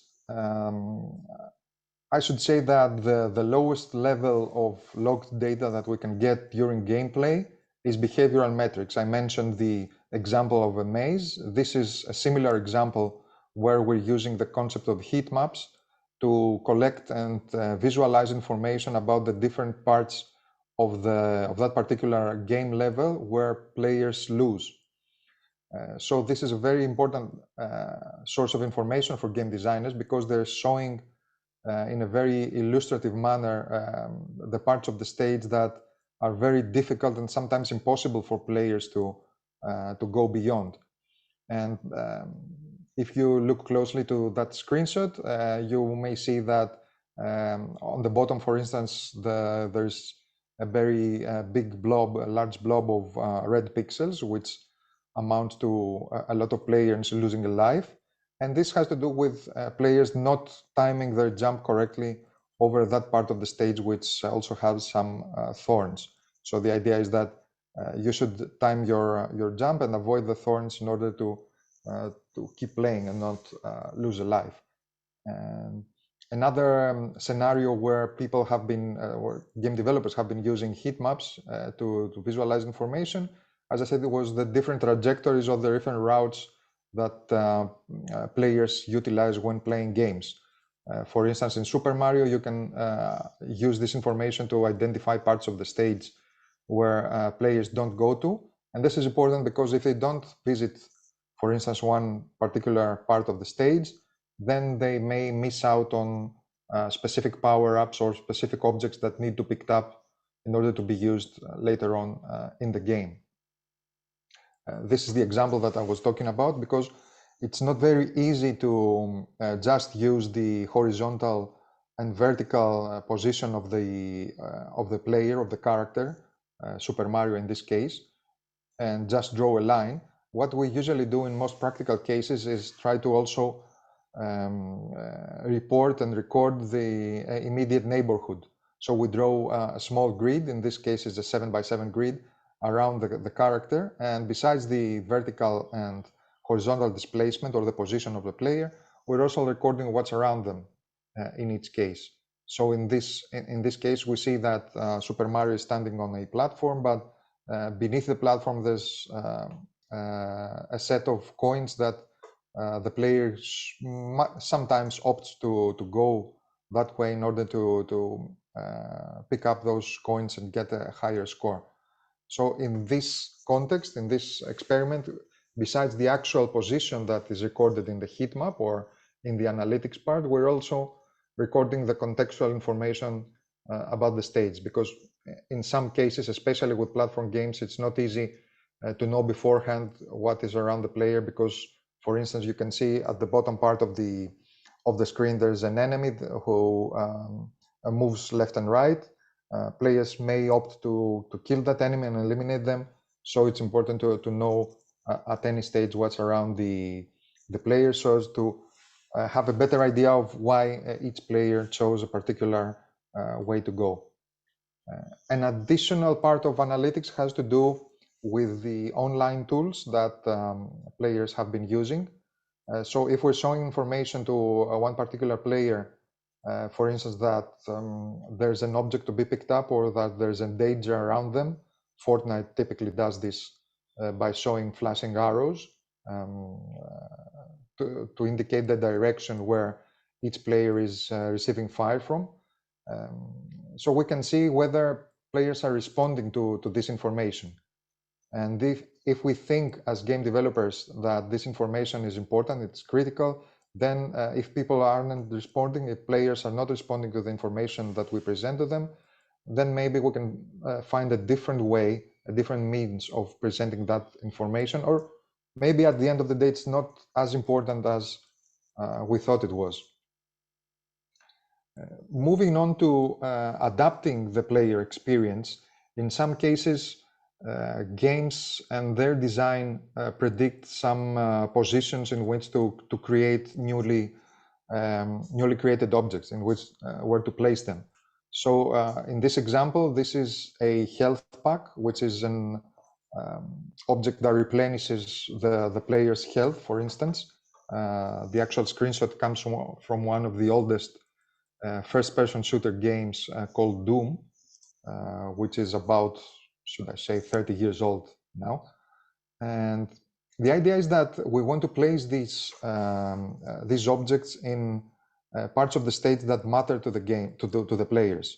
For instance, where in the case of the health pack, where people go after a very important fight, in parts of the stage where there are many enemies, so players are bound to lose health, so they can resort back to the health pack and replenish their energy and keep fighting and so on. And since we are creating those objects dynamically, we still have to use the same strategies as I mentioned earlier to balance the game. So for instance, if we create either procedurally or beforehand a lot of health packs in the player in a specific level, then players may be tempted to just go in the level and start firing left and right. So we are effectively promoting a specific player style, whereas other players who like to play more calmly and like to stay away from major fighting are not going to benefit from this design. I have to state that there's no black and white here, there's no right or wrong. But as game designers or as designers of an algorithm that generates procedurally these objects, we have to be certain about the effects that we're going to have either by placing or failing to place these additional objects, because these are objects that players do not encounter when they first play the game. They actually encounter them as their response to their player experience. So if they spend them a lot and these health packs keep coming back, then they, as I said, they may be tempted to just go in there and start firing. Again, in the part of balancing the game, in some cases we have games with a large number of characters. For instance, this is a screenshot of a very popular mobile game called Clash Royale, where there are literally hundreds of different characters, and each player can pick 8 of those characters, each of those cards, so to speak, to create a deck. And then, following the same rationale or the same logic as chess, they can place those characters in the game level, and they can fight the characters or the players placed by their opponent. So the idea here is that there are a lot of numerical values. As you can see, each character has a different value for hit points, which is the amount of health, so to speak, which needs to be eliminated before the respective character is killed. They deal the damage to other characters, to other players, or to the buildings in the stage, and so on. So depending on the role of each character in the game, we can actually reduce or increase these numerical values. And the value of each character in the game corresponds to the purple dot or the purple drop shown in the character screenshot, which is sort of an elixir. It's called elixir. It's actually sort of a game currency. So the better or the stronger and the faster a character is, the more it costs, so to speak. And both players have the same currency to spend, and this currency is produced in real time, and so on. So if I produce a very strong card, which is also very cheap in terms of elixir, then all players are going to use that specific card, and then they're going to win the games using that card, because as I said, it's very stronger, very fast, and so on. Which will improve the player experience for those players, but will dramatically decrease the player experience for all other players who have to face that specific card. So for games like Clash Royale, it's actually a constant juggle between producing new content, new characters, new heroes, and so on, and trying to balance the different numerical values and the different game mechanics assigned to each character. And this again feeds back to the community that I mentioned earlier. Most of the changes that Supercell, which is the company behind Clash Royale, most of the changes that Supercell brings to the game actually start from the players themselves. So Supercell has a proven record of listening to the player community and responding to that community. And this goes to show that when we design a game, we have, of course, predictions of how players are going to use the different mechanics and the different heroes. But as I said earlier, players usually find different ways of utilizing those mechanics. So it's important to be able to utilize those analytics. For instance, the percentage of victories for each player using that specific card, and then going back to the drawing board to see how we're going to provide a more balanced experience, so to speak. So this far we have discussed how we're going to collect information from the players, either from the technical side or from the behavioral side, which is how the players interact with the game world and the software applications, the tools that they click on, and so on. And then the second part is use that information to try to group players in one large actually category, and then dealing with that category with ways that correspond to the game design. Those categories are, of course, the player models, and they have to do with the actual theme, the design of the game, and the characteristics of the game, and the player experience that we want them to have. For instance, in a game that is based on soldiers, you may want to have a more aggressive experience than a game like I don't know, Candy Crush, which is where you can match 3 different icons and get to the next level, and your power-ups are candy, and everything is pink and pastel in colors and so on. In these games, you usually have a more calm and relaxed player experience. So, for instance, this is a graphical representation of what Nicola Zara is calling the fun factor. So we have 2 different dimensions. The horizontal dimension has to do with the goals that each player has within the game world. We have open-ended games such as Minecraft, where players are not presented with specific goals, but they're free to explore and create a player experience for themselves, so to speak. Whereas in more goal-oriented games such as Clash Royale, the one I talked about earlier, the goal is specific and it's to defeat your opponent. And this is the horizontal dimension, and the vertical dimension has to do with the relevance of the game narrative with real life. So if the game is related or reflects what's going on in or might go on in people's life, then you can create an experience that has to do with actually interacting with people, which is the lower part of the diagram. Whereas if you have a more fantastic or out of this world experience, like aliens and so on, or monsters, or I don't know, imaginary fantastic heroes, then you don't have as much relation to real life. This, of course, doesn't have to do necessarily with the goals. If your goals are to retrieve as much gold as possible, then it's the same goal, even if it's in Super Mario where you have human characters, or it's in a space game where you have aliens and spaceships and so on. So the idea is to design a specific version of player fun, and then utilize and pick the actual game mechanics and the aesthetics to give your players this kind of fun. Maybe it's hard fun, easy fun, and so on, but it has to be one specific part of this diagram. When we are talking about exploration games, such as Lord of the Rings Online, for instance, we're looking at different kinds of player models. This is actually one of the early attempts by Richard Bartle to create player models for open world games. As I said, one of the prime examples is Lord of the Rings Online. And here you have different, I should say, personalities or aspects of personality that each player has. So one specific player may be, I don't know, 60% killer and 30% achiever and 5% socializer and explorer and so on. And this has to do with the actual decisions that players make within the game.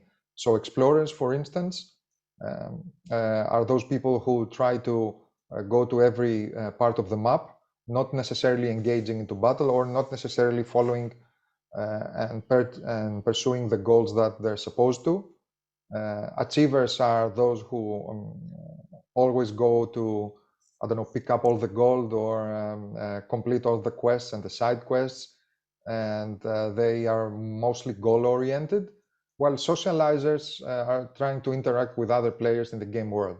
So these four kinds of players are sharing the same virtual world, right? In the same manner or in similar manner as different actual personalities, real personalities may share, I don't know, the same school, the same university, the same restaurant. So they have to interact with each other, and each of them should pursue their own goals.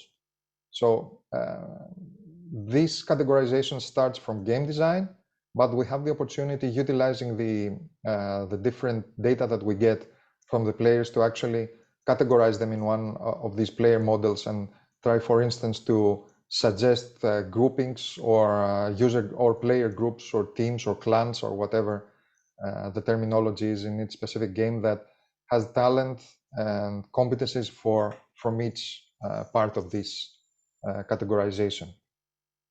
And this is a screenshot from one of our works that had to do with estimating the player experience. In most cases, people have been using information coming from the game as a software application. So we're recording the position of the players, of the characters. We're recording the clicks or the key presses and so on. In this experiment, besides this information, we're also collecting information from a web camera and try to actually see if there's any correlation between head movement and the facial expressions with events in the game. So we found out that those players who self-reported being, as we say, in the flow, being absorbed in the game, being immersed in the game, they were actually moving around following their character. For instance, they were moving their head up and down when Super Mario was jumping, or they were leaning to their left or the right to follow and mimic the direction that their player had. As you can see, this work has been published a few years ago on the IEEE transactions of cybernetics. And you can see that we actually used a very simple neural network using this information to predict player experience. We had very positive results. So the idea here is to see if one particular player is having a positive experience, and in that case, they can keep playing the same content, the same game content as they did before. But if they're having a hard time, or if they're showing signs of boredom, then we have to create a new player experience by creating an adapted version of the content. This is very important because, as I said, we want to keep players playing the game as much as possible. And this is the same with commercial games and serious games or educational games, because we want them to have a positive experience, a fun experience.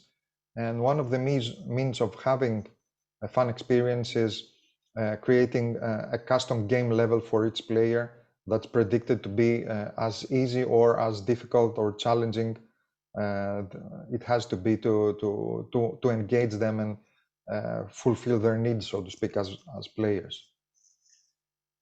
And this leads us to some ideas on how to use existing AI algorithms to produce game content.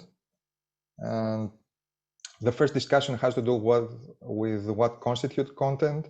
In most cases, it has to do with the level. For instance, the obstacles in a Super Mario game, or the position and number of enemies and power-ups and so on. But these days, it can be pretty much everything. So imagine a game where the music changes pace and picks up pace when the players need to hurry. And this is actually a very strong sign that they need to play faster and they need to pick up their own pace and so well. Or, for instance, in a horror game, changing the lighting to reflect that there's an imminent danger and so on. So it's not just about creating level content, it's actually about adapting the whole player experience and whatever players are seeing or listening or interacting with during the game. These are two examples. I mentioned Minecraft, and I'm going to mention it towards the end of the presentation. Minecraft is, of course, not technically or not typically a game. It's mostly an open world, but it can also be extended to have a gameful concepts such as narrative. So the idea here is how to automatically create for instance, the villages and the buildings that you see, take into account the shape of the terrain, where the water masses are, the sea versus the rivers and the lakes and so on. And on the other example, on the right side of the slide, we have No Man's Sky. No Man's Sky came out about 5 or 7 years ago, and it was actually one of the first games that responded completely to what players were choosing to do during the gameplay. So if two players start the same game and they take different decisions, then they're going to experience different versions of the game world. They're going to see different monsters, different environments, different buildings, and so on. So the game actually adapts and responds to how it's being played by each player. And of course, there's again the question of why bothering? Why not hiring a level designer to produce 100 levels of Super Mario or Angry Birds or whatever? So we have to know beforehand that people are going to finish their games, those levels, and they are going to want additional content that they can use. So we can again hire a new developer, a new level designer, but they're going to eventually run out of ideas. That's one part. The other part is that we need to respect the values and the rules and the laws of our game world. Games have been known to stretch the laws of physics and gravity and everything that has to do with what we're being taught at school. But at the end of the day, each game has its own set of rules. So if I make, for instance, in Angry Birds, a structure that cannot be destroyed, not necessarily on purpose, but if I make a mistake and make such a structure, then this will actually violate the laws of the game, because every structure has to be destroyed for me in order to progress in the game. So by using algorithms and procedurally generating the content for my game, then I'm certain that my content will follow these rules, because these rules are actually enforced by the code that I'm going to write to create this content. And of course, you can imagine that I can create 100 new levels within a matter of seconds. Maybe those levels are not different enough. Maybe some of them do not make sense, but I have the opportunity to go back and change my algorithm and change my code in order to enforce the fact that they're going to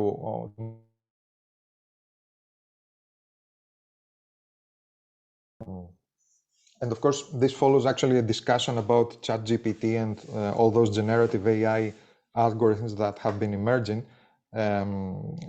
This does not necessarily mean that level designers are going to be out of business by using procedural content generation. It's actually the level designers who can guide the PCG algorithms and show them the rules that they should enforce in order to create new content, or how different they need to be, and so on. One of the usual algorithms that people have been using, especially in the case of two-dimensional games, has to do with the cellular automata, a very, very, very old AI algorithm, which actually can produce newly generated content based on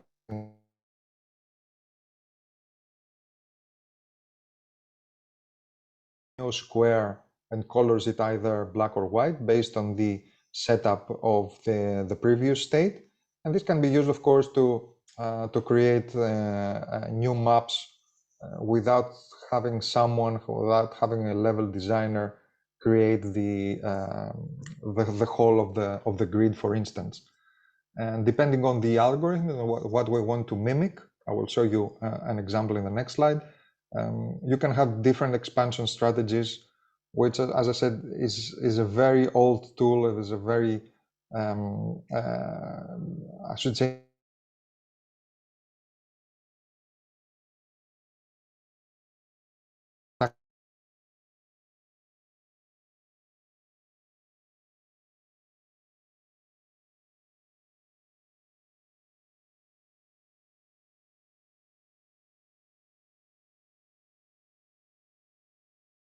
source software, but you can also download it in a Windows version, and it mimics the way some specific physical or chemical experiments take place, and it is usually used to produce game worlds that mimic, for instance, a forest. So this part of the stage that has been procedurally created shows a part of that stage that has got fire, and then this fire expanded.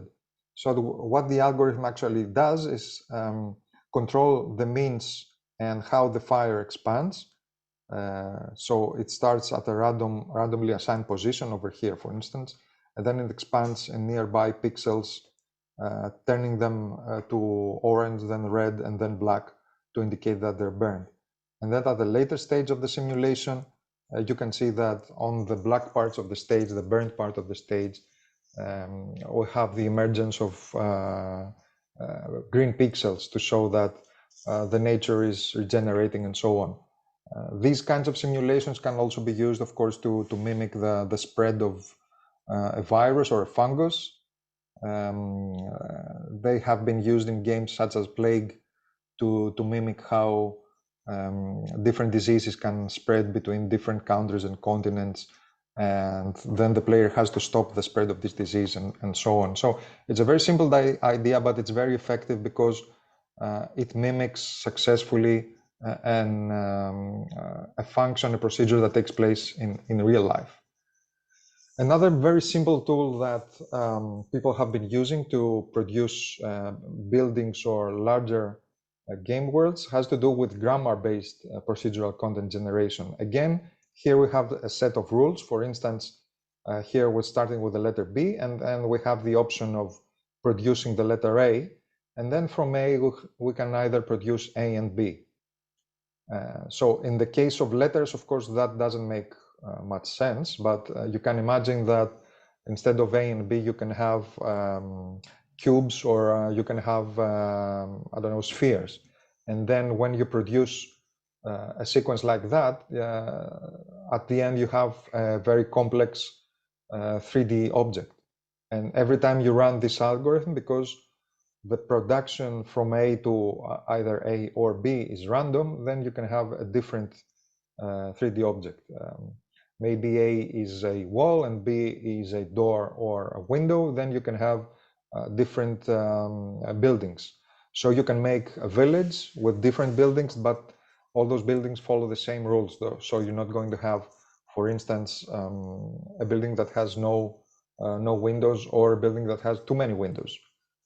So this is a scenario, as I said, where you can easily and quickly create content for your game that follows a pattern that fulfills your game design, but you don't have to have someone design those 3D objects in a specific software or spend their time and so on. A similar application has to do with graphical systems. I will show this in the next slide. So the idea here is that you're beginning at a specific point in your game world, and then you can you can create different objects or different buildings or different mazes or labyrinths and so on by using those parts of the alphabet, those commands, so to speak. You can use the command to move the pen forward. The actual terminology has to do with a very old programming language called Logo, which utilized the turtle on the screen of the user to move the virtual pen. So if you move the turtle forward, you're actually drawing a line. You can also move the pen while lifting it from your paper or from your screen. And in that case, you're moving to a new position, but you're not drawing a line. And then the plus and minus has to do with turning left or right. So in this case, for the first iteration of the algorithm, you have the very simple snowflake at the top of the slide over here. But if you iterate once more, you have the same general structure, but a more detailed border. And as I said, you can use this approach, this representation, to create either 3D objects without necessarily modeling them, which again saves time, or you can use it to create dungeons or complicated labyrinths and be certain that there's going to be an exit or there's going to be access to each room, because this is included actually in the rules that you're following. Moving on to more complex algorithms such as neural networks. This is actually a representation of a whole level in Super Mario from start to finish. And the idea is that the camera is moving from left to right along with the player, so players have the opportunity, they have the chance to move to the right of the level, but they're not able to move back left. So in sort of the game design forces you to move to the right, to the end of the level.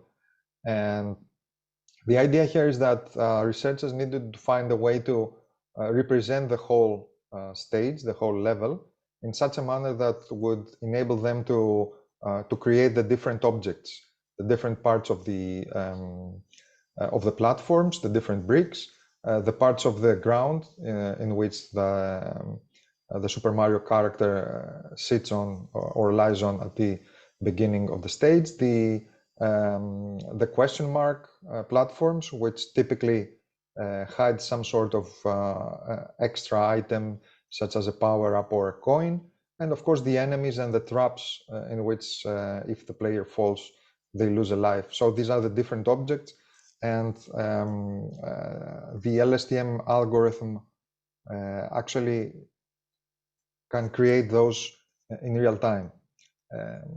You may remember that I talked about an experiment to procedurally create Super Mario levels to fit the level of difficulty perceived and the player experience perceived for each player. This is actually the response part. So if we find that a player is bored by giving them a very easy level, then we can respond to this detected boredom by giving them a more difficult level, a level with many enemies or with many gaps, and so on. So the challenge here was actually to try to encode the different parts of the level. The problem is that LSTMs are very good at generating, for instance, the successive characters for a sentence or for a word, for a string in any case, but it's not easy to expand this representation to 2 dimensions, to the horizontal and vertical dimension for the Super Mario level. The solution proposed by Michael Matthias and their team was try to go vertically for the first column of the stage and then move on to the second column and so on, and try actually to compress the 2-dimensional structure into a 1-dimensional representation. They called it snaking because the shape of the arrows actually mimics the shape of a snake. And this results to a representation about 300 or 400 tiles, different squares, which is actually very easy to hold in memory when you're dealing with LSTMs in modern computers. So the idea is that, as I said, we're actually compressing the 2-dimensional structure of a Super Mario level to a 1-dimensional sequence, and then it's easy to actually generate and predict what we're going to place in each position of its square in the grid. This is another example. Again, a quite simple game, but as I said, we need to respect the rules of the game, and we also need to be certain that players are going to face generated content, but they also have the opportunity to win, so they're not faced with an impossible position. Again, this is a very old game called Sokoban. It's a 2-dimensional grid, and the player has to reach the exit. So they enter from this square over here, and they have to reach this exit. And what's between them and the exit is this crate, and they have to move it to a different position. So they have to plan every move they make in the game in order to not block themselves and find them with an impossible position. So Ahmed Khalifa, what they did in the University of Malta to solve this problem was utilize reinforcement learning. In reinforcement learning, the agents get to learn by playing and choosing different random states and then being rewarded or being penalized. In some papers, you may see positive or negative rewards in order to avoid the concept of penalization. And then after a number of games, then you have a player, a bot, as we say, an agent, so to speak, who can play the game at any given stage. So they have sort of learned the rules of the game by experimenting and see which strategies are relevant to the game and its aims, and which strategies are not. This is actually one of the ways of thinking that make games a very popular medium in game AI, because you can train agents and then deploy them on different games and see how they adapt. So reinforcement learning has been a very popular algorithm in works where people are trying to create intelligent agents.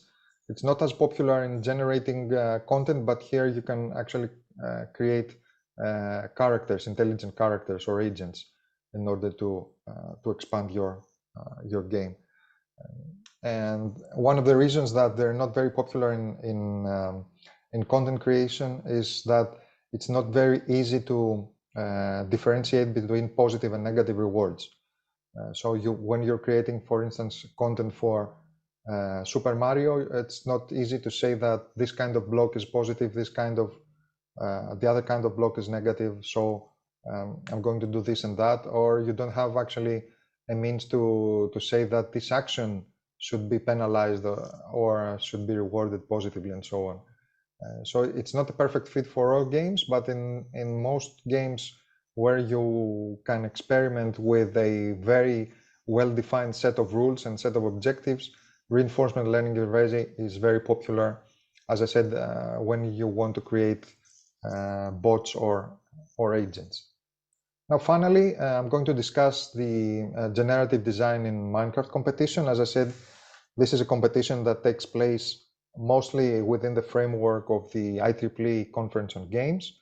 But you can see it hosted in other related conferences as well, such as FDG, Foundation of Digital Games.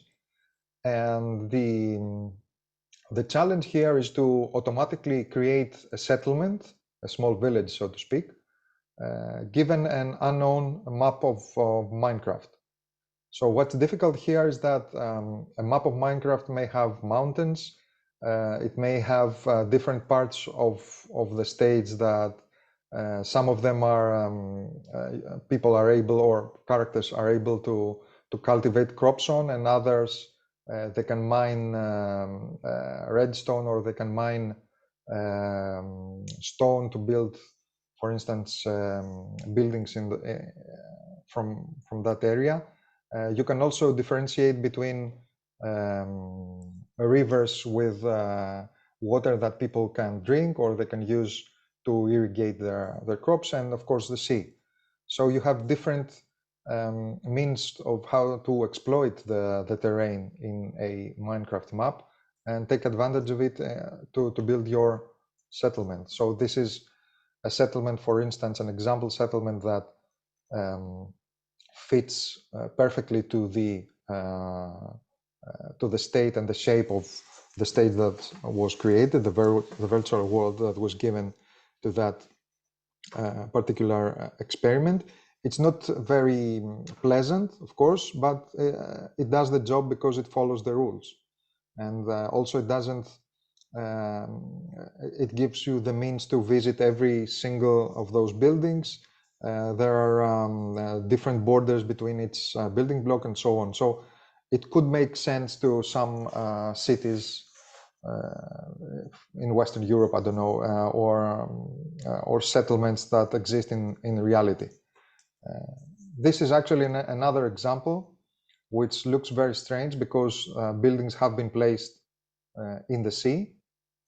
So this is actually something that the algorithm should identify and not build those buildings where they're not supposed to. Another means of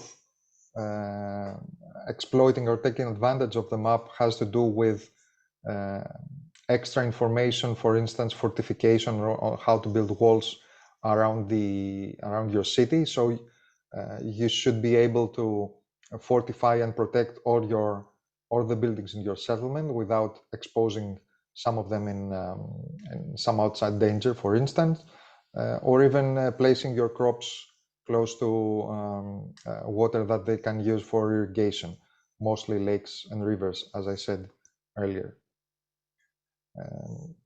You can actually get more information on those two, on this website and the YouTube video. There's also a very comprehensive tutorial for people who want to try their luck, mostly with Java and Java algorithms and Minecraft. And as soon as you get past the initial learning curve, which is quite steep for people who are firstly introduced, then it's a very nice experience because you can see actually how your algorithm can create very easily a very meaningful, so to speak, game world. So you can easily create villages, settlements, or larger cities and so on. And then you go back to your algorithm, you make changes, and then you can visualize those changes in the newly created game world. If you visit one of the conferences, either COG or FDG, then there are usually tutorials for people who want to, as I said, try their luck. So the community, the FDG and COG community are a very welcoming community. They're going to do their best to help you get introduced to procedural level generation in Minecraft. I'm also going to utilize this opportunity to invite you to IEEE SEGA, which stands for Serious Games for Health Application. It's going to take place in late August in Athens. So it's a very nice opportunity for you to visit Athens and maybe spend some days in the islands, and also get to visit the Serious Games for Health community. The SEGA conference is actually not a very large conference, but It has its own dedicated crowd. So it should be very interesting to see what's going on in this very interesting research line. So thank you very much. And feel free to ask any questions or comments. Thank you very much, Kostas, for this very good and inspiring presentation. Now I would like the audience about the questions. Do you have any questions?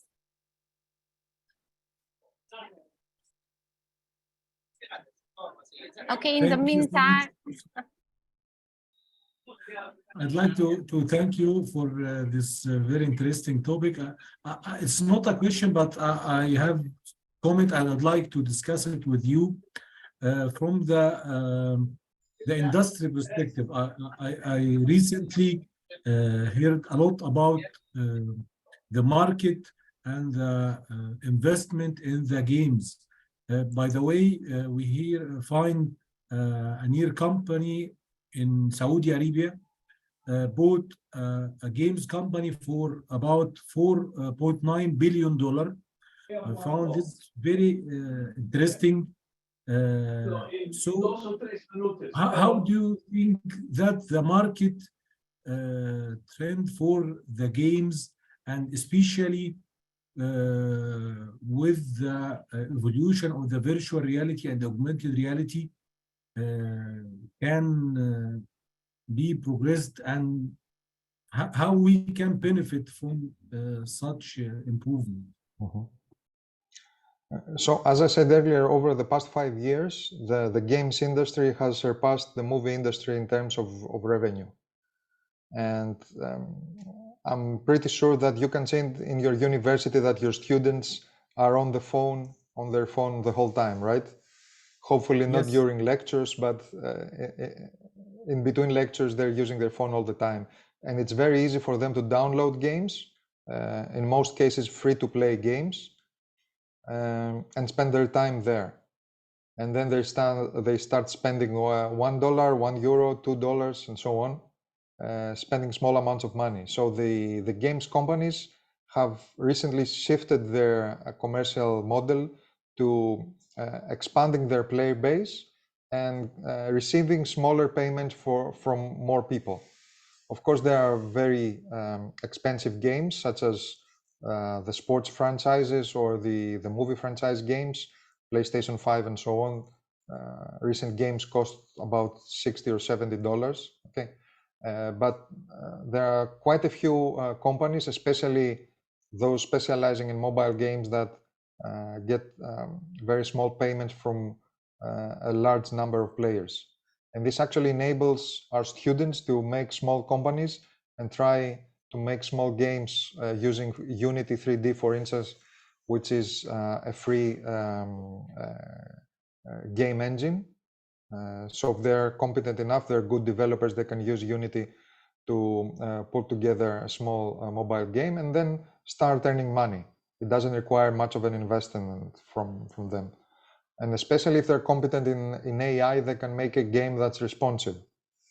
For instance, imagine a game that uses ChatGPT to design new dialogues between the player and an agent, non-player character. You don't have to write the text yourself. You can rely on ChatGPT to produce the text. So it's also an opportunity for us to attract more people, more students in our programs, actually. Yes, I do agree with you. It's very a new era, and the new era needs gives more opportunities we need to catch. Thank you for the question. Any other questions? I would also like to take the opportunity to ask a quick question. Can you give us some more insight about dealing with, for example, gender representation? How game developers or game designers deal with this kind of aspect? because probably they would like to make the games more suitable for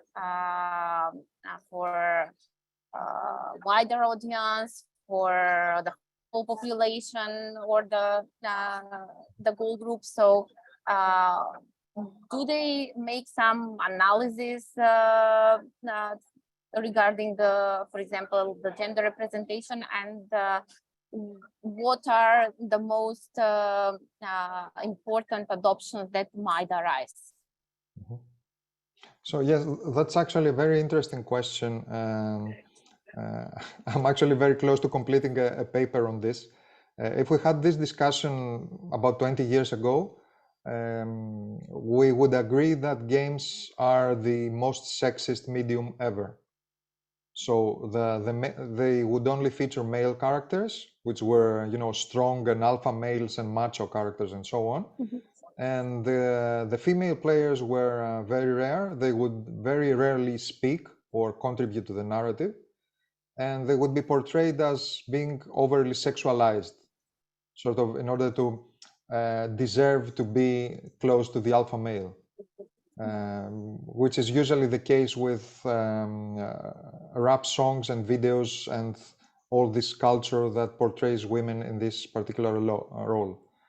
But over the past 10 years, I should say, there has been a shift, and this is actually attributed to more and more women playing games all the time. So if you see for instance, there is a very comprehensive website which collects statistics about all popular media. It's called Statista. And if you see the recent surveys about the player census, it's close to 50% male and 50% female. So more and more females are playing games. And you also see different companies paying attention to representation. So I mentioned one particular game called Clash Royale, where you get to play different characters in the form of cards. There you may have the usual representation of females as, I don't know, shorter, thinner, but faster characters and smarter characters, but you also have very strong female characters. So if you want to use a female character that's strong but slow, you have the opportunity to use that. One of the dangers has to do with what constitutes diversity and how much we want to move away from a self-imposed normal representation. So some companies like King or Activision, they have introduced automated tools or design tools in their design process in order to help the designers. And if you come to think of it, they are asking the designers to move away from the normal plain vanilla representation. But the very concept of having a normal representation of what is a man, what is a woman, what is a gender fluid character and so on is actually in its core, it's very racist. You can have different means of representing those characters. At the end of the day, if I have to give one answer to that, I would say that all different characters should have the same mechanics available to them, and they should also have the opportunity to pursue a positive ending. So we used to have, especially in Japan, we used to have games where the female characters, if they chose to get married, then their career would stop and it was game over for them. Of course, this represents real life, but this is a fantasy world. We don't have to abide by the same rules. Of course, of course. Okay, thank you very much. With this, I would like to thank you again for this presentation. And again, I would like to thank Dr. Durgesh Mishra for hosting this session. And if it is okay, I would like to introduce our next moderator. Dr. Islam, is it okay? Yes. Yeah, okay. Okay, so I would like to introduce our next moderator, Dr. Eric Castellanos. In fact, he received the degree of Doctor of Science in Electrical Engineering with a specialty in Computer Science from Sinvesta. His scientific research is carried out in the area of artificial life, However, he has also worked on the topics of natural language processing, multi-agent systems, cognitive architectures, and classifier systems for learning. About his professional experience, he's the founder of IEEE, a company that focuses on the development of technological solutions for companies, academic institutions, and government agencies. He recently was chosen as director of a research center. Within IEEE, he has held various volunteer positions, from participating as a student in student branches and chapters to taking support and management positions on the section level. He currently serves as chair at the DVP committee of Region 9 for IEEE Computer Society. Dr. Eric, can you hear us? Yes, thank you. Thank you, Catarina. Hello to everyone. Let me introduce the next speaker. George Prowler is an independent security consultant with more than 30 years at the Department of Defense and industry operations and management experience in information assurance, computer network security, specialization in life cycle, cybersecurity, and safety for intelligent transport systems and smart cities. He holds multiple security certifications, including the Certified Information Systems Security Professional, CISP, CISP Architect Professional, and CISP Management Professional, as well as certifications in project management, and is a Department of Defense Certified Acquisition Professional. He holds a doctorate in computer science and multiple master degrees, including system safety engineering, software engineering, project management, cybersecurity, and business administration. He's going to give us a talk about DVP. So George Prowler, please go ahead. The floor is yours. Thank you. Let me see if I can share my screen. And can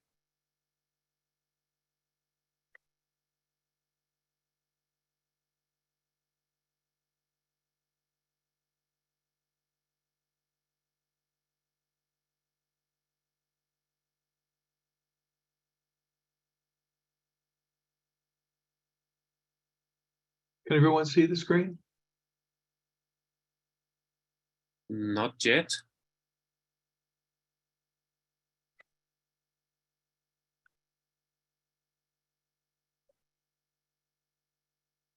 Now it's coming. Yeah, good. It's this technology that makes it tough. It's really my honor and pleasure to have this opportunity. And at this point, I guess we're rounding the bend. We're starting into part 3 of this, and more or less, I guess the baton has been passed. It's really interesting to see this 24 hours. A few years ago, we tried to do one for 8 hours, and it was a tremendous task. So I can just see what it was to bring this together for 24 hours. And would like to recognize Professor Hassam Fahmy and Professor Islam for their work in bringing this together, the SYP, Shivam Abilash, and Geographic Activities, David Bondurant. What is truly spectacular about this event is that it hits all of the regions within the computer society footprint. We say things are not a sprint, but rather a marathon. Well, the one guy doing the marathon is Professor Islam, who was here when I left last night. He's been here since I got on about 4 hours ago. So it's a testament to his drive, determination, and dedication that we're having this event. Okay, this is a little bit about DV, and this shows where DV sits within awards and recognition. The chair for awards and recognition is Edward Addy. The chair for the Distinguished Visitor Program is Professor Hassam Fahmy. This is the current committee, And what's interesting is to see again that it reaches out in a number of regions. I heard in the last talk about how in the past we were male-centric. Many times within some IEEE CS events, we tend to look at the fact that we might be US-centric. Our goal is to, again, meet that footprint within all of computer society. This is the Awareness and Customer Advocacy Subcommittee, again, looking at the multiple regions. And it's interesting, they're looking to fill the Region 1-7 position. Other interesting points are that they have a student and young professional liaison, which allows for greater input from SYP. And also they have a student attached who I understand is doing a lot of good work. So I think that it's interesting to see just how much the DVP program has grown under Professor Fahmy and with Professor Islam. The program is to provide value to members, deliver opportunity via direct access. And that's what we're doing with this event, is providing direct access to about 18 DVs to promote the computer society to both our membership and the general community. And this is recognized as one of the best value propositions within the computer society. Why do we call DVs, not distinguished lecturers or speakers? Because there's opportunity for much more than just to talk. Visit denotes a greater and direct contact. It's more than just the talk in that we provide roundtables, discussions. We provide online and on ground. A DV can actually visit a chapter and provide more than one event, meet with students, have a roundtable, have a workshop. And we've done a workshop online. And so that's really interesting. The mission, vision, and goals: inspire success in all computer society members. Be the premier program. And if you look at the roster of DVs, you can tell that this is premier. And to provide, again, membership with interaction, whether it be online or whether it be on ground. That's the staffing. A little bit about it. This is our regions, and these are the DVs that we have. And you can see that we represent all of the regions. A number of DVs from industry, academia, and both, and the sum. So we have about 66 that are eligible for travel at this time. We have about 85 DVs. We have some that are available online. The number of talks by region, and this is going to increase because of the fact that we're putting together about 18 talks with this event. And I hope that people are going to see the value of DVs and make more requests. These are the approved visits with regard to the DV program. A chapter makes a request. The DV program will fund up to $1,000, and I think that number is going to go up. And that's for intercity travel. The chapter is responsible for the local costs. I'd like now to segue a little bit to another program, and that's called Distinguished Contributor. The Distinguished Contributor program is open to both computer society members and affiliates. It recognizes those members who've made technical contributions. Applicants must have 10 cumulative years of society membership, of which the last 5 need to be consecutive. Student member years don't count. Applications for the 2023 class start being accepted 1 September through 15 October, and we hope the notifications will be made in December. So now I'd like to pass the baton back and say thank you.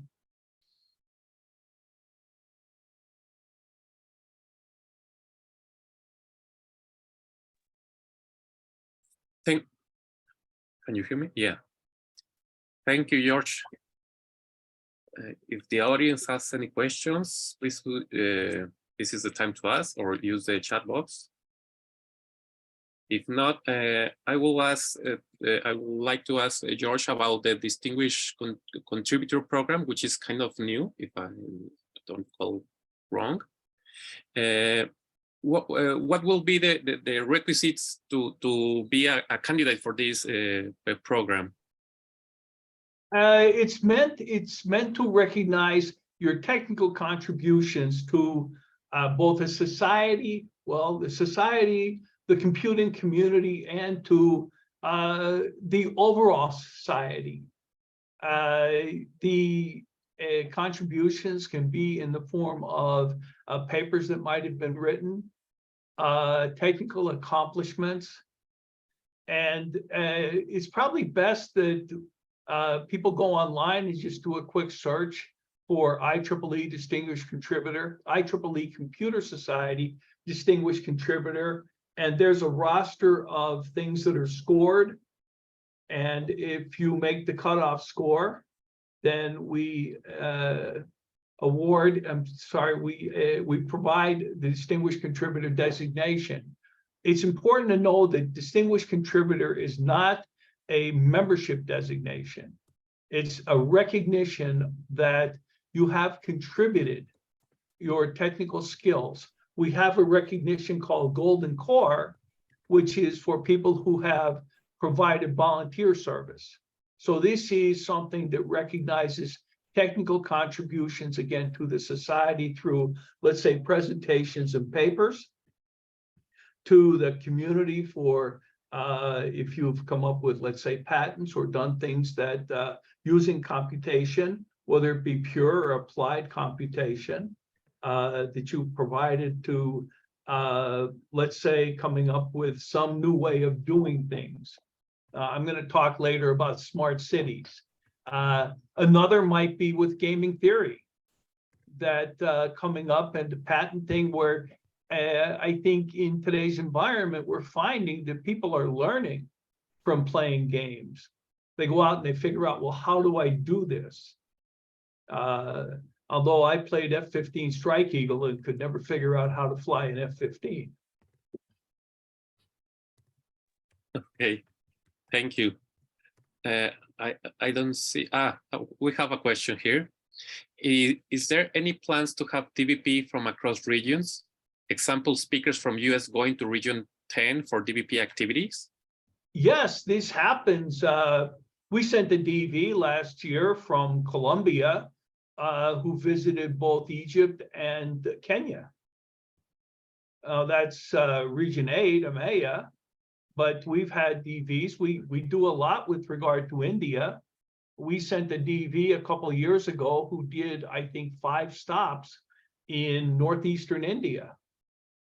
And that $1,000 limit, if chapters work together, which is another one of the things that we'd like to see, is chapters work together and develop what we call a road trip.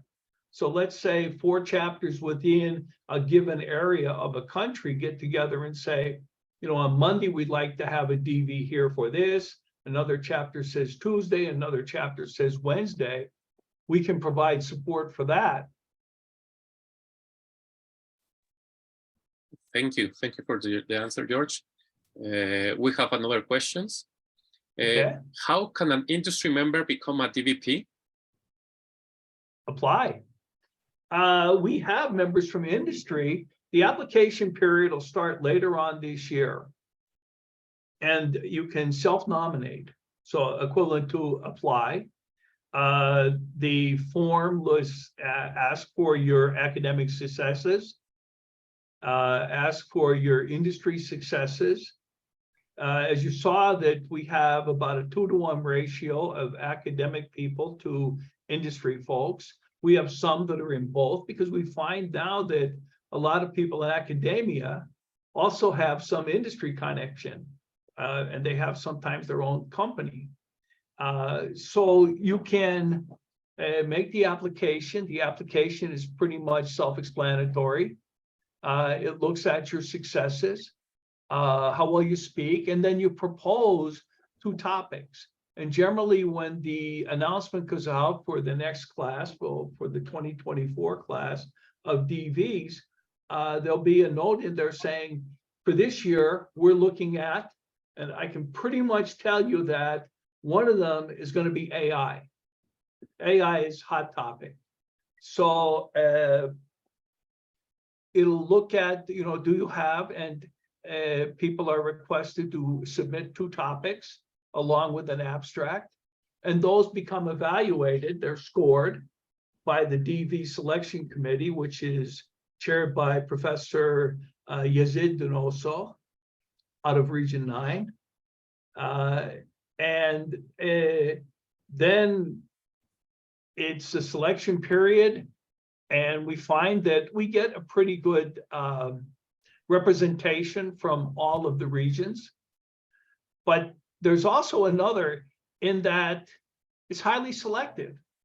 17 or 18 are selected every year, and you might get 65 or 70 superior nominations, and you only select 16 or 17. So you're telling folks of the caliber of the speakers that we have today, hey, I'm sorry, please consider applying again next year, because the competition is that tight. I hope I answered that question. So, and again, that's on the website. Thank you. Yes, I think the answer was really clear. But from your presentation, I would also like to remark the name that the program has, the Distinguished Visitor Program, instead of Lecturer Program. What would you give as an advice for newcomers to the Computer Society or to this talk? That what is the value added to going to a Distinguished Visitor Program talk instead of just looking at YouTube videos of a specific topic? Direct interaction. Even if it's online, you make direct interaction, and you can send a question. 9 times out of 10, at the end, the DV, if it's an online, and I'll address on ground in a moment, but if it's online, the DV is going to put their email address on there. And if you enjoyed the talk, drop a note. And so you've got this connection at that level. One of the other things that this is terrific about is, let's just say that there are chapters that are out of, we'll call it the mainstream. They can bring it online. And if you're a chapter in, let's say, Northeast Bolivia, and you have internet connectivity, you can bring any one of those 65 DVs. Just contact the DV, make an agreement as to time, and you can bring them online and to you. And so what it does is it provides access to not just the people that are in New York City or in Mumbai or in a major metropolitan area, but also to the people that are in some of the smaller ones. With regard to on ground, we've sent DVs to some smaller places. We sent one last year to Kenya, to Nairobi. Although that's a larger city, it gave opportunity to some of the people that attended. And we've sent to some of the other areas within the United States, to smaller areas that are outside the metropolitan. I can't give you one offhand because there's been a bunch of them. I know that I participated in about 60, and I've been everywhere from Salta in Argentina is a smaller area, to Uruguay, to one of the reasons I now live in Colombia was I came down here and I spoke in both Medellin and I spoke in Bogota. Great. And I got hooked. They grabbed me and said, hey, and now I live in the city, Pareda. I spoke in UTP, University of Technology of Pareda. I spoke in Quindío. These are smaller cities in Colombia. Over, this goes back 10 years, back when I was a young guy. So you have those. Now, we've also done online, we've done workshops. And that's terrific. that if the chapter can think about it and they can work with a DV, because the DV is actually approving an online, just notify the DV program. And if you need something like WebEx, the DV program can provide that, can provide a license for a larger number with regard to Zoom. Now, on ground, you need to get the funding approved by the DV committee. So you have to have a pretty good reason. The chapter gets with the DV, comes up with the topic. The DV will figure the costs associated with travel. We have, as I said, about $1,000 limit, but that can be raised based on the value proposition of the visit. And then if you're going to have a DV visit, don't just do it for one luncheon or something. Utilize the DV's time because you've got that DV there for a significant period of time, at least a day. So a lunch, a dinner, or maybe meet with students. Thank you, George. Great answers. Welcome. Yes, I'm not seeing any more questions at the chat. I don't see any. Oh, there's a hand. Dr. Islam, please go ahead. Thank you so much, Eric, for this nice moderation for this session. It's my pleasure meeting you. Also, I can thank George, by the way, when we were thinking about this event, the DVP for me, mainly George, the first person, I was first nominated by Professor Hussam Fahmy to George. My first meeting with George, he told me everything about the DVP. So I'm really appreciated for the opportunity you gave to me and all the support you gave to me. In addition to that, I was honored to meet him in person last December in Cairo. In my personal experience as a distinguished visitor, George, and all the distinguished visitors, it's not lecture or speaker, because I believe the visit has some impact on the people and the community. By the way, the last visit of George in Egypt has a huge impact on my students, on my colleagues. Till now, all the people who were meeting him remind each other about one of the famous statement: you get what you get because you do what you do.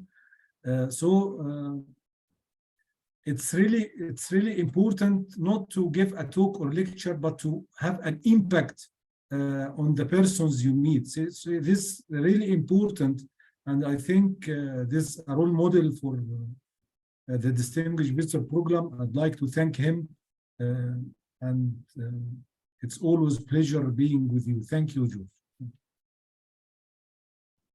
Thank you. Thank you, Dr. Islam. Thank you, George. Well, if there is any more questions, no hands raised, so I would like to again thank Dr. George Prowler for his great presentation, great answers to the questions. And I'm going to present the next moderator, which, by the way, is George Prowler. Although I introduced him at the beginning of this session, let me introduce him again for the newcomers, for the incoming attendees. Again, Dr. George Prowler is an independent security consultant with more than 30 years, Department of Defense. Please, they already heard that. Okay, okay. So, George, please go ahead and start with your session. Thank you. Okay, let me try and get my slides up. Again, I have to figure out how to do this. And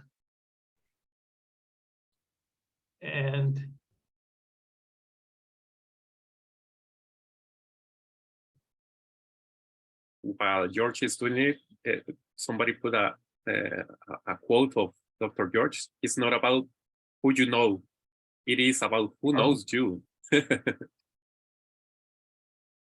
Thank you, Michael Hanna.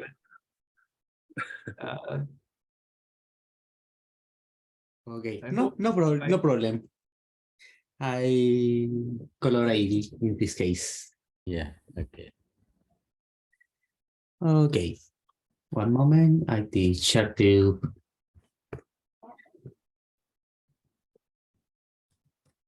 screen. Okay, here.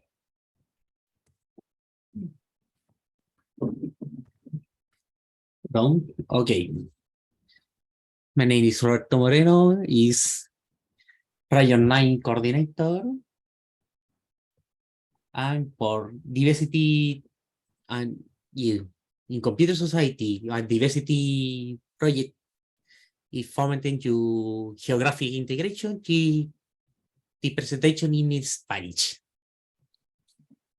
Así que voy a repetir nuevamente para la gente que empezó a escuchar aquí. Esta conferencia la vamos a dar en español para poder fomentar un poco la integración regional, especialmente de los estudiantes y jóvenes profesionales. La presentación aquí va a consistir de dos partes. La primera, emulando a mis congéneres, una pequeña presentación de lo que es la región, para posteriormente pasar al panel, que vamos a ver a continuación.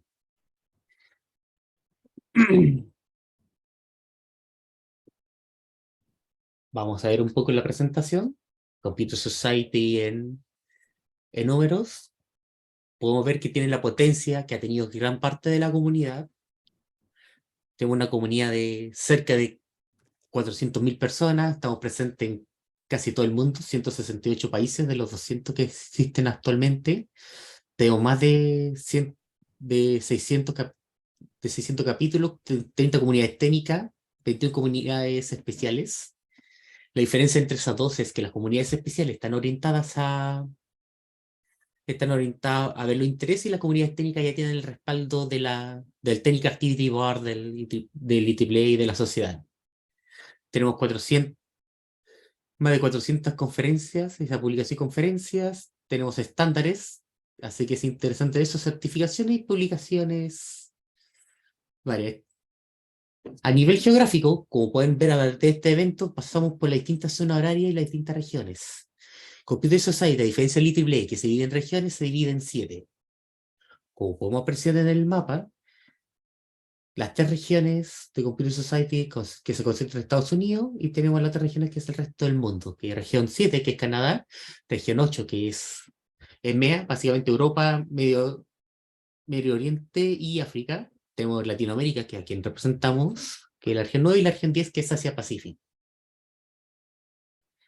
Presentamos aquí un poco al equipo que nos acompaña a nivel regional. Recuerden que cualquier duda, consulta, pueden revisarla en las redes sociales y medios de comunicación que tenemos. Tenemos los coordinadores de área. Tenemos aquí a Gerardo, Donna, Marcelo y Waldir, que nos están apoyando dentro del equipo, y a nivel de SIT nos apoya Fiorella, Carmen y Waldir. Aquí dejamos las redes sociales, los medios de comunicación.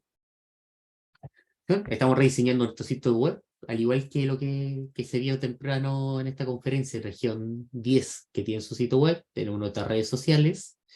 ¿Cuál es el objetivo general de la sociedad? Empezar a generar medios, a generar comunicación, a generar canales de apoyo, a generar elementos de integración, ser un primer canal de comunicación entre los distintos medios.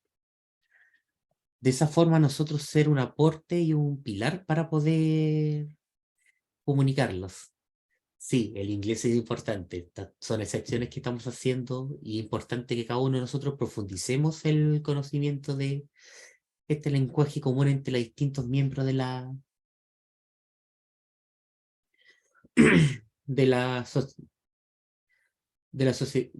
sociedad general, en especial porque muchas veces el conocimiento se transmite en inglés, y eso lo podemos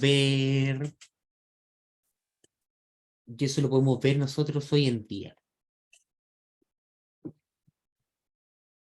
Hemos visto aquí deseos especialistas, que sería bueno que empecé a integrar, y para eso tenemos que empezar a movernos con el desde esa perspectiva. No sé si hay alguna duda, consulta hasta el momento, algo que quieran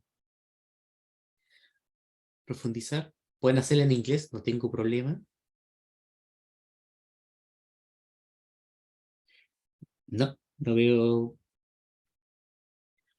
consulta, así que vamos a complementar un poco por la diferencia horaria que tenemos antes de pasar al panel.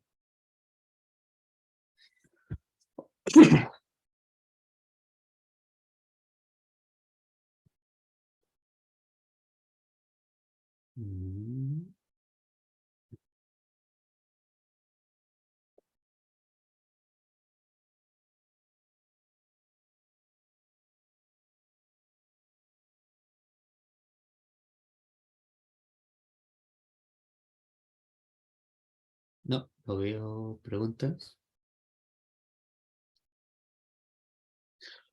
Bueno, voy a complementar mientras tanto. En región 9 estamos interesados en trabajar en lo que es en lo que es integración y diversidad, y estamos trabajando distintos programas este año de manera piloto. Parte de esos programas y de esos proyectos consisten en la integración de la mujer en la ingeniería, o sea, Women in Computer. Al mismo tiempo también estamos trabajando un poco en la integración con la industria, que son los logros que estamos empezando a materializar este año, y la integración con los estudiantes. A partir de hacer un trabajo focalizado y empezar a trabajar en terreno. Problemas de la sociedad tenemos en este momento que nos ha costado comunicarnos con la gente con la gente de la sociedad, cosa que los capítulos de la rama y los capítulos estudiantiles puedan integrarse. Lamentablemente hemos notado esa falta de comunicación y en general se pide disculpas por eso. Pero en otras palabras, este año creo que hemos logrado mejorar esa brecha. Y ahí hemos notado los problemas y hemos encontrado los problemas lingüísticos, los problemas de brecha de conocimiento. Por eso mismo hemos sido enfáticos en, primero, intentar comunicarlo entre nosotros, en los idiomas nativos que son el español y el portugués, y no y no solamente quedarnos en el inglés, porque si no nos comunicamos internamente, no vamos a poder hacer aquello. Yo pienso sinceramente que aquí la pregunta es, do you think the languages are useful for student to young computer society? Yes, of course. The language is important, is very, very limited for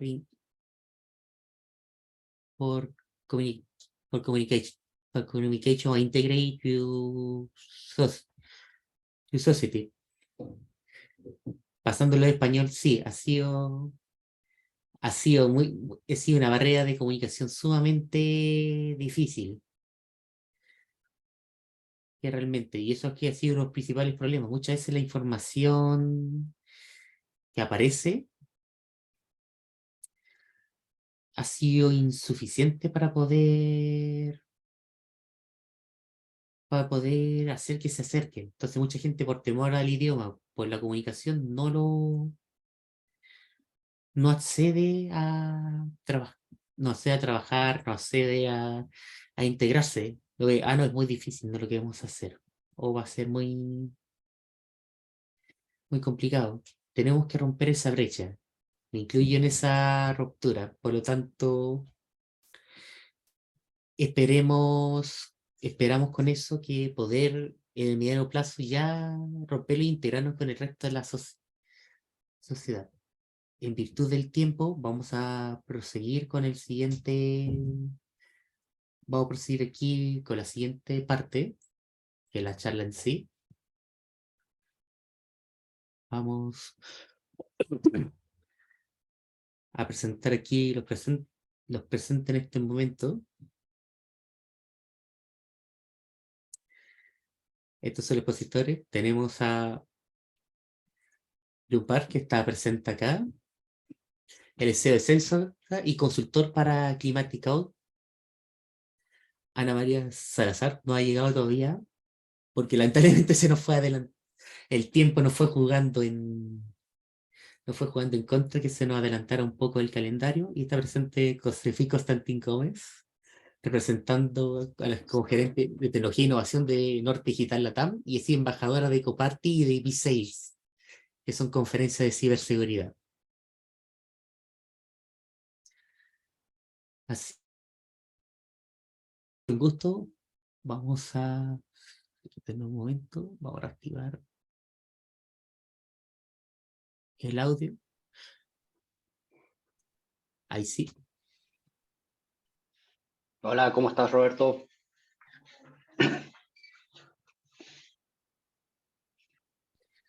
Ahí tenemos, vamos a pasar aquí al panel sí.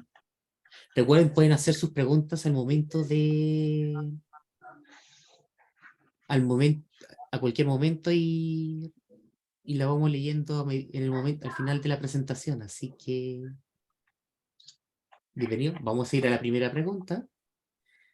Por lo menos para que tengamos como referencia, estimados, ¿qué es lo más relevante que ustedes destacan de su profesional, de su experiencia y su vida laboral? Porque como un dato que no he comentado antes y que debería haber, claro, porque me reconozco, yo disculpa que estaba un poco más nervioso de lo pensado, pero la gracia de este panel es que, a diferencia de los otros paneles que hemos traído especialistas, ahora estamos trayendo stakeholders, usuarios, clientes que conviven con nosotros en la sociedad, que conviven con nosotros en el ecosistema. Así que bueno, escucharlos desde su perspectiva. ¿Qué tenemos para presentar? ¿Qué tenemos? ¿Cuáles son sus experiencias? Y para poder nosotros rescatarlas y convertirlas en apoyo. ¿Quién quiere partir? Yo, Roberto, yo parto. Ok, gracias. Mira, básicamente, bueno, en mi vasta experiencia, yo lo que destacaría y lo más importante es que es partir joven. El partir joven desde una edad temprana te da muchas probabilidades de explorar y de saber lo que realmente te gusta hacer.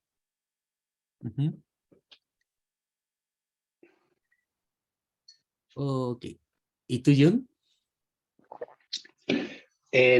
Bueno, personalmente para mí lo que destacaría de mi experiencia ha sido que, como yo he participado en muchos emprendimientos, la primera cosa que le diría a todos es que no es necesario tener capital para emprender. La mayoría de mis emprendimientos han sido sin capital, bootstrapped, y lo único que ha llevado estos emprendimientos ha sido traer una idea hacia el mercado con un producto tangible. Así que le diría a todos que si tienen una idea, lo importante no es el financiamiento, la estructura de la empresa, sino que es desarrollar esa idea y evolucionarla de idea a producto o servicio. Oye, qué bueno que mencionaste el tema de emprender. Bueno, es un poco difícil al inicio cuando es tu primer emprendimiento, y también una cosa súper importante es el tema de la constancia. O sea, como tú comentabas, no solo es importante, o sea, bueno, no es importante el tema económico. En algún momento de la evolución sí va a ser importante, pero en unos inicios se puede omitir esa parte desde el punto de vista comercial, pero lo más importante es sobrellevar todas las dificultades que se te van generando en el camino, y adicional a eso, lo más importante es la constancia. O sea, yo creo que dentro de todo eso es como vital. Sí, totalmente de acuerdo.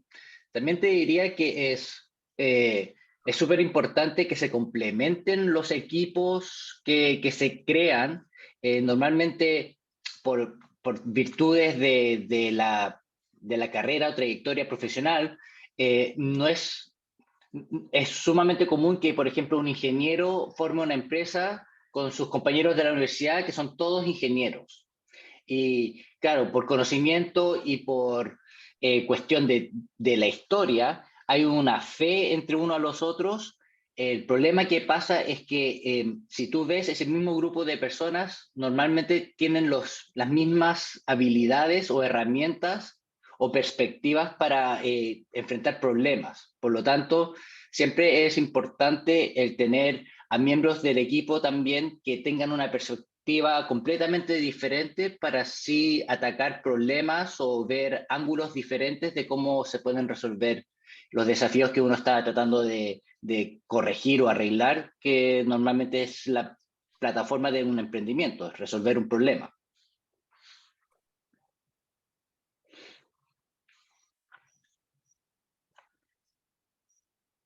Ok. ¿Me pueden apoyar en soporte porque no me aparece? Me está avisando Ana María que está conectada, pero no me aparece el nombre. Así que si me pueden apoyar, ¿me apoya Sergio por interno? Ok. Gracias. Por mientras, igual para complementar un poquito lo que comentaba Jun, es súper bueno el punto de vista que él comenta, que normalmente uno prefiere como relacionarse entre comillas como con sus pares, pero hay varias personas que comentan que muchas veces un amigo normalmente no es un buen socio, pero un desconocido puede ser un buen socio y convertirse en un amigo. Básicamente eso también hace referencia a lo que comentaba Jun, que en el fondo tienen diferentes perspectivas y van mirando los problemas y las dificultades que van saliendo en el camino de manera diferente, básicamente por la experiencia en los negocios, en la vida, entre otras cosas. Ok, ningún problema. Ahí apareció, solucionamos el problema. Damos la bienvenida a Ana María. Muchas gracias. Hola, a ustedes, gracias. Soy Roberto Moreno, pero soy Ana Salazar. Ok, sí, son gaje del oficio. Sí. Ok. ¿Cómo quieres? ¿Puedes complementar la pregunta y ahí pasamos a la siguiente? Claro que sí. ¿Sí? Es que yo creo que es una pregunta extraña de lo relevante uno destacar en la experiencia, porque yo creo que todas las etapas que uno vive, desde la experiencia laboral e incluso profesional, pues todas son súper valiosas. Y finalmente, digamos que hace parte de un proceso de aprendizaje y de crecimiento.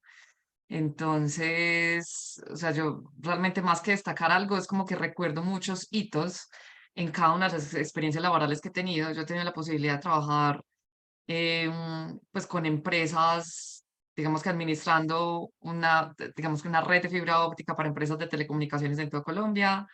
Después, digamos que me cambié más enfocado al sector eléctrico y fue muy enfocado a temas de Smart Grid para todas las empresas digamos que fuertes del sector eléctrico también en Colombia. Entonces, digamos que es como raro y diferente. Y también he podido trabajar en innovación, con gobierno, en ese momento en una plataforma de educación en línea, una startup. Entonces, creo que al final realmente como que más que destacar algo, yo creo que uno tiene muchos puntos y hay como hitos que se marcan en esos momentos y en esas experiencias que uno va teniendo, porque también digamos que yo le sumo a eso y es más allá también incluso de las experiencias laborales, yo destaco mucho de muchas experiencias que he tenido con IEEE mismo, desde que estaba en la universidad trabajando y apoyando y como voluntaria con grupos, con Computer Society y con muchas otras sociedades e incluso con WIE, que en este momento tengo la gran fortuna y el honor de liderar y representar al grupo de mujeres en ingeniería para Latinoamérica. Entonces, digamos que también mucho desde esa perspectiva, las experiencias y destaco mucho es ese mismo relacionamiento y probablemente parte de lo que yo más he identificado que hace la diferencia. Uno puede saber mucho un tema técnico y ser muy bueno en un tema técnico, pero incluso al final una empresa eso no es lo que tanto va a estar mirando. O sea, si sabes de lo técnico, pues como nice, y que seas bueno en algo es bien, pero al final incluso la parte de la evaluación va a estar más, van a estar más atentos a otro tipo de competencias y creo que es súper importante cuando uno está en ese crecimiento profesional, crear unas redes, tener como ese networking con muchas más personas que estén en el campo de lo que uno también le llama la atención y lo que uno le gusta. Y probablemente yo lo que destacaría es que transversal, por lo menos en toda mi experiencia laboral y en todas las oportunidades que he tenido, las conexiones y el networking que he tenido con personas han hecho la diferencia, incluso para que yo llegue a otros proyectos y se me abran las puertas también en otras partes y uno pueda como hacer y desarrollar también otro tipo de capacidades. Entonces, probablemente lo que ha sido común en toda esa experiencia sí ha sido ese componente de creación de redes y comunidades y trabajo en conjunto con esas comunidades y redes, digamos que durante todo este tiempo. Ok. Pasemos aquí a la siguiente, que es que justo un poco la comentamos con la anterior, que fue tu experiencia, fue esta interacción con los profesionales del área de la computación, o sea, ahora más, o sea, más orientado a la experiencia interpersonal, colaborar, trabajar juntos, codo a codo. ¿Cuál ha sido la percepción que han tenido?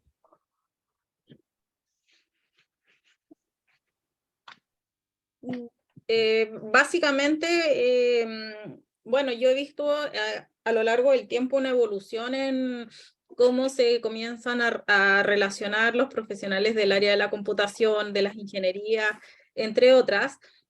Antiguamente yo tenía una percepción donde sentía que era un grupo mucho más cerrado, el cual no quería compartir absolutamente nada, pero hoy en día siento que el trabajo en equipo, el compañerismo, el poder enseñar, el compartir tu experiencia es algo vital en todo lo que tiene que ver con las relaciones interpersonales, básicamente.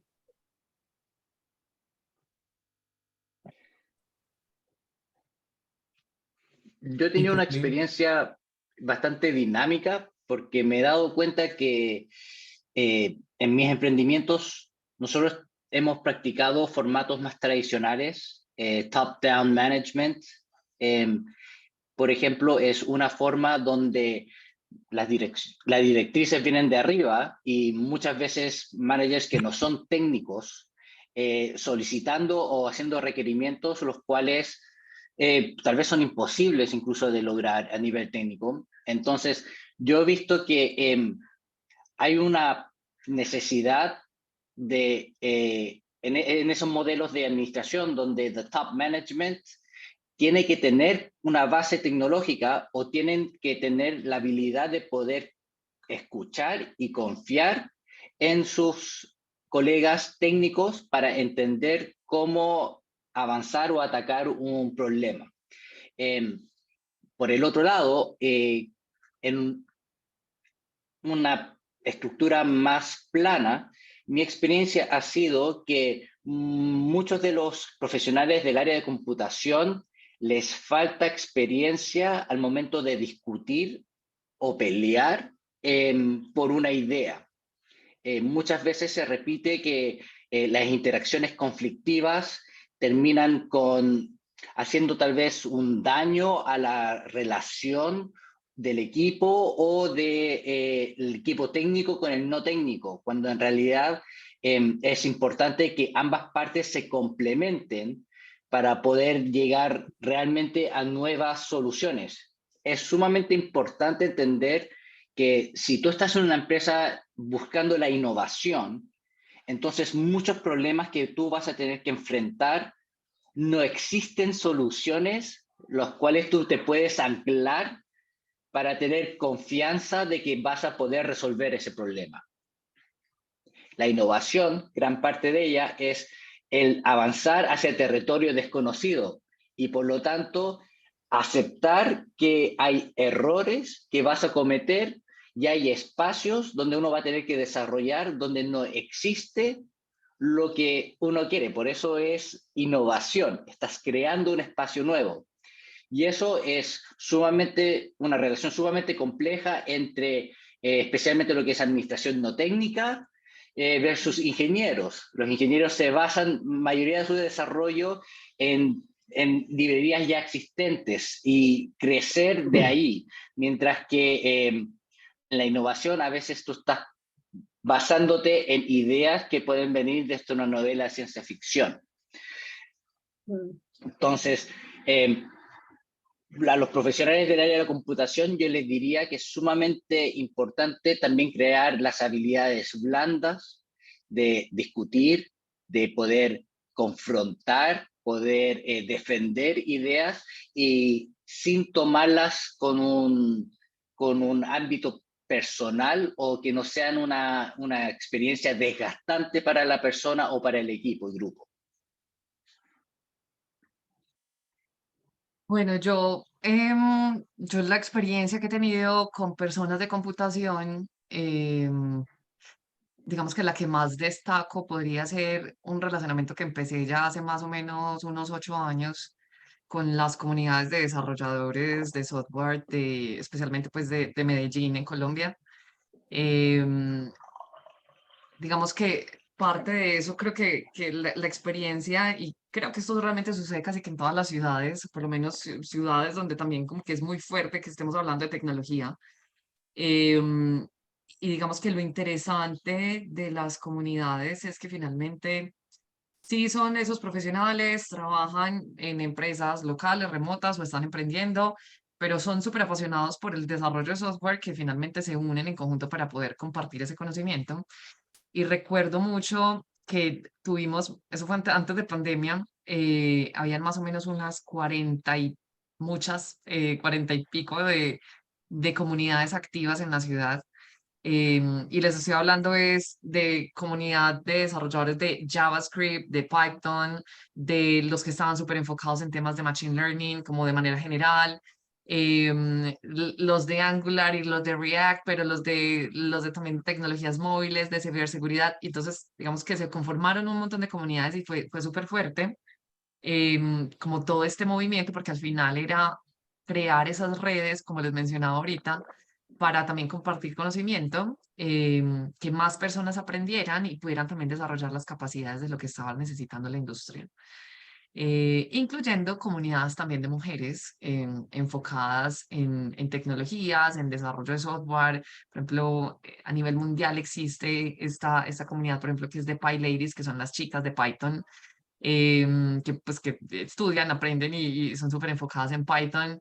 Pero, por ejemplo, comunidades también como las de Google, de Women Tech Makers, más los Google Developer Expert, que también son muy, digamos que muy dados de enseñar, compartir y crear como diferentes acciones para que más personas también aprendan de diversas tecnologías.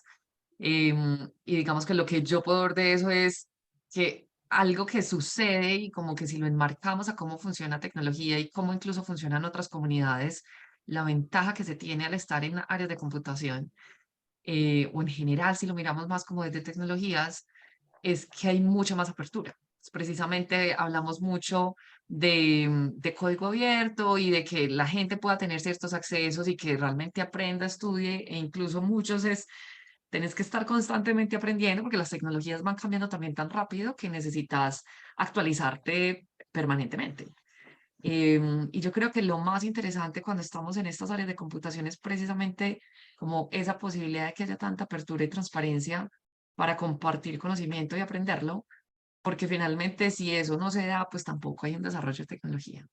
Y yo creo que eso es probablemente uno de los elementos que más destaco de los profesionales de esta área, de que no se quedan con ese conocimiento, sino que también entran, lo comparten. Yo creo que precisamente incluso lo que se hace el día de hoy digamos que con IEEE, Computer Society, es precisamente eso, es que más personas puedan aprender, tengan acceso a diversas tecnologías, se puedan conectar a diferentes espacios y puedan allí crear diferentes conexiones y aprender ciertas cosas que probablemente les pueda servir. Y también yo creo que es conectarse con otros grupos existentes locales o por fuera que te ayude también como a abrir un poco más esa visión y probablemente entender ciertas cosas que no se sabían o que no conocías, y que te ayuden en ese mismo proceso y desarrollo profesional.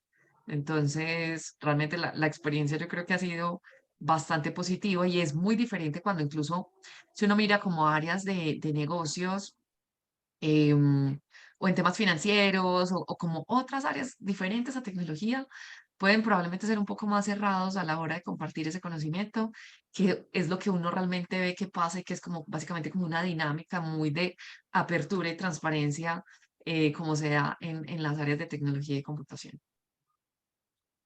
Muchas gracias. Ahí pasamos a la siguiente pregunta, que es, desde la experiencia, ¿qué deberían estudiar los estudiantes recién graduados? Yo creo que partamos contigo, Ana, en este momento, ya que justo empezaste a mencionar mucho trabajo con comunidad. Eso me gustaría, partamos con ese punto. Pues yo creo que hay como un montón de cosas que deberían saber los recién egresados. Em, yo realmente veo que hay o sea, en este momento estamos en un auge y probablemente yo creo que mi respuesta va a ser AI, AI, AI, AI, porque creo que realmente es parte de lo que más se necesita. O sea, las empresas en este momento, o sea, más allá de saber o tener un conocimiento técnico, es yo creo que también entender un poco cómo se encuentra el panorama.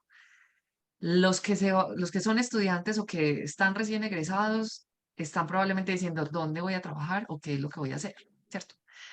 ¿Y qué es lo que hay que tener claro? Una empresa en este momento tiene en gran medida una gran inquietud y es cómo voy a sobrevivir a este tsunami que me acaba de llegar de gran apertura en temas, en cuanto a, digamos que lo enmarcamos a inteligencia artificial, que si yo no adopto diferentes tecnologías como empresa, me voy a morir. Y creo que eso es como una claridad que deberían tener los estudiantes y los recién egresados, porque es parte de ese conocimiento que deben saber y que deben aprender y que cuando lleguen a una empresa y empiecen a trabajar en proyectos con empresa, es probablemente lo que más se va a requerir y donde ellos también van a poder impulsar mucho más por tener esos skills y ese aprendizaje desde lo técnico.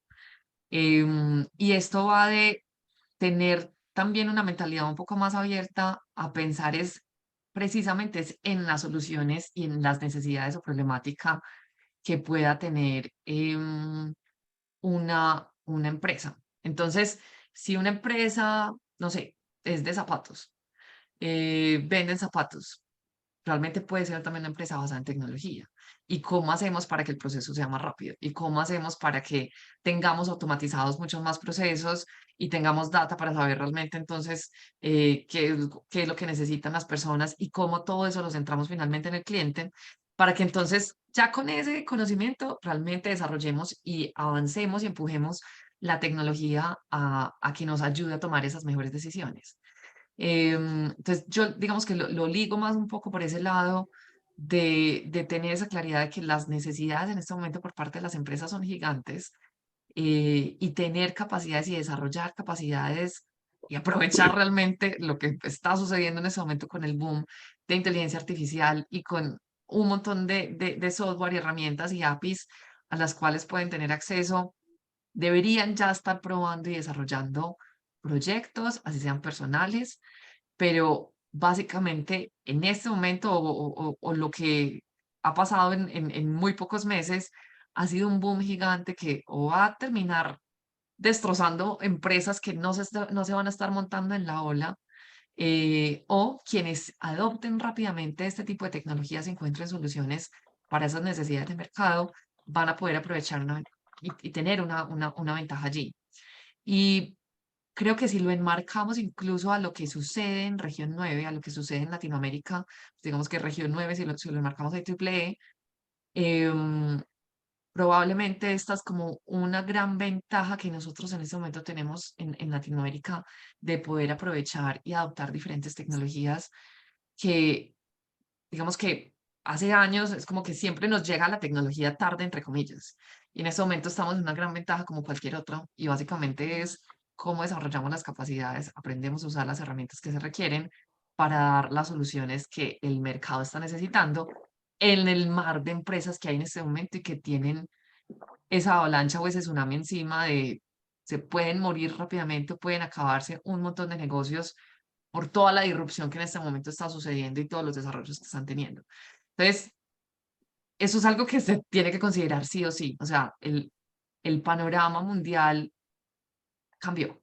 Y esto es algo que creo que muchos no están siendo conscientes o que se están tomando también a la ligera, pensando que como que realmente lo que tenemos es tiempo por ejemplo, hace poco me pasaba conversando con una empresa que me decía, yo les mencionaba como de que estaban haciendo inteligencia artificial y básicamente es como, pues es que ni siquiera hemos hecho un proceso de transformación digital, pues todavía no nos vamos a meter en esto.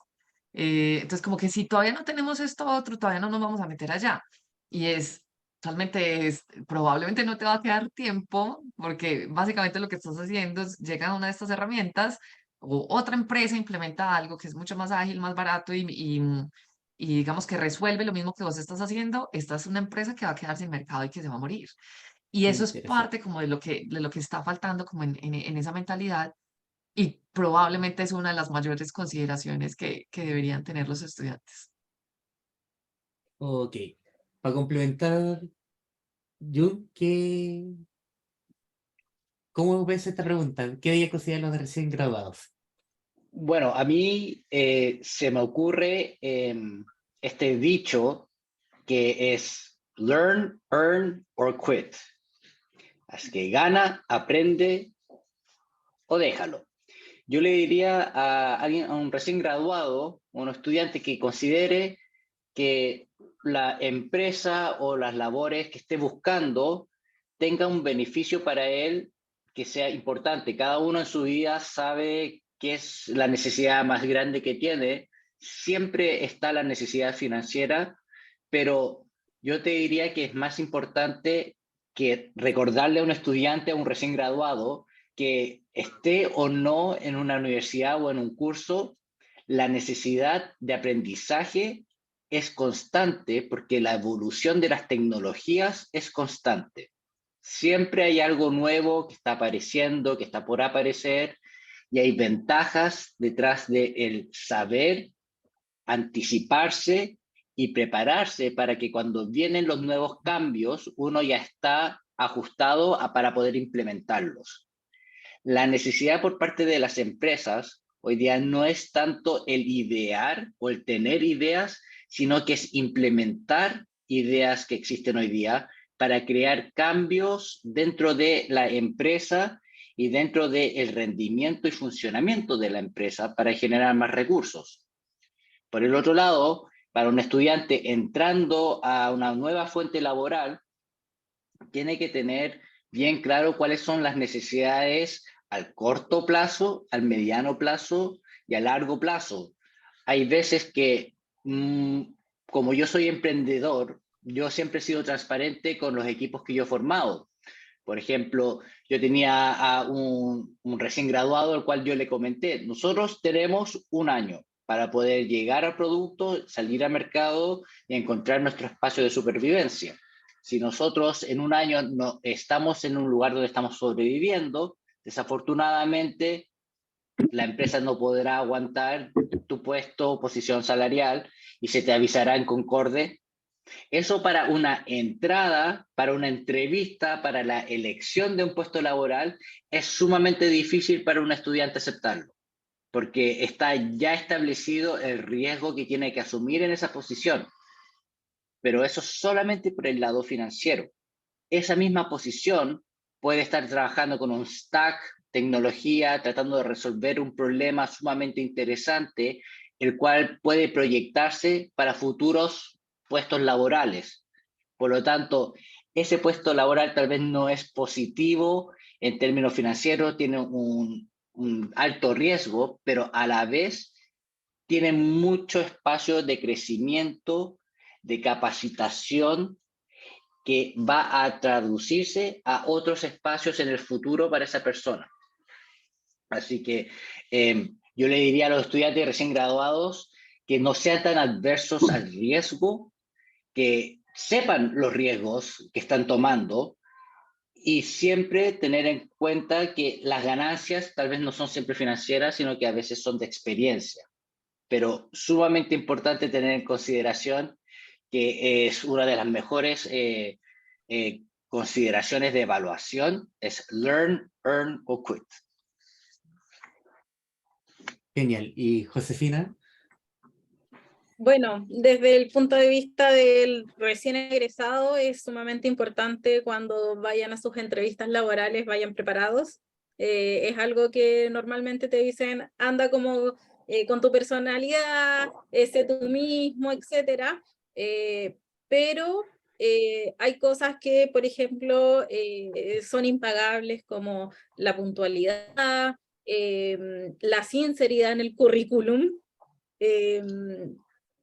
mostrar tus proyectos, quizás no proyectos gigantes, sino que tus pequeños proyectos, tu interés, tu motivación, cosas que hacen la diferencia en base a las personas que pudiesen venir de grandes corporaciones o que pudiesen en su currículum tener proyectos bastante interesantes.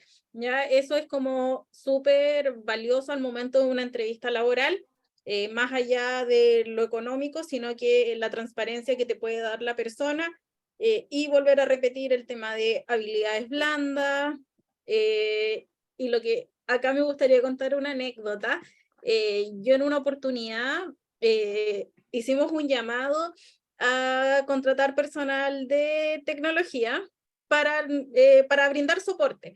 La verdad era algo bastante sencillo, no se necesitaba mucha experiencia, y lo dejamos abierto como para las personas y estudiantes en práctica. Entonces, en esa ocasión me acuerdo que llegaron 2 estudiantes en práctica de la misma casa de estudio, uno con un currículum súper normal porque no tenía experiencia, y el mismo, de la misma generación, con un currículum lleno de cosas que por lo demás me resultaban llamativas.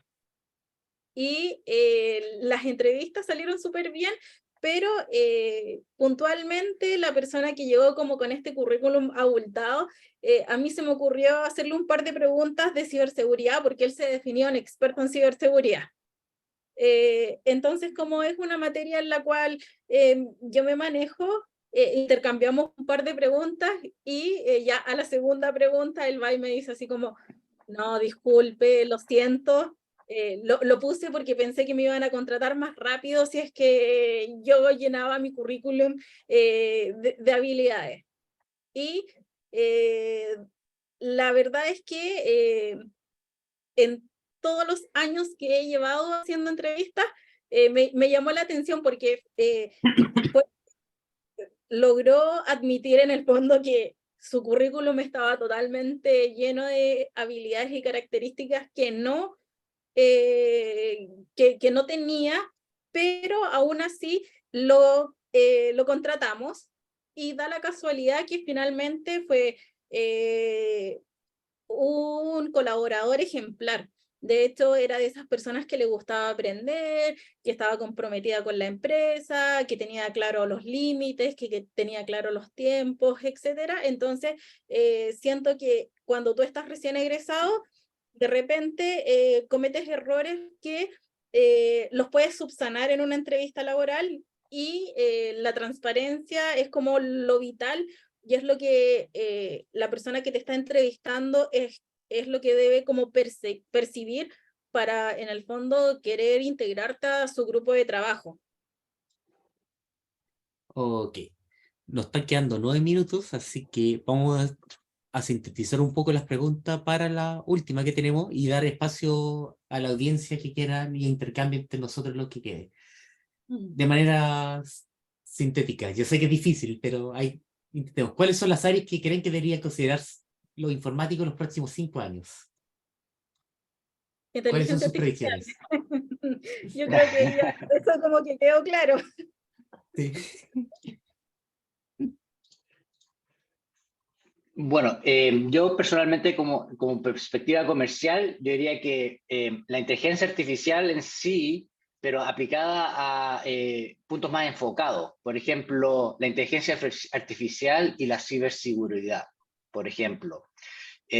Son 2 áreas que yo veo que se complementan, van a tener mucho más desarrollos complementarios que va a ser implementar inteligencia artificial en ámbitos como por ejemplo de producción, en ámbitos de diseño, entonces el conocimiento de la inteligencia artificial como base, pero después la aplicación en ciertos puntos o ciertos expertise de la industria va a ser sumamente importante. Yo creo que la ciberseguridad en particular y quantum computing es lo que se viene o está ya al borde de crear una nueva revolución digital e informática. Así que estar bien atentos y tener una base de conocimiento para cuando esa revolución pase. Sería mi sugerencia. Yo complementaría con, como lo mencioné ahorita, AI.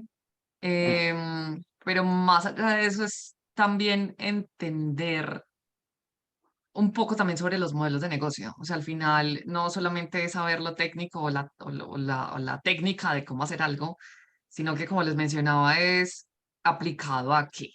O sea, esto es por qué lo estamos haciendo y yo creo que eso es algo que a veces a algunos profesionales como que se les olvida de que finalmente cuando se está haciendo algo, si estamos haciendo un desarrollo y estamos pensando en un producto o creamos un nuevo feature, es por qué se va a usar. O sea, yo creo que es como siempre tener en cuenta y tener muy presente y en el centro al usuario, al cliente, a ese mercado finalmente al que les estamos entregando esa solución.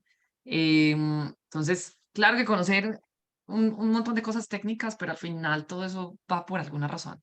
Y esa razón es entender muy bien ese mercado y entender que ellos siempre tienen que estar en el centro. Entonces, si trabajas en una empresa que tienen un producto digital, ¿qué es lo que quiere el cliente? ¿Qué es lo que se necesita? O sea, ¿cuál es esa problemática que estamos resolviendo? Y probablemente es como una de las cosas que cuando ya uno sale al mercado o empieza a trabajar, como que se da cuenta de yo nunca aprendí bien esto y de por qué tengo que estar, como que yo debía haber aprendido a hablar mejor con clientes o a hablar mejor con un usuario o entender más un usuario para que cuando nos sentamos a echar el código, a hacer el desarrollo o pensar en ese diseño del producto, digital especialmente, pues funcione. O sea, y tener en cuenta esos elementos, porque no va a ser simplemente echar el código ya, no, tiene, digamos que cuál es ese propósito que se está buscando. Y entonces creería que eso es algo que hay que complementar para tener mucho más claro sobre lo que se hace. Ok. Entonces, ahora hay el momento de pregunta de la audiencia, o si alguno de ustedes, entre panelistas, quiere hacer una pregunta o contrapregunta de lo que han dicho los demás, este es el espacio para ello.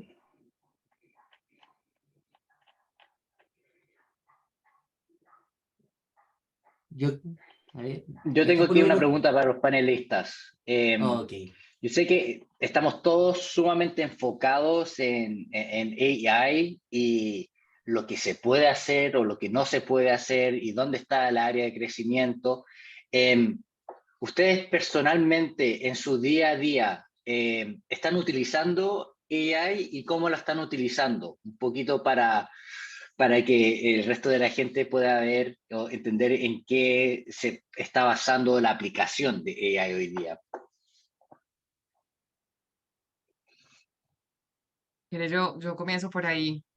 Yo trabajo en Platzi, que es una plataforma de educación en línea para Latinoamérica. Y cuando empezó todo este boom, literalmente lo que hicimos, eso fue que la segunda semana de enero fue hacer una hackathon de inteligencia artificial, donde casi 300 personas estuvimos desarrollando soluciones internas y soluciones hacia estudiantes, porque el público que tenemos es más o menos unos 4 millones de estudiantes en toda Latinoamérica, que en ese momento, digamos que han tenido o usan como tal Platzi, y también parte de lo que hacemos es enseñar mucho sobre tecnología y en ese momento el gran foco es los temas de inteligencia artificial.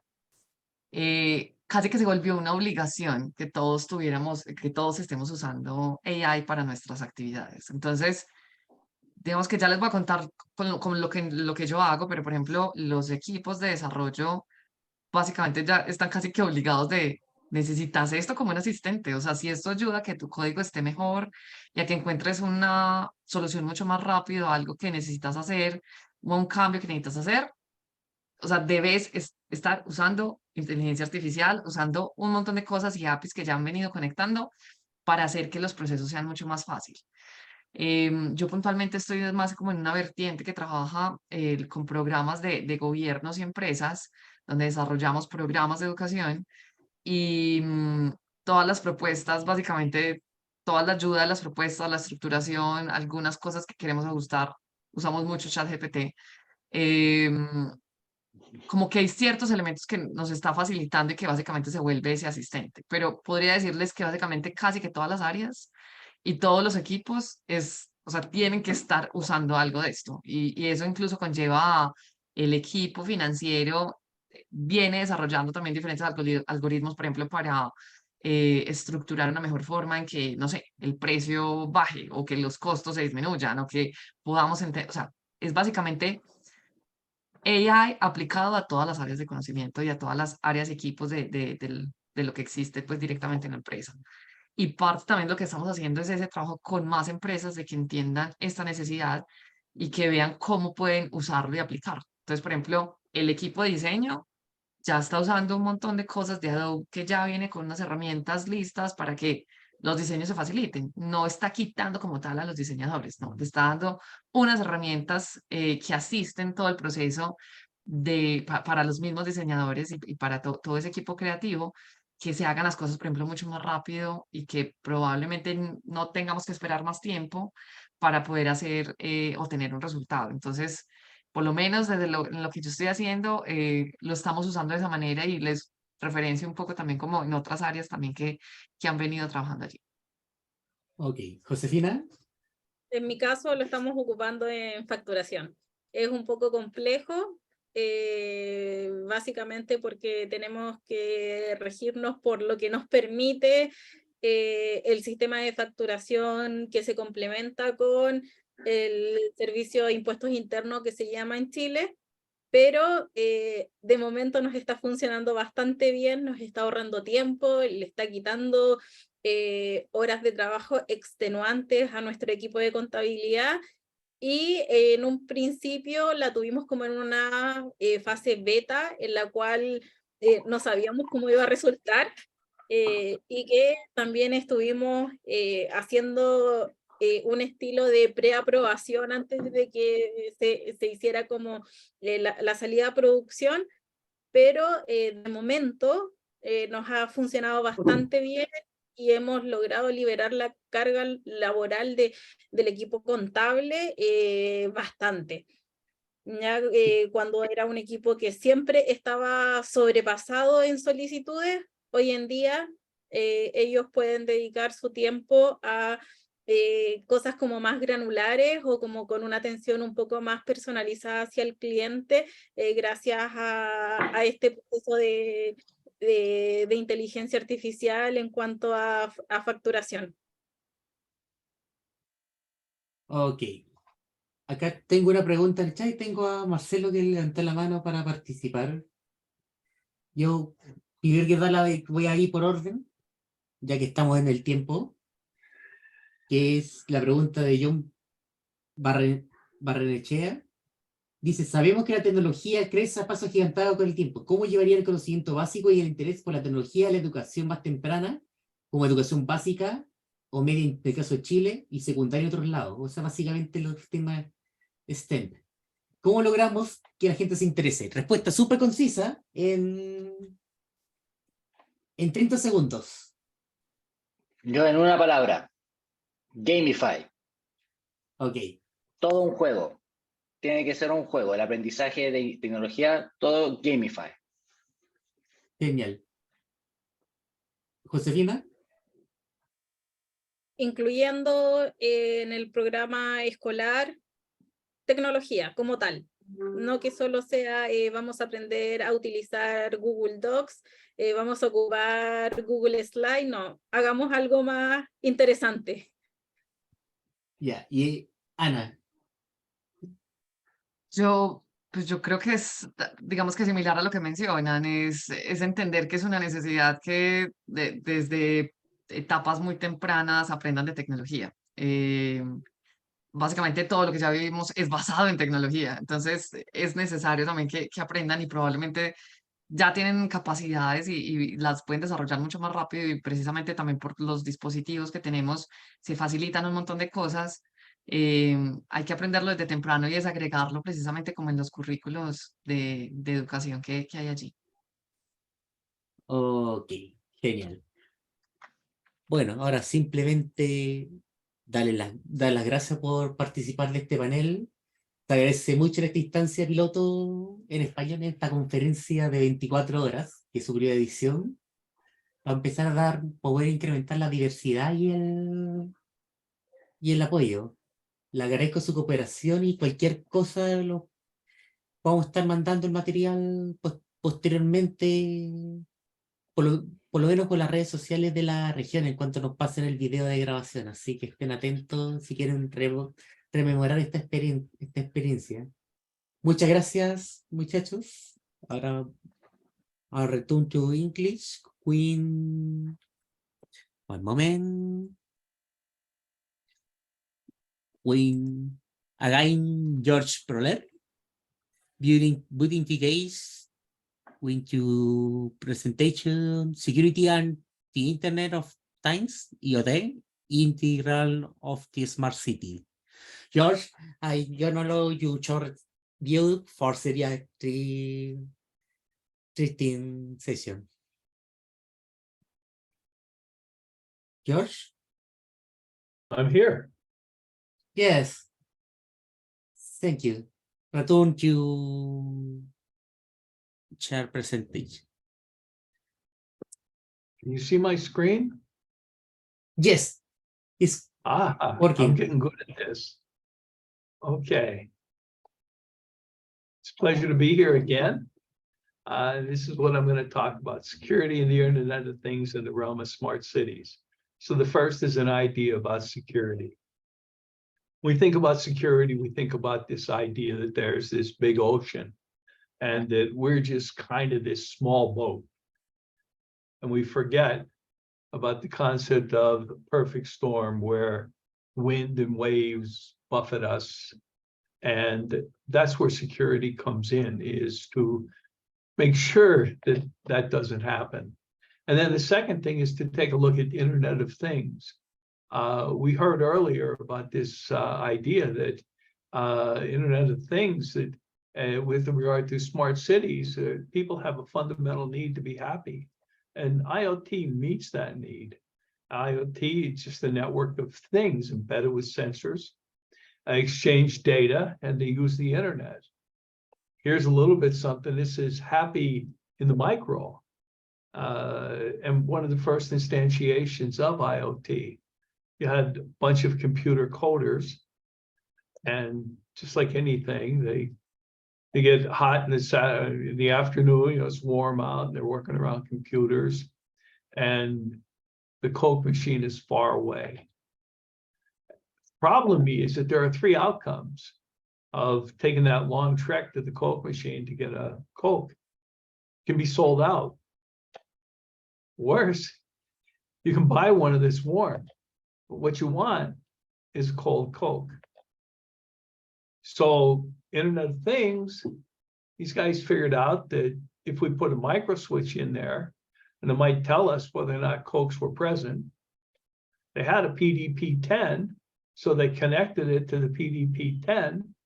All that they did is they set a little timer in there, because this warm Coke, well, he said, okay, if Cokes aren't there, but then they become there, let's wait 90 minutes, and by that time they should be cold. They wrote a status program. They ran a status inquiry, and that's where we get the idea that things go better with Coke. This is that PDP-10, if you will, quite big. And the evolution, we move forward. It's an Apple IIe. That was my first computer.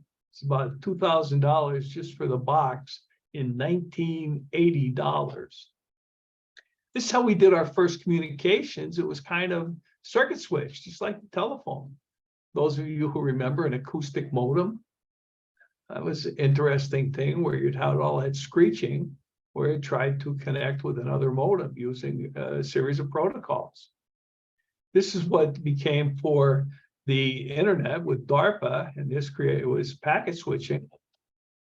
We move forward to these things, and now we're looking at the amount of data that we're passing forward, systems, and we're at 5G, although this says 6G. This is something that we look at maybe in the 1930s. But 5G was an order of magnitude over 4G. So 6G will be out there, and we talk about 5G to the home. 6G is expected to go to the home, and that's going to even help more with smart cities. But then the question becomes, what about 10G? I put a URL there that you can take a look at this idea of a future with 10G. And this is an interesting quote. This quote is about 97 years old from Nikola Tesla. Wireless is perfectly applied to the earth. We're going to create a huge brain. Well, we're working on that. It's pretty interesting that he figured that out 97 years ago. Internet of Things it contains controllers, sensors, actuators, measures parameters, generates data, transmits. And the problem is, though, that they're often power and memory constrained. So this is just a short thing that says, you know, hey, what is the moisture content of the soil? Send that information. Controller says, yeah. Let me apply some yes or no to that. I don't want to get into artificial intelligence. That's way down the road. But let me see whether or not it meets a parameter. If it does, we're okay. If it doesn't, then we're going to turn on the water pump and we'll go from there. So this is just a scenario. One of the interesting things is that we're now moving beyond sending information from systems to systems of, quote, things, where we're adding one of those things becoming human to computer interaction. Now, this eye chart, and this is an eye chart, this gives you an idea what that internet landscape was like in 2016. A ton of companies in that. Well, this one says the number of startups in 2021, 1,200 plus. And there are lots of them. Then there becomes the question of standards and interoperability. And that begets a question too of, if stuff doesn't work, and I say that access to my data or my information is a function of security, does it become a maintenance issue? Does it become a build issue? Or can that also be a security issue? This is just something about how IoT works. And the point that I'm trying to show in there, the data is being passed back and forth. Where are they? They're just about everything. Devices in your pocket, your car, industry, personal, automotive, manufacturing. And we're seeing them more and more and more. And within a car, we have a ton of these. In fact, there are more devices online than there are people. And these are some of the things that they measure. This is the personal things that are now being measured, the information, climate, intelligent transport systems, and my favorite, the one that I use, is my coffee pot. That's important to me. The amount of data storage, talk about the fact of, I think 5 quintillion bits of data are generated every day. And so we're storing it. And this is just a quick set of slides that give a look at how big is storage. And you can see from the fellows in the background, the scale. And if you look at this, if 2 buildings replicated a whole bunch of power, you have a whole bunch of generators in there, the little smokestacks. But take a look at the size of a car as opposed to the buildings. And how many are there? Well, it shows 35, but this is just Google. There are thousands. And how big is big? Well, this is a 5 megabyte hard drive back in the late 50s. There's 5 megabytes in 1980. This is 10 megabytes. You see my computer there. But this was called the Apple Cider, ran about $700 US in 1984. And it stored just about 10 megabytes of information. So today you can buy 20 terabytes for less than $400. If you've got the big bucks, you can get 100 terabyte SSD for about $40,000, and the form factor for that is about the same as a 5¼ inch hard drive. This shows the amount of data. And by the way, we're down there at 120 zettabytes. For some information, I put a URL on there about the history of data storage. So the center's pretty large. Average center is 9,290 square meters. Now that's multi-floor. To give you some perspective, for the US folks, that's gridiron. For the rest of the world who plays a different type of football, that's pitch. And these are a couple of areas in China, in Hohhot, in Inner Mongolia. And you can look at the size of those in meters squared. Gigantic, to say the least. But then there's another thing that comes into play, and that is the amount of power that's needed to support all those. This gives you a little bit of an idea that data centers consume more power than the entire company of Egypt or South Africa, and they'll soon overtake Indonesia and the UK because we're building more and more and more data centers. And again, some information on data centers is there. Talked early on about smart cities. Believe it or not, this is a smart city, at least in their time. They had automatons, they had things to make things work easier. They had carts, which was a beginning. They had other things. If you look back, the ancient Chinese had a way to determine whether or not there was being an earthquake. And this city, as it modernized, more and more modernization, more and more, we'll just call them smart, again, in their perspective. Smart cities, because they had things such as an automated pit for the blacksmith, automated ways to make chain mail. This is my hometown, back about the year of my sister's birth.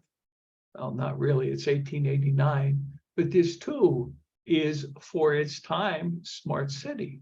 It had various things to tell us. This was coal mining. And so they had things to tell you whether or not the mine was safe before you went down there.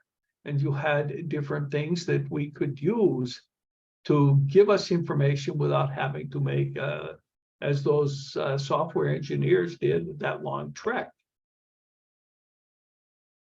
A little smarter city, and now we're into some of today's cities.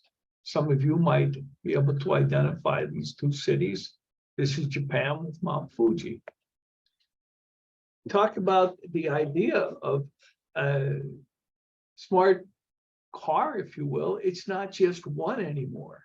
It's many, and they work together, and they gather information. Some may not know, but cars have black boxes in them now, just like airplanes have. And if you have an accident, it may well be able to tell investigators whether or not you were speeding, whether or not your brakes were applied, or you were wearing your seatbelt. But the cars then fold into, if you will, intelligent transport. And so intelligent transport, and you're looking at things such as passing information, you're looking at sequencing of the stoplights, and you're looking at the amount of availability and what is the traffic loading, and can I divert? If I do have an accident, can I move people to secondary roads? And then we take a look at that and we add more to it. And we start to say that, gee whiz, we can add to this medical. Back in the traffic area, you might say that an ambulance, it says, well, this is blocked to get to this hospital, let's send to another hospital. Or what is a hospital that is best suited for the type of trauma? The interesting part then comes up is that as we begin to look at what our concept of smart is, that these technologies disappear. Smart things that were smart in 1900, 1800, or the year 400 are now just taken for granted. And this is going to happen as we continue in the future. A smart city, connected technology, the main focus, quality of life. And you heard that in my predecessors talk, that humans have a basic right to have this quality of life. And we do it with a number of sensors, collect data, automate systems. And if you want to wonder, waste management, somebody says, why do you want to worry about having waste management as part of a city? Well, when they don't pick up the garbage for a few days, and that happened a couple times in New York City, you'll see that everything stops. And again, healthcare. And then you're talking about bringing it to the person. And the smart city then expands for intelligent shopping, smart health, smart street lights, vehicle charging. Now, it's interesting. We talk a lot about moving to electric vehicles, but yet I just showed you that we show the amount of electricity, energy that's being used by data centers. And so you're going to have this collision, if you will. And down here, then you have smart energy and water quality and smart parking.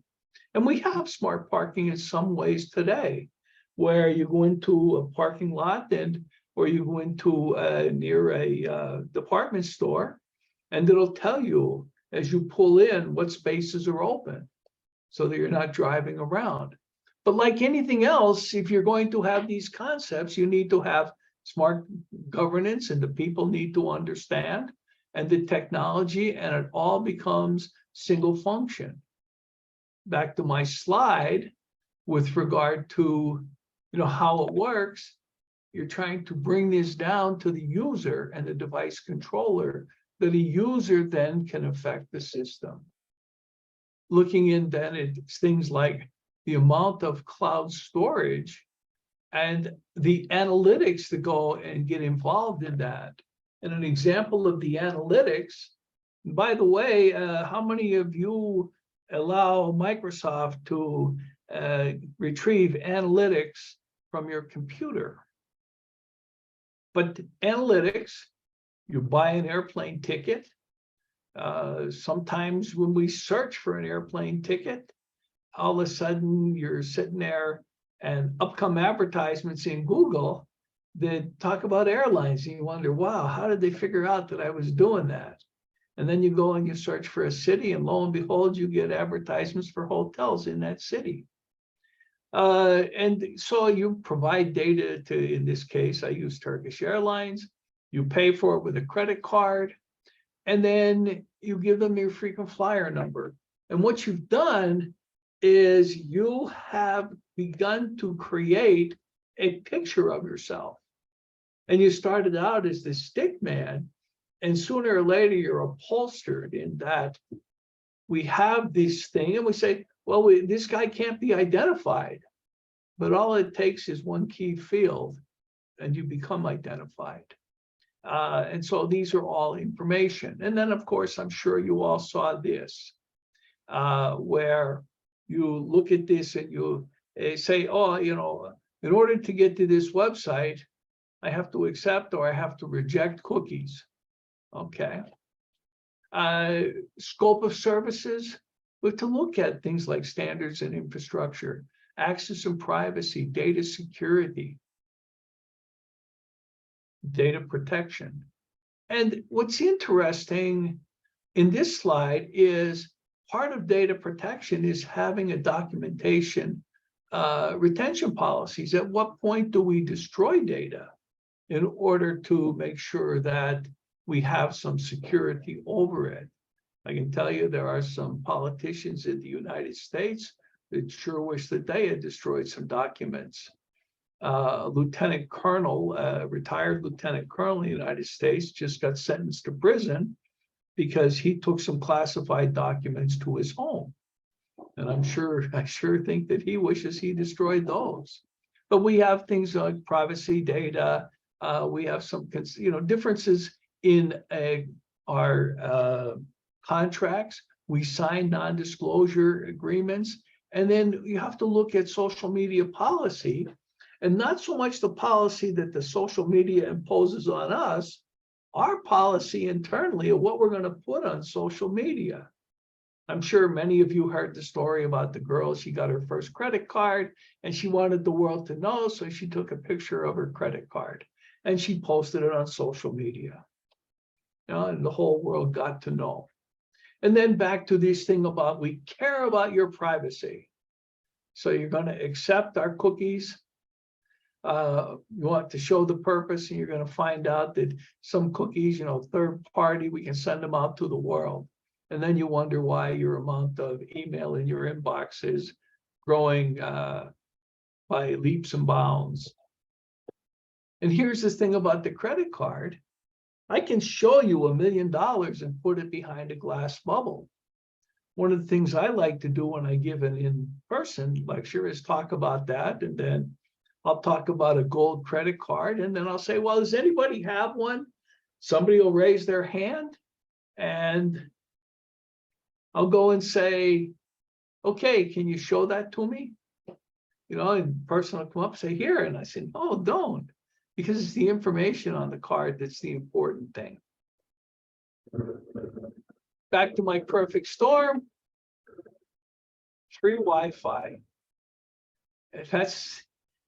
And you get this disclaimer on there that says, hey, we have free Wi-Fi in there. And oh, by the way, it's not secure. And people say, hey, that's fine. Just let me check my bank balance. Let me pass, my logon ID and my password over the clear between my point and my point, before. And all of a sudden, whoa.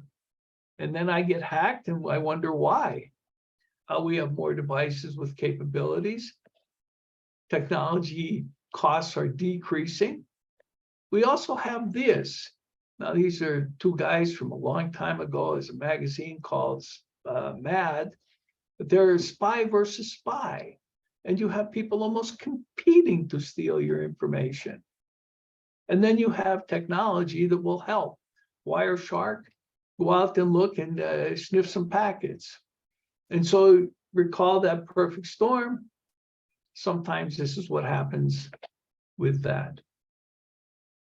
This then shows the amount of data and where it's going and how it's being correlated. And it's all getting lumped into this, cloud and services. And we talk about this concept of cloud and recall back all those data centers. One thing else that's interesting about the data centers, I showed you Google's. I didn't show you all of them, but I also showed that there were two gigantic in China. And so sometimes you'll have a company, and we'll just pick one, Amazon, and they say we have this data replicated, or Google or Dropbox. We say we have this replicated in case we have a failure at one node. But the question becomes, where is your data being stored physically? And who has access to that? And so when we talk about security, when we talk about security of data information or data and information, sometimes we forget about the physical security. Okay, devices, one way, we can say our devices are now 100% secure. Oh, how'd you do that? I turned them all off. We used to have a joke about computers. What was a secure computer? You'd say one that was turned off, encased in concrete, and sunk at the bottom of a lake. And that's the unfortunate part, is that you have to figure out how to secure it, and you can't just turn everything off. Now, those that are not being used should be turned off. Okay, same thing as computers and other electronic equipment. But try doing that with people. So people then become a security risk. And in truth, people are the greatest security risk. Many just don't understand the inherent risk. They leave their computer logged on. I travel, and many times in one of the lounges at the airport, you'll see somebody log on to his email and then go to the bar and get a drink, and he's still logged on. And you go, whoa, I wonder what I could do with that. Or all the way down to you're teaching a class and you give a break. and the students leave, and half the computers are still logged on. And you say, wow, I wonder what I could do. Okay, and we still have this. Now, I think the first coding language I learned was something called COBOL. I think we used to write it on stone tablets, but it's pretty old. It came back into vogue in 2000 when we were worried about the date. And so COBOL programmers were definitely in need. But my point is that back in the realm of COBOL and before that Fortran and even before that BASIC, you still had this, problem of buffer overflow. And we still have it. And the question is why? Okay, I don't know. We just have it. And we have to continue to work on that. Not just buffer overflow, but work on all of the systems and ensuring that applications are written with security in mind. Then we have the trusted insider. Well, Fox and Dana, they had the best. Well, Fox, I guess, is the guy who said, trust no one. And President Reagan in the United States says, trust but verify. Well, somewhere between those, there's a pretty good thing to use as a rule of thumb. And those things are important. Many times we read about people who have embezzled for years and years and years. One lady took about $45 million from a city, just took money piece by piece over 21 years, and she was able to get away with it. Okay, we have errors that are inadvertent, that come with poor training. And among that, you have the error itself, but we don't train people, and they're subject then to social engineering, or they're targeted exploitation, spear phishing. Poor discipline, don't care. And we've tried to fix this with automation. And there's an automated help. Now, this is meant to be humorous, but it is showing automation. Back to my slide again, and again to show the different data points in there, that we send a lot of data, we receive data, we send information, it's processed. But there are all of these weak points. Every one of those arrows is a weak point.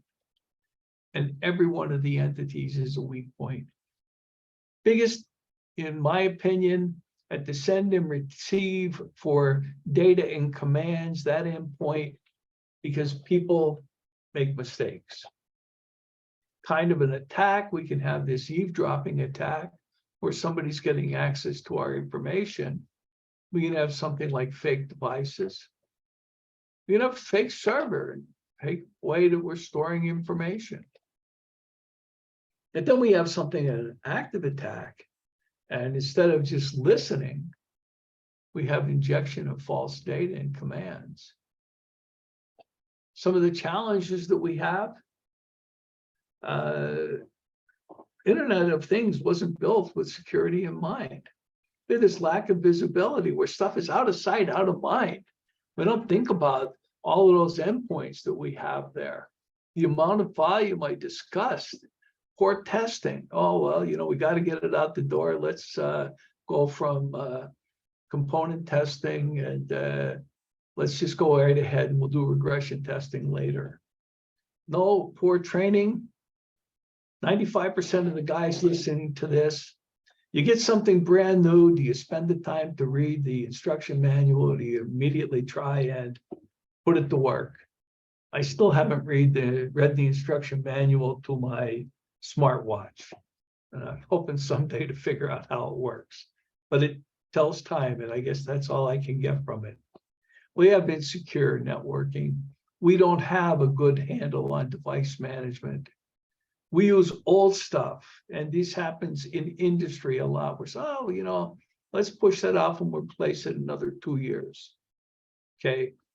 IoT is not standalone. It's part of an ecosystem.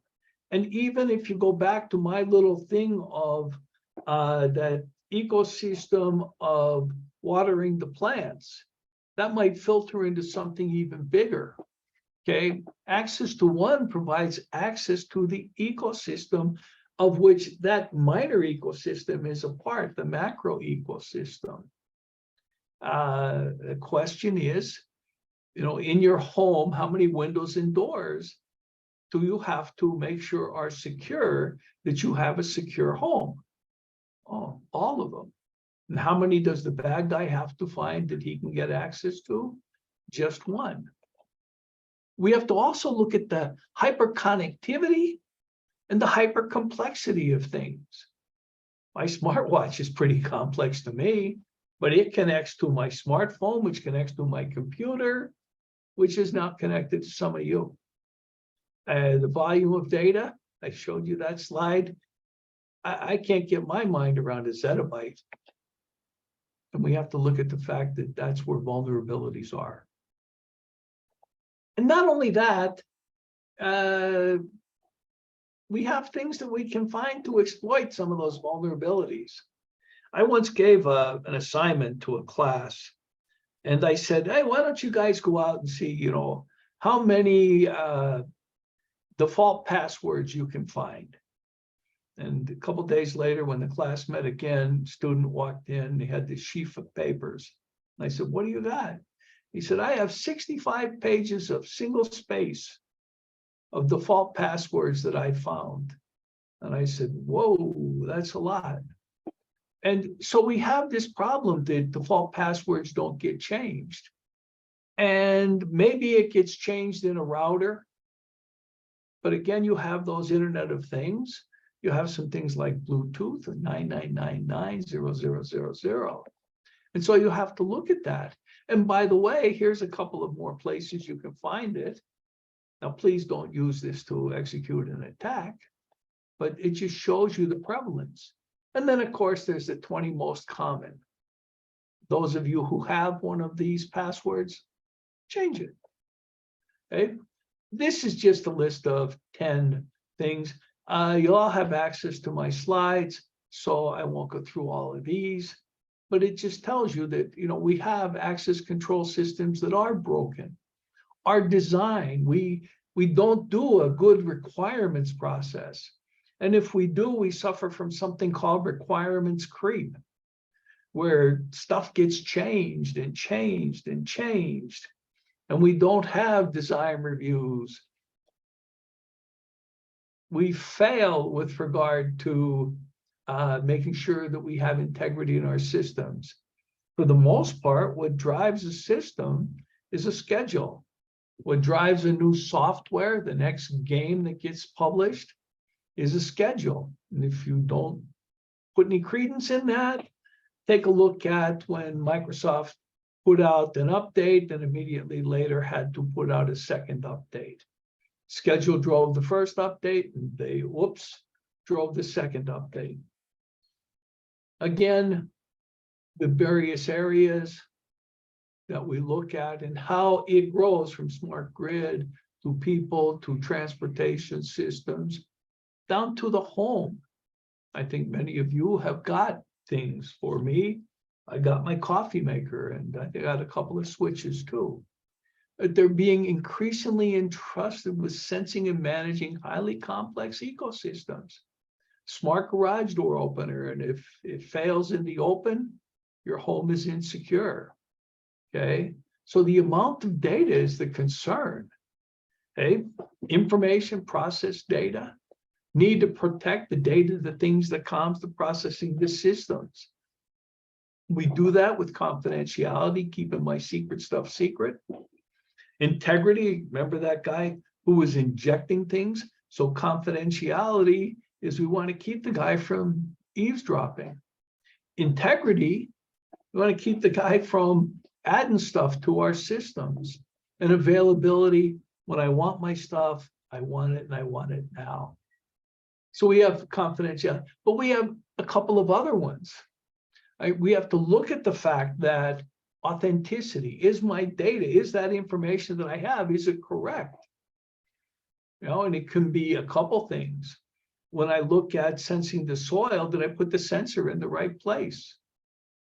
is it giving me the correct data and passing it? Possession. If we have a football team and the other team gets a hold of our playbook, wow. But we get it back. Well, did they look at it?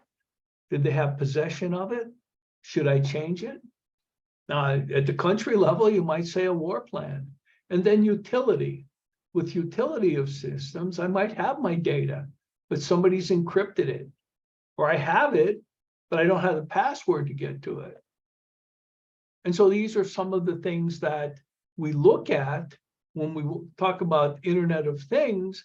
We have all these pathways and all this information. Now, people love to talk about it's something that we talk about called essential elements of friendly information. And when people love to talk about these pieces and parts, and they say, nobody will guess that from this little piece.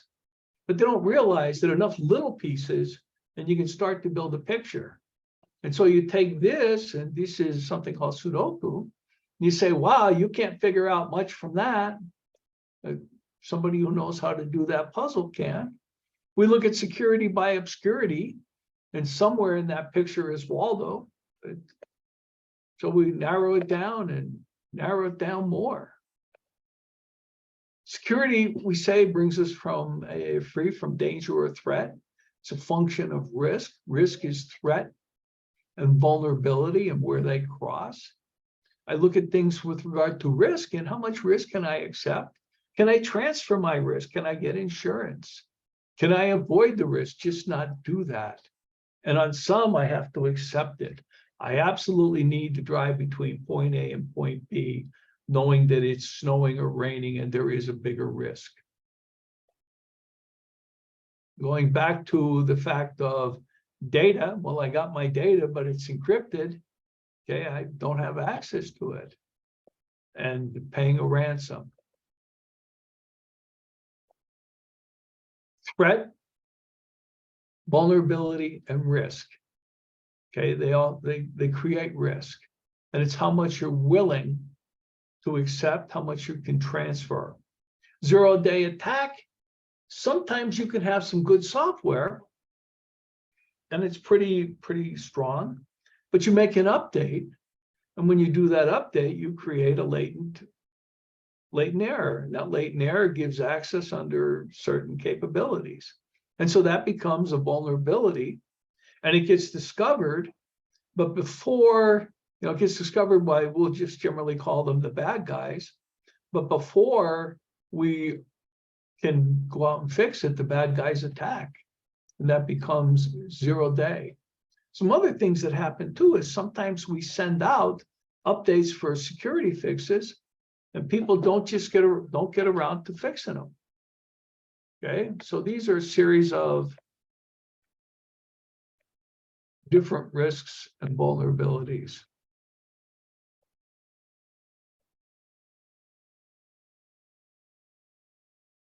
The number that are in there, the amount in health monitoring. If you have ad hoc networks, the information that is passed. But it brings us to this. How many people hack their phones? How many people say, well, I've got an iPhone, but I really want to run this other kind of software, and they attempt to jailbreak it. It's going to be interesting as we get cars that are more and more software dependent, or we get cars that are self-driving. And somebody decides that, hey, I'm going to fix the car that it does what I want it to do. So how to hack your car and upgrade your car. It's an article. But what happens if your car gets bricked right in the middle of the highway? So those are things that create more and more potential security problems for us. Attack surface, we're back to my coffee pot. But these are all attack surfaces. This, reacting, if it's a known exploit, it's not hacking. And this is something I just thought I'd share with you. Heb je een live verbinding met de verkeerscentrale van de ANWB via een open channel. En daarmee kan je de verkeersbeurder beïnvloeden. Ik sta nu op 5. Dat is nooit bij. En is niet blij mee. Dus toch een beetje blijven maken. Maar zijn je uit de auto gestapt, we staan nu langs de snelweg. Jullie hebben de matrix worden gezien. En je kan wat meer teksten kwijt.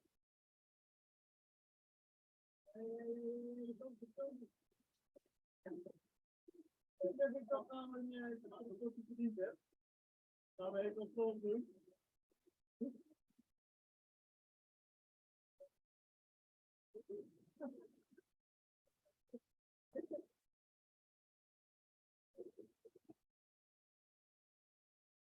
Leukjes, dat is mijn foto.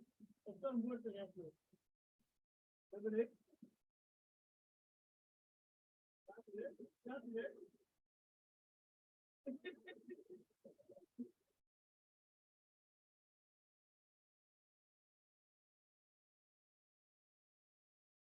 And here's one about a Polish team that decided to make cities trams his own portable, miniature train set. Okay. However, you recall, if you can get into one, you can get into the ecosystem. And so if you can get into those signs, can you get back to all the transportation centers and then all the transportation nodes? So there's vulnerability. So how do you exploit these? Well, it's pretty interesting. If I have a hammer and a screwdriver and a crowbar, to me, those are carpentry tools. But to a bad guy, they can be burglary tools. And what I'm getting at is that the bad guys can also analyze code strings by using Code Google, SourceForge, decompile, twist, recognize some code. We do a lot of code reuse. For those that are interested, there's a really interesting story about code use in kangaroos, where some people were looking to herd some kangaroos, and they used some code from a military application. And so when they were herding the kangaroos, they forced them over a mountain or over a hill, and the kangaroos came back with anti-aircraft armament and shot down the helicopters. Now, again, it was a simulation, but there was some embarrassment to be had from the people that had reused software and didn't quite understand the scope of the reutilization of the software. Again, that URL will take you to that story. Some other things that attackers can use to process, I can't go into these, there's time constraints. I want you to just see that it's available.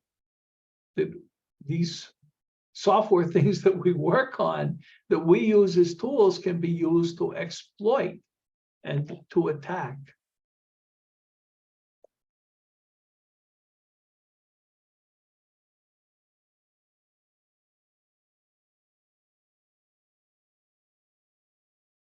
And you can attack hardware. It can be non-invasive, semi-invasive, fully invasive. There are books about it out there.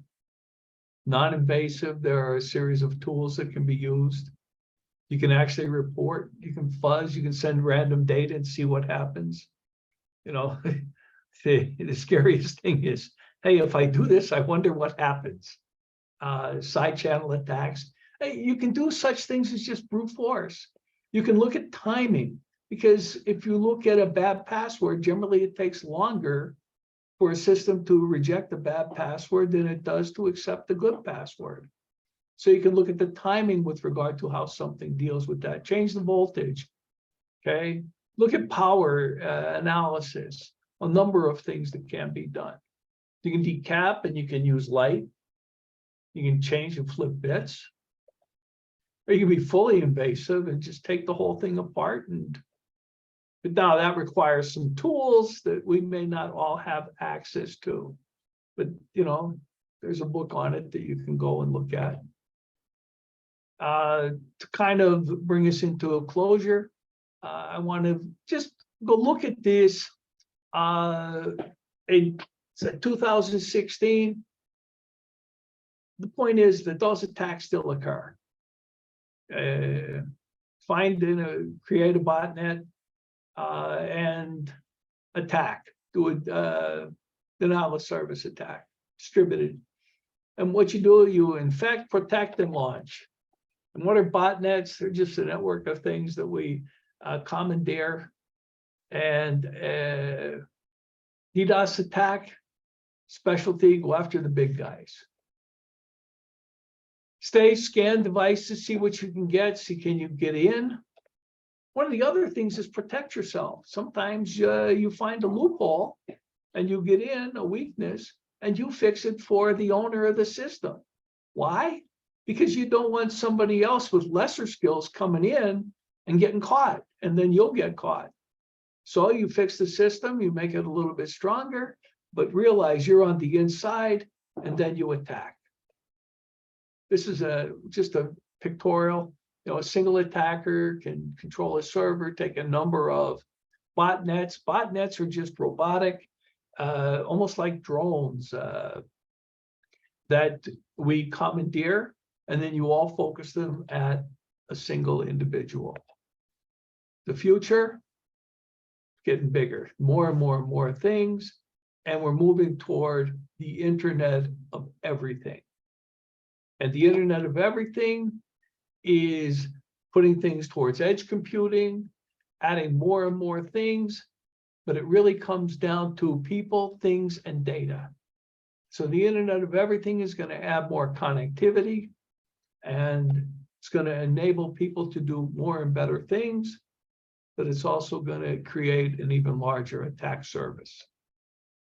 And you remember Tesla, when it's perfectly applied, it'll become a huge brain. Thank you, and questions?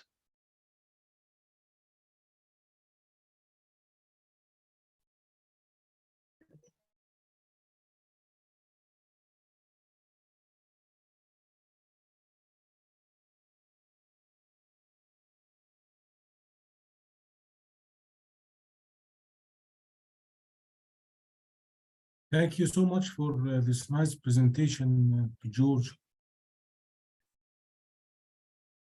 Oh, you're welcome. Okay, then Thank you, test, George. go right ahead. Yeah, one question for people. What do you see the future of cybersecurity at the AT era? Artificial intelligence? AI? I think that Yes. If you can get the AI is going to do what you tell it.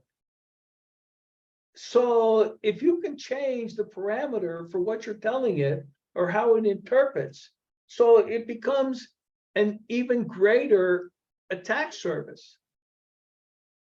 And, you know, you remember the old thing, garbage in and garbage out. So if you can change the parameters, if you can change anything that affects how AI works, and then recall too, that if I get your computer to run my software, that it's no longer your computer, it's mine, and realize that AI is going to be connected to a number of other nodes. And just as I showed that guy, you know, hacking a road sign, that might be funny, you know, we have some laughs about it, but if he can use that to leapfrog and get into a system, and then he can make a change to a parameter that AI is using in order to utilize its intelligence. So we change it, we change red to green, then the AI is going to respond differently. And there are people who make attacks just to cause mayhem.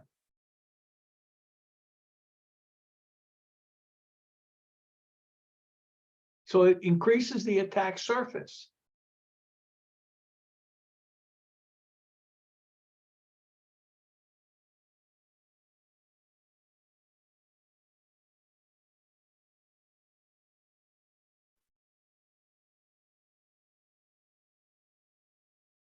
But is there any benefit from using AI to enhance the security?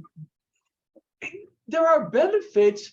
You can, you know, conversely, you can use AI, let's say, to take a look at whether or not a system is functioning. AI can go out and can look at a system and maybe do fixes. You heard earlier about robots.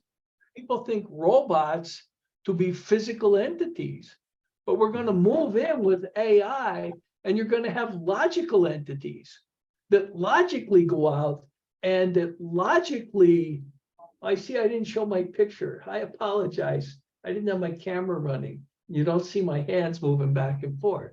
But AI is going to send out these systems that are going to go out and they're going to make fixes. That's the next thing. And they're going to make more connectivity.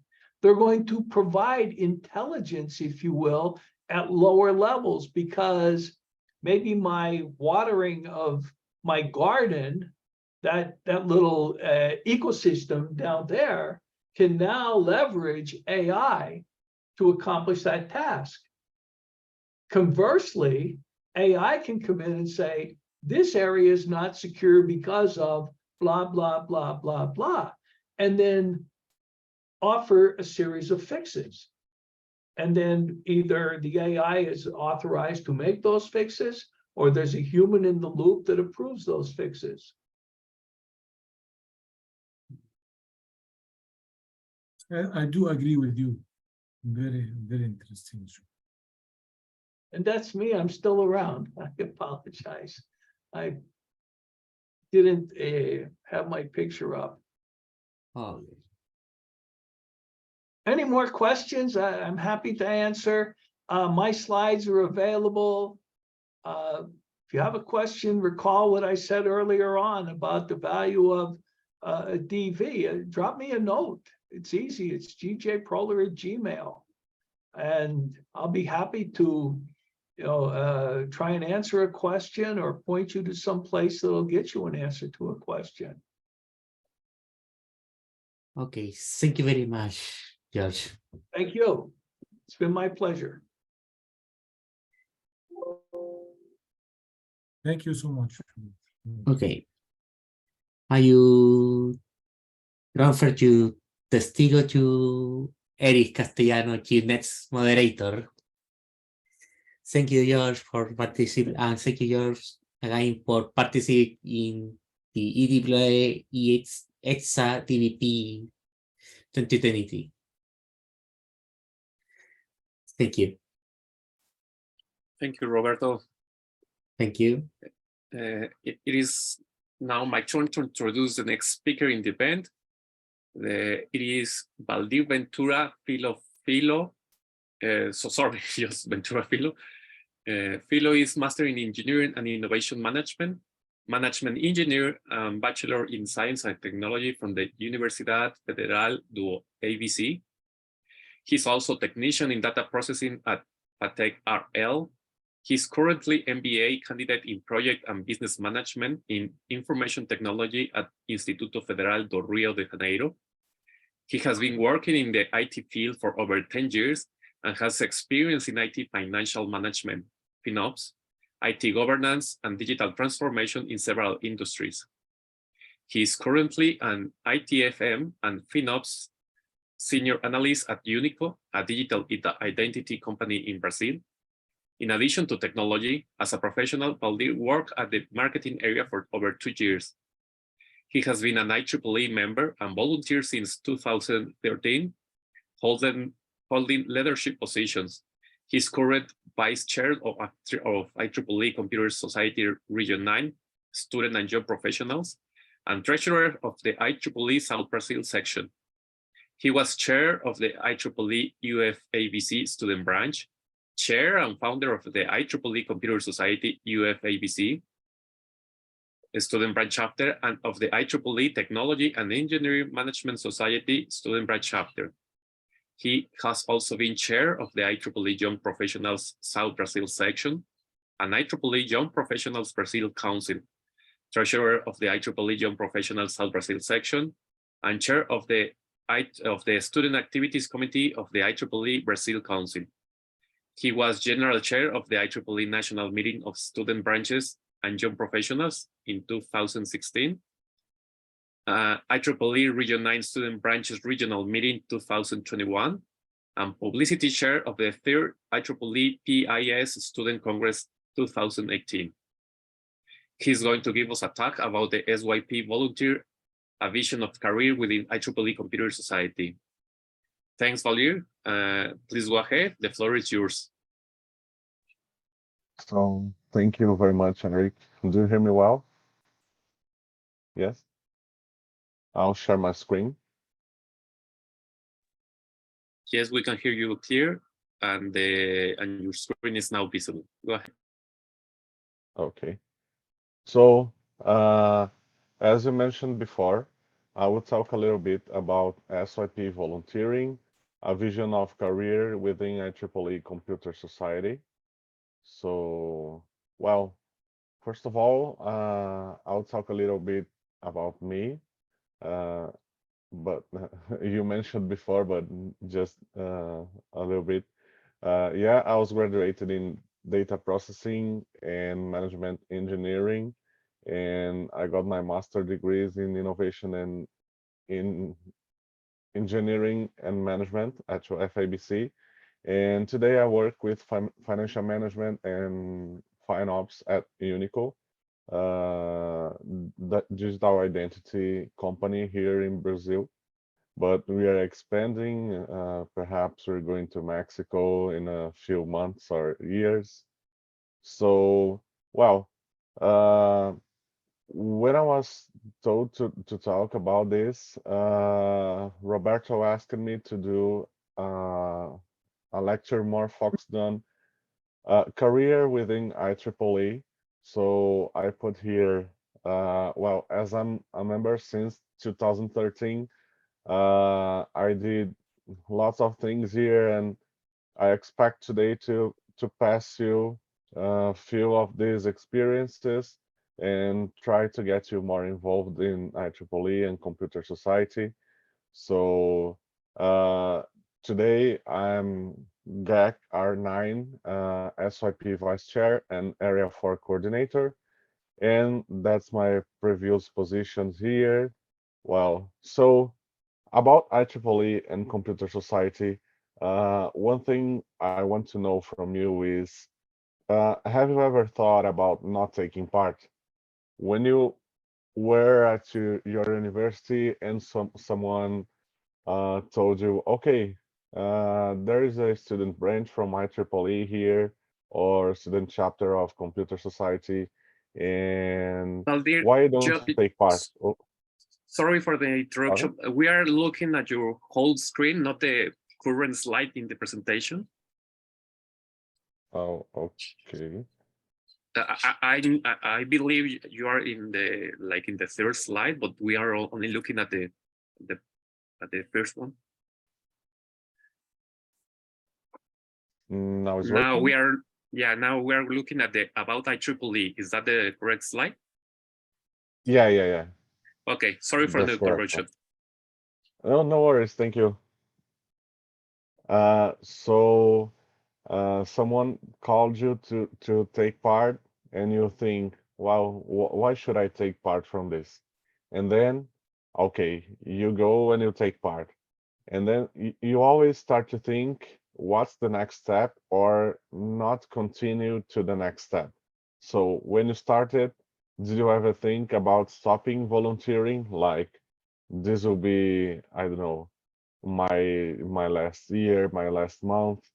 The same when you enter a project in within a student branch or a student branch chapter from computer, you think, okay, this will be my last project because I don't have many time to spend after here. And so, okay, you always start to think, what's the next step, and not taking the next step.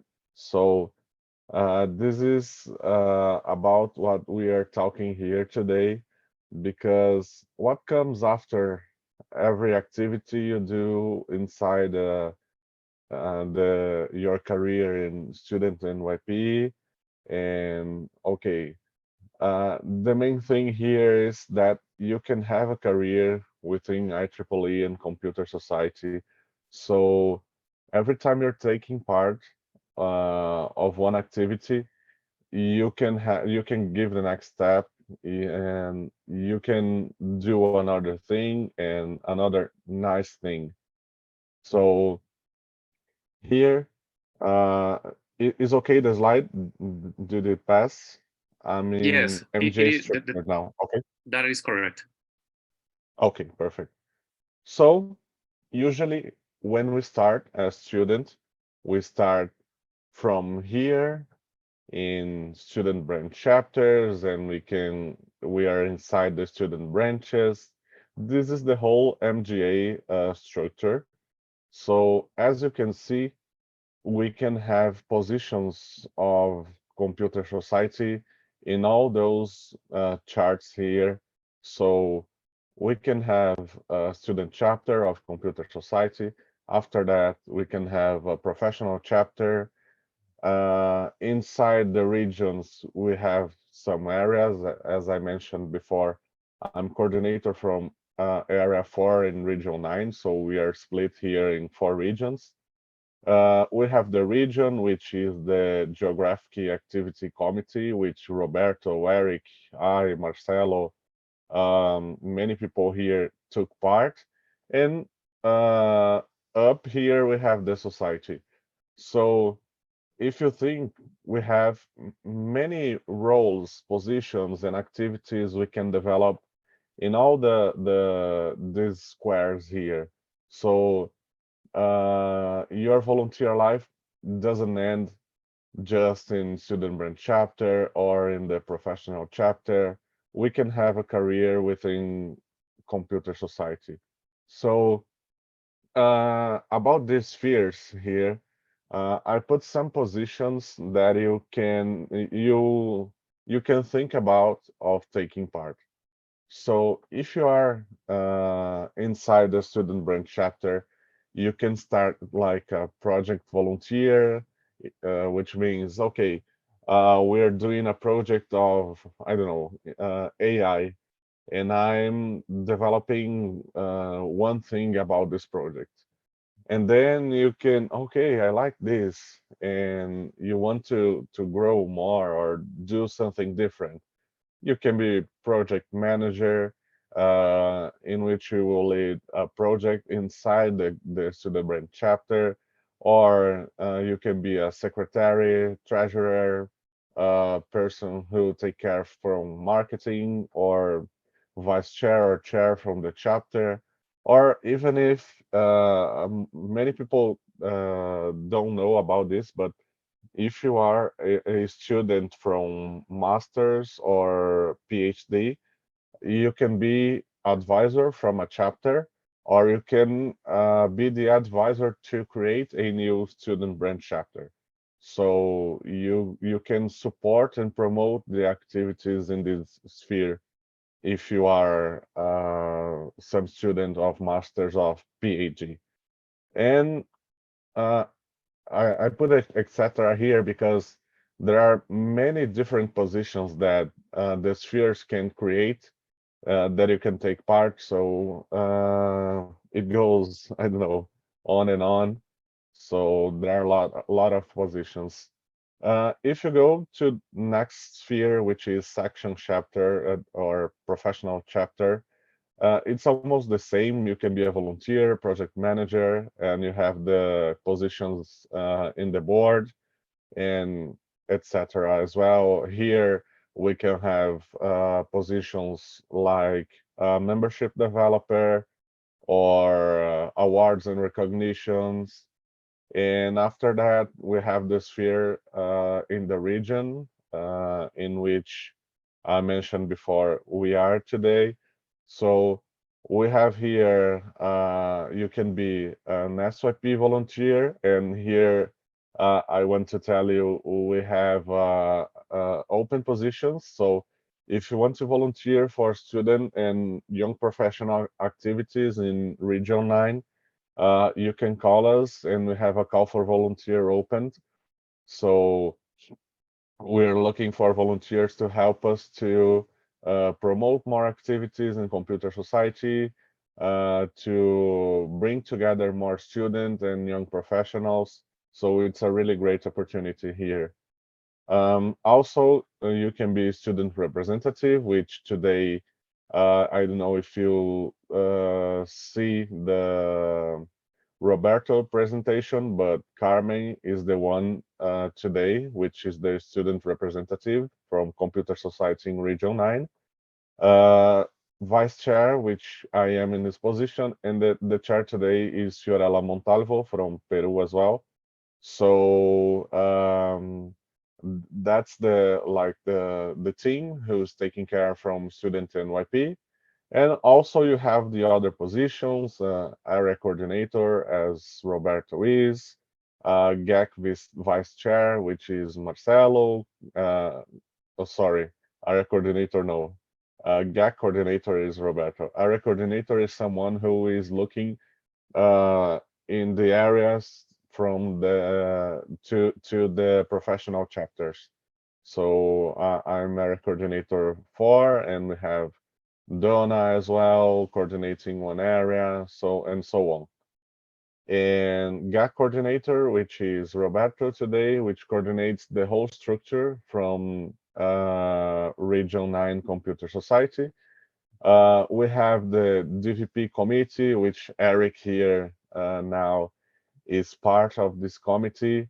And we can have like so many roles and positions as well as marketing, awards, membership developing.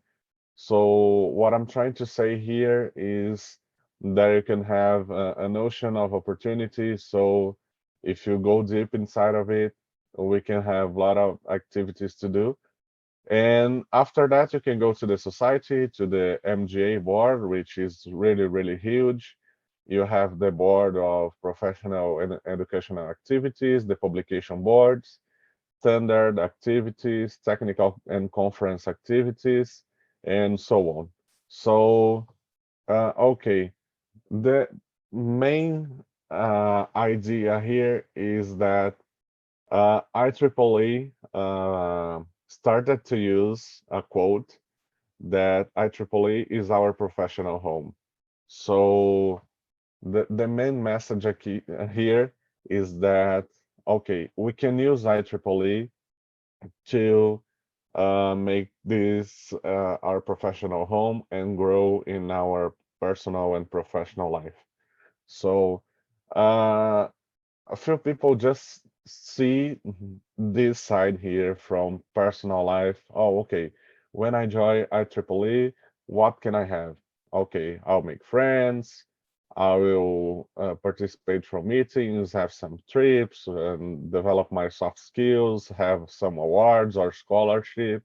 But sometimes it's hard to put all of this together and link the professional with the personal life. So if we use IEEE as a source of knowledge and career support, we can put the whole thing together and develop so many things to our professional life as well. So in our professional life, we can like improve our soft skills or hard skills, our networking connection, which is very important to, I don't know, someone have a position and you want to apply for this position and this person can like support you or help you in any way. So also we can have trainings to improve something we want, develop knowledge and have some recognition.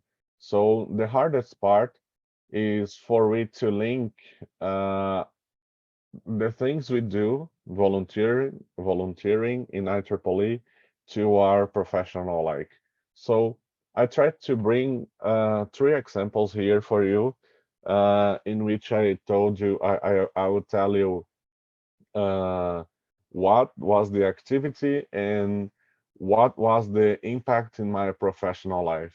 So the first one, as Eric mentioned, I was the founder and the first chair of the student branch chapter in my university.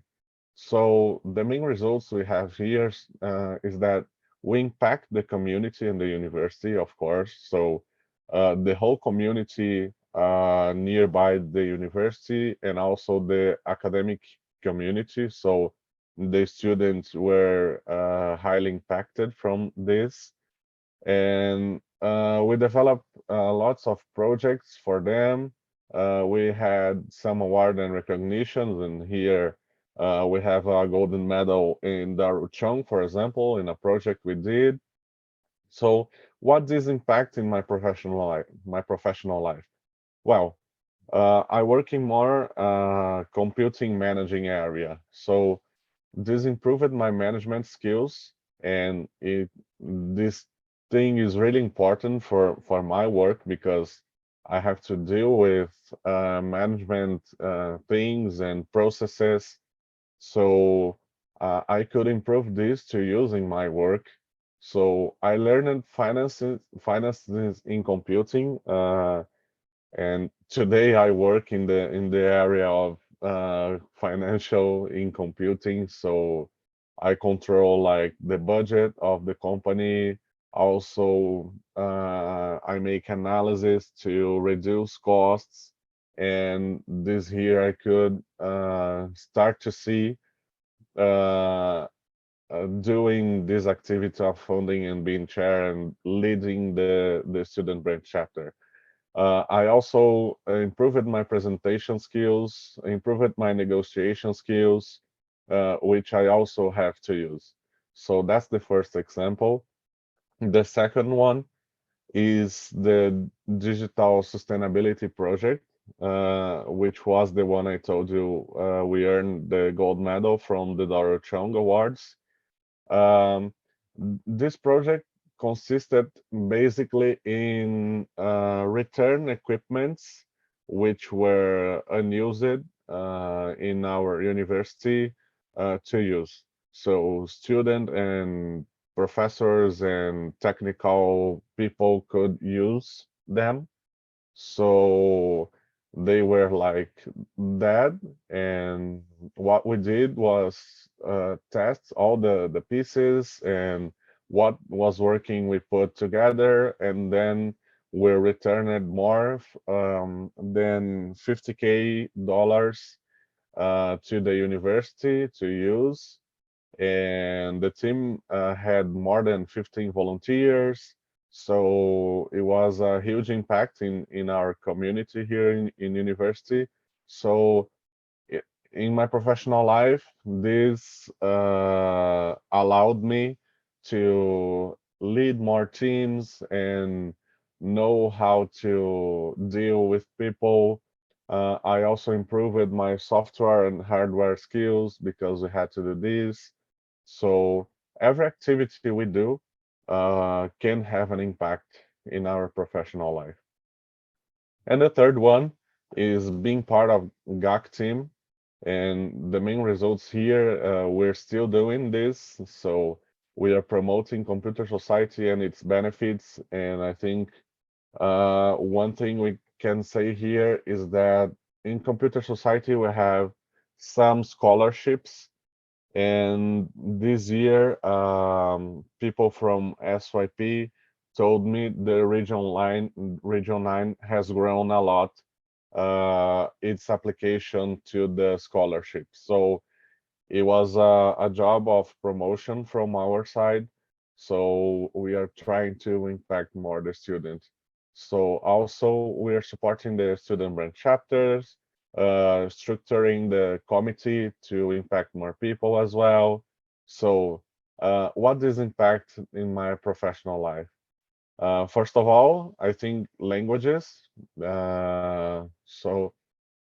In computing, we have to read a lot in English or talk in English or even Spanish because we are in Latin America. So I could improve my English and Spanish. Well, today I'm doing this presentation in English, but the members from GAC committee mainly speak Spanish, so I speak Spanish a little bit, and I know can talk. And this allowed me in my company to do meetings with people in other countries. I remember I did some meetings with people in Argentina or Chile, And it also gave me the opportunity to join global projects in my company as well. So for some people, the language can be a barrier, but in my case, being part of this allowed me to improve these skills and join another projects. So yeah, the main message here is that a lot of what you do as volunteer from IEEE Computer Society or IEEE will help you in your professional life. In life, sometimes you have the difficulty to link this, but once you link, you will see, oh, okay, these activities I done in the past helped me today in some activity in my work. So also, you can make a difference in other people's lives and help IEEE and computer society. So you're not only like doing a benefit from yourself when you're taking part as volunteer, you're impacting the lives of the life of someone, you know, and also help IEEE and computer society grow. And there are only good reasons to volunteer and create a career. You not have, I don't know, bad experiences or everything. So the main message we want to show you here is that when you volunteer, it's good for everyone. So that's it. And we have here, I don't know if you know, but probably the Lion King. It's they have a quote there, and there's more to be seen, they can never be seen, more to do, they can never be done. So we didn't do anything was possible. As the professor said before, we have an ocean of opportunities and many things to explore. But this is is from the music The Circle of Life from Lion King and Elton John, of course. And there's one quote here, but all are great. As you join the stampede, you should never take more than you give. So you don't expect to, oh, okay, I started my volunteer life today, and tomorrow I will have like many benefits. No, as long as you go volunteering, the more time you spend, the more years you are a volunteer, you will have more benefits for your professional and your personal life. So that's the basic rule. I think for life itself. Well, you will not take more than the energy you put, the effort you put through this. So the more volunteer you do, more gains you will have at the end of the journey. So that's it. And the important thing is that we really want more volunteers and more people doing career within IEEE and computer society. And the question here is, will you join us? Do you came with us? And that's it. Thanks a lot. And now if you have any questions, and my contacts here as well, if you want to get in touch, we can do it. So thank you very much. Thank you, Valdir. Great presentation. Thank you. If the audience has any question, please send it to the chat box or the Q&A box. Meanwhile, I want to ask Valdir a kind of personal question. You talk a lot about professional benefits of being in computer society and as a volunteer, but could you share, if it's possible, a benefit in your personal life that you had being a volunteer in computer society? Yes. Well, I think we can mention the congresses we were, right? Being part of volunteer, okay. Sometimes you have a meeting abroad, and you have to go, for example, when I met you in Mexico, because of IEEE Computer Society, I had to go to a regional meeting. So this was a really nice experience, because I was there for the Congress, of course, but I also was able to meet a new culture, new people, new food, and this was a really good personal experience for me. So after the Congress, I was able to look around Mexico and go to fantastic places. So this is one really good personal experience I had, for example. And also, I take friends from, I know, since 2013 in IEEE, and real friends. And we go like, we hang out together, we go for a meal. So this is another great personal experience of being a volunteer. So Yeah, thank you. I agree with you. With the professional benefits, we have no doubt, but the personal one, the benefits for the personal life, they are also really good in our life being a volunteer. yeah. Thank you, Valdir. Yeah, exactly. I have another question in the chat box that was directed to me, but I believe it's to speaker. Is there any way that someone can participate as a volunteer? Yes. Volunteer from SYP? Well, I would think so. Probably they are asking about what are the steps to become a volunteer? Oh, okay. Well, to become a volunteer, you can join your student branch chapter or your professional chapter. I don't know the level you are today in your life, but you can join both.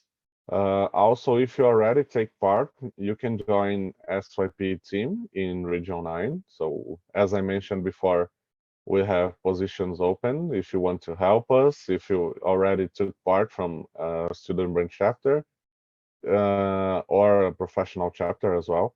If you don't have a student branch chapter or professional chapter in your university or section, you can call us and we can figure out some ways to like reach more people and try to create a chapter for you to be part as well, to initiate your career in IEEE Computer Society.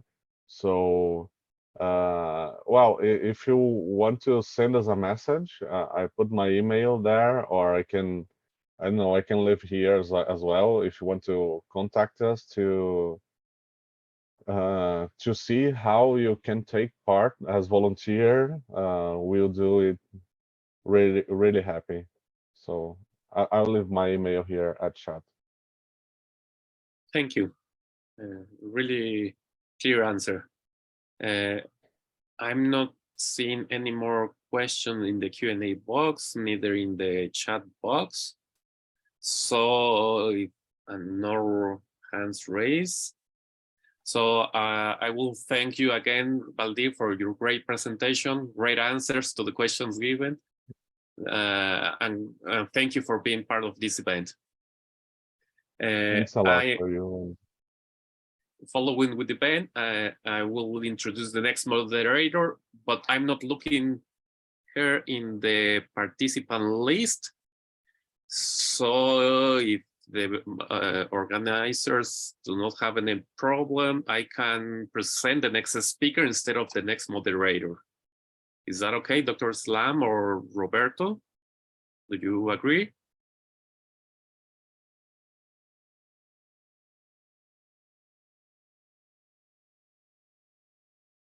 I will, okay, I have the approval. So let me introduce the next speaker. Just give me 1 minute. I have here the description. Okay, here. The next speaker is Enrique Vinicio Carrera. He received his bachelor's degree in electronics engineering from the Armed Forces University, SPEI, I, Ecuador in 1992, and his master's degree in electrical engineering from the Pontifical Catholic University of Rio de Janeiro, Brazil in 1996. In 1999, he received his doctoral degree in computer engineering from the Federal University of Rio de Janeiro, Brazil. He was a visiting scholar at the University of Rochester, USA in 1999. From 2000 to 2004, he was a postdoctoral associate in the Department of Computer Science at Rutgers University, USA. Dr. Carrera was also an associate professor at University San Francisco of Quito, Ecuador, from 2004 to 2011. Since 2011, he has been professor at the Armed Forces University, SPE, Ecuador. He has also collaborated as an external professor at the King Juan Carlos University, Spain, since 2015. Currently, he is an IEEE senior member and has an appointment as a distinguished visitor at the IEEE Computer Society. Dr. Carrera has participated in approximately 20 research projects, holds more than 100 scientific publications in recognized journals, and conferences with more than 3,200 citations. Great. His main research areas include signal processing and computational intelligence. About his talk, he's going to the topic is radar target detection as a process that requires the reception, processing, and analysis of radio frequency signals reflected over long distances. This process must meet several performance parameters to ensure responsiveness to threats in the environment. Current systems base their operation on algorithms that have poor performance when operating with a low SNR, signal to noise ratio, a situation that is common when analyzing distant targets in uncontrolled environments. However, the improvement in machine learning algorithms has led to a low supervised training system that reflect better results when acting as a classifiers. Therefore, this talk presents the problem of a radar target detection and classical detection algorithm. After that, comparisons between a classical Bayesian algorithm and machine learning algorithms, including deep learning, are presented. The results discussed in this talk show that deep learning greatly improves radar target detection for low SNR levels. Finally, some perspective raised by other researchers and future works are reviewed. So, Dr. Carrera, please go ahead. The floor is yours. Thank you. Hi, everyone. Could you see my screen? Yes, we are looking at the first slide. Thank you. Thank you. Thank you for your presence in this event. I would like to start by thanking to the IEEE Computer Society for this invitation, and particularly to Islam Halim for all his support to this webinar. Thank you also to Roberto Moriano for the coordination of Region 9 and Eric Castellanos for that kind introduction. It's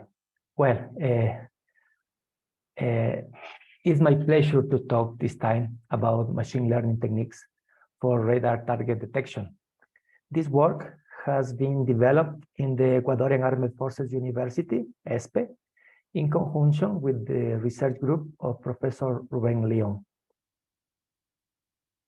The outline of my talk is basically starting with the presentation of the main concept associated to radar system, in particular, the basic operation of a radar and some traditional radar processors will be discussed. We'll also make a brief introduction on some important concepts related to machine learning and obviously deep learning. Next, I'm going to present the main results of an experimental evaluation that we have made and we are still working on.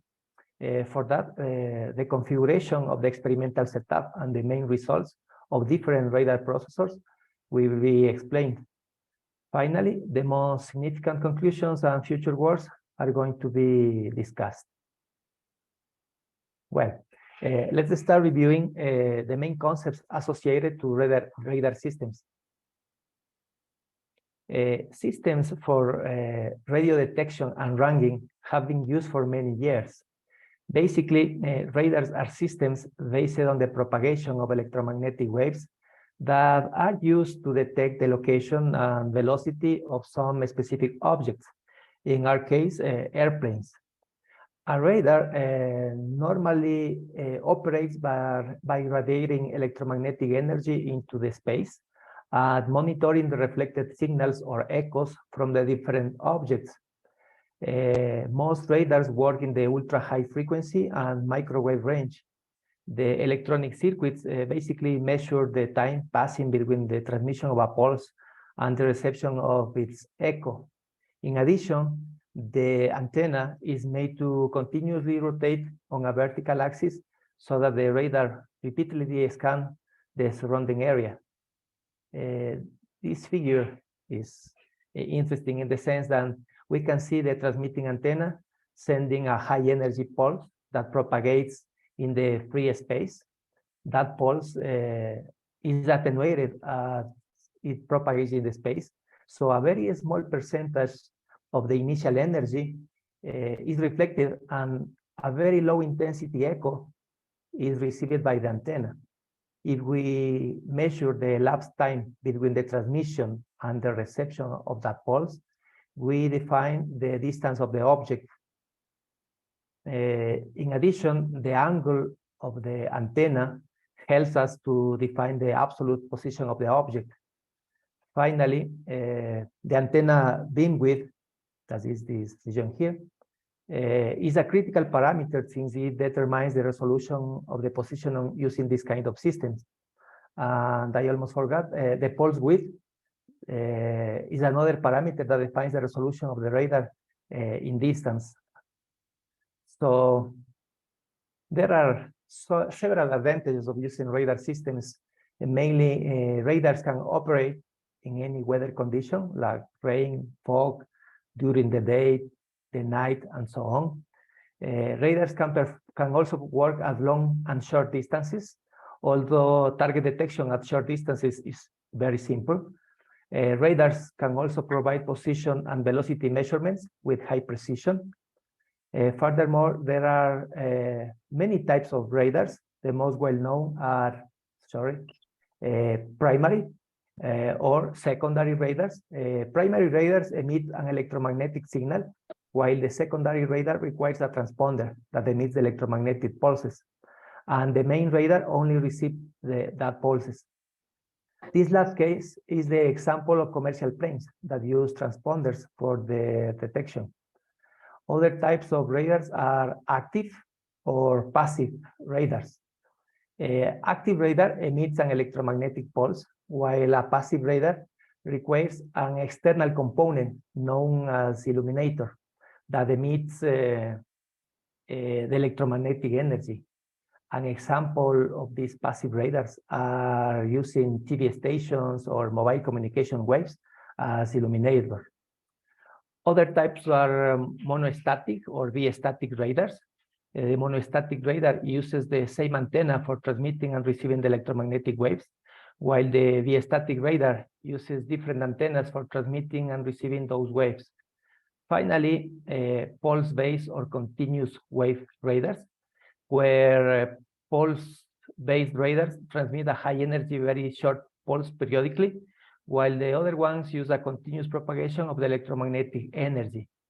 In our particular case, we are interested in the primary, active, monostatic, and pulse-based radars. In order to understand better what happens in a primary, active, monostatic, and pulse-based radar, here we have a figure that describes this type of systems. So as I said, a very short pulse is emitted periodically from the transmitting antenna, and any echo is received by the antenna to determine the elapsed time between these two events. Basically, a circulator, this element here, connects the signal to transmit with the antenna for a very short period of time. That time defines the pulse width. Immediately, the circulator allows the receiver to scan for possible echoes during a longer period of time. The distance is estimated based on the elapsed time, as I already mentioned. The real position also depends on the angle of the antenna at that point. And any target detection is presented in the plant positioning indicator or PPI, that is little screen here, that allows bidimensional visualization of the radar surroundings. Seeing this process in a more structured way, we can establish that the pulses emitted at each pulse repetition interval, or PRI, for instance, in the figure below, the dashed black lines show the emission of every pulse. So every pulse is emitted at each pulse repetition interval, LPRI. The reception of echoes is defined by a sampling frequency V that also establishes the sampling interval.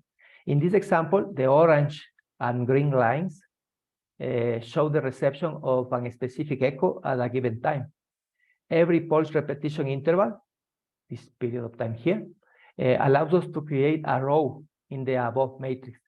So we create a matrix with the information that we receive in time, where each cell corresponds to a single sampling interval.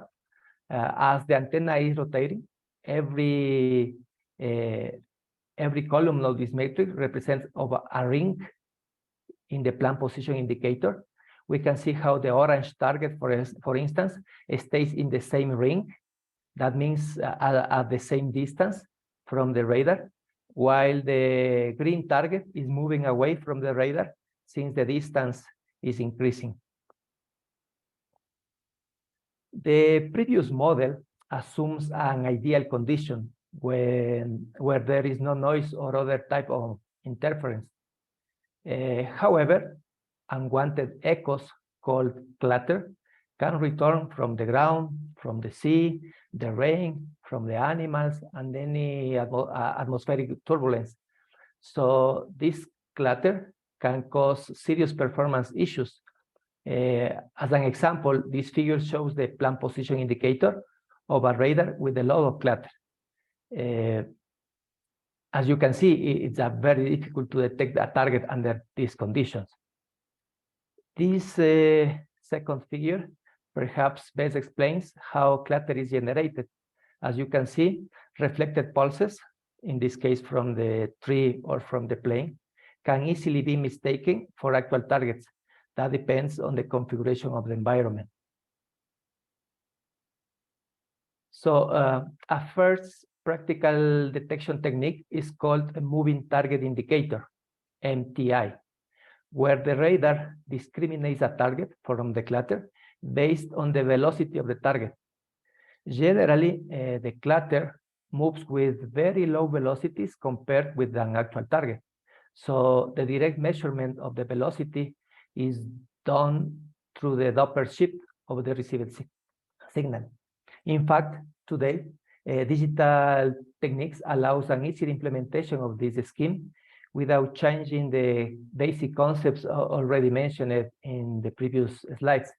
The main problem in this case is the existence of blind speeds. Let me explain this a little bit. This figure shows the basic idea of MTI. We discard the frequency of the carrier, the F sub 0, from the echoes, and we only focus on the remaining spectral components that represents the Doppler effect. Those frequencies correspond to target with distinguishable velocities.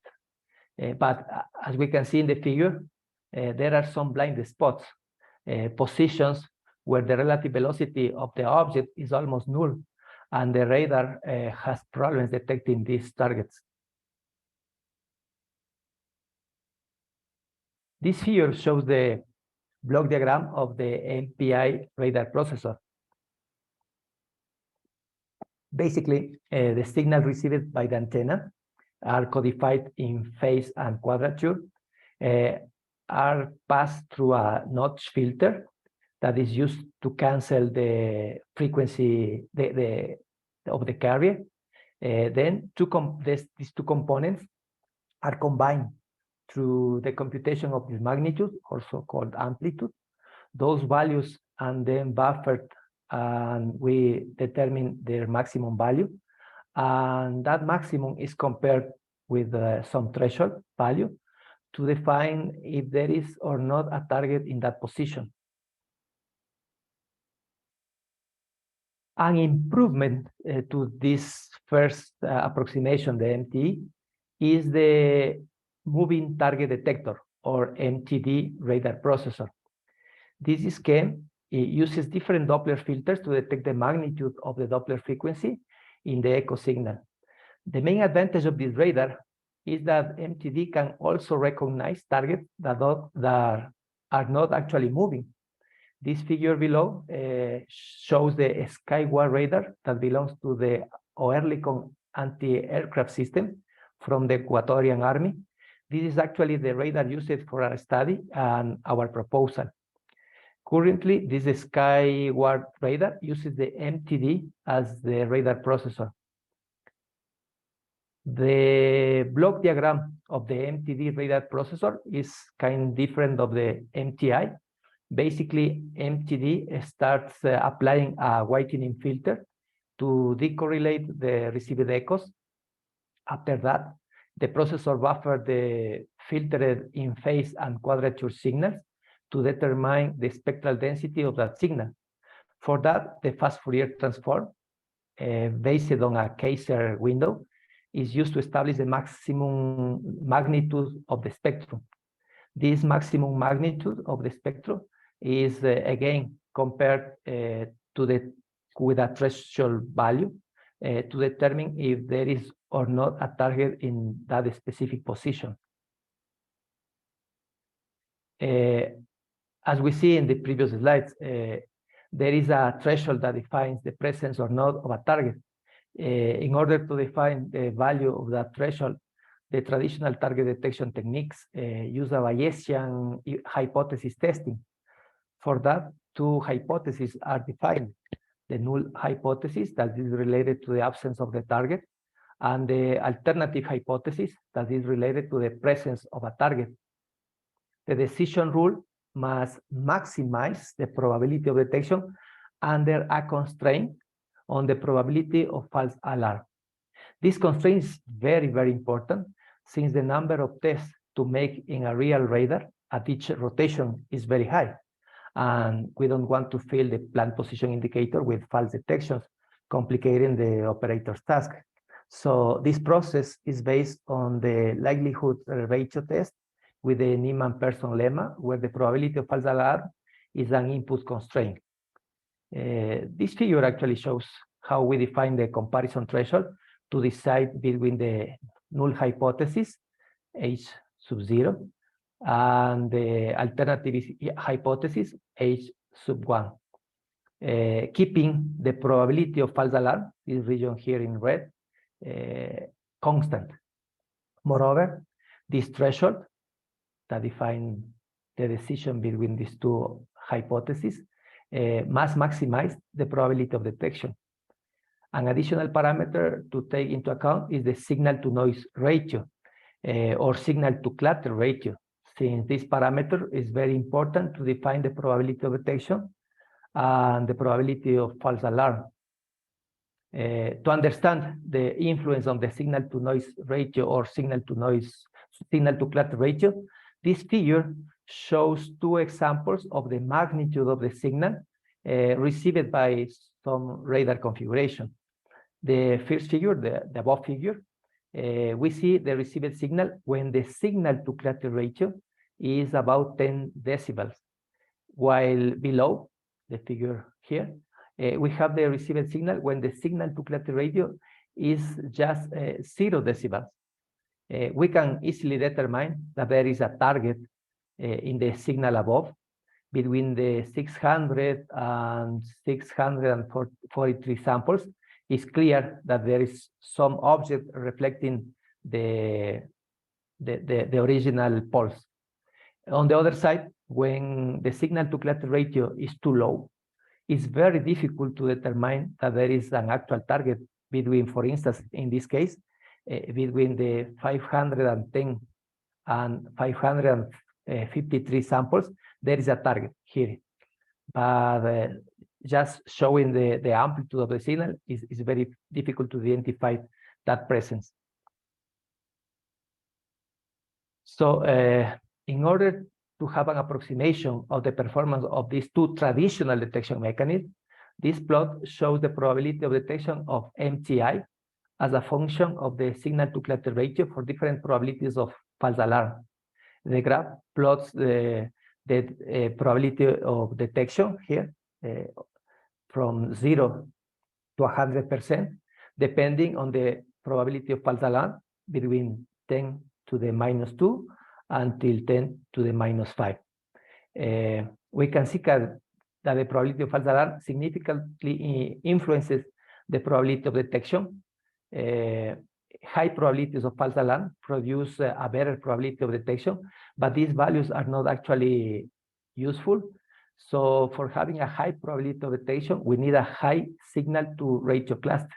In this case, if we want a high probability of detection above 98%, we need approximately 14 or 15 decibels in the relation to signal to cluster ratio.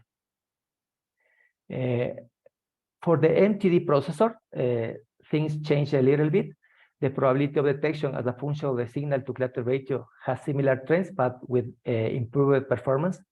The probability of false alarm in this case also influences the probability of detection, but high probabilities of false alarm aren't valid. So as I said before, however, in this case, we have better probabilities of detection for lower signal to cluster ratio. In this case, if we want a probability of detection above 97%, for instance, we need just 0 decibels signal to cluster ratio. In this case, with 0 decibels, we can reach 97%, even with 10 to the -5 decibels in terms of the probability of false alarm.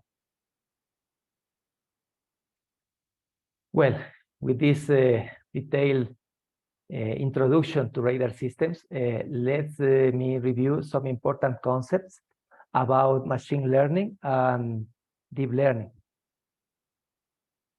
As you probably already know, the field of machine learning has a long and extremely successful history. In fact, machine learning has demonstrated its overwhelming advantages in many areas, including computer vision, robotics, natural language processing, and so on, where it's normally difficult to find a concrete mathematical model for feature representation. Therefore, machine learning research applied to many engineering fields is currently experiencing an incredible boom. So why not apply these techniques to radar systems in order to improve the target detection rates? Although traditional machine learning algorithms have shown significant achievements, advanced tools and techniques have dramatically improved these technologies. Basically, we are talking about autoencoders, convolutional and recurrent neural networks, and supervised and reinforcement learning. In other words, the deep learning revolution is also driving all these breakthroughs strongly. So machine learning, as you know, is part of a more wide topic called artificial intelligence. Artificial intelligence is just the simulation of intelligent human behavior, and it's a term coined in the 50s. On the other hand, machine learning teaches computers to do what comes naturally to humans and animals, that is, learn from experience. But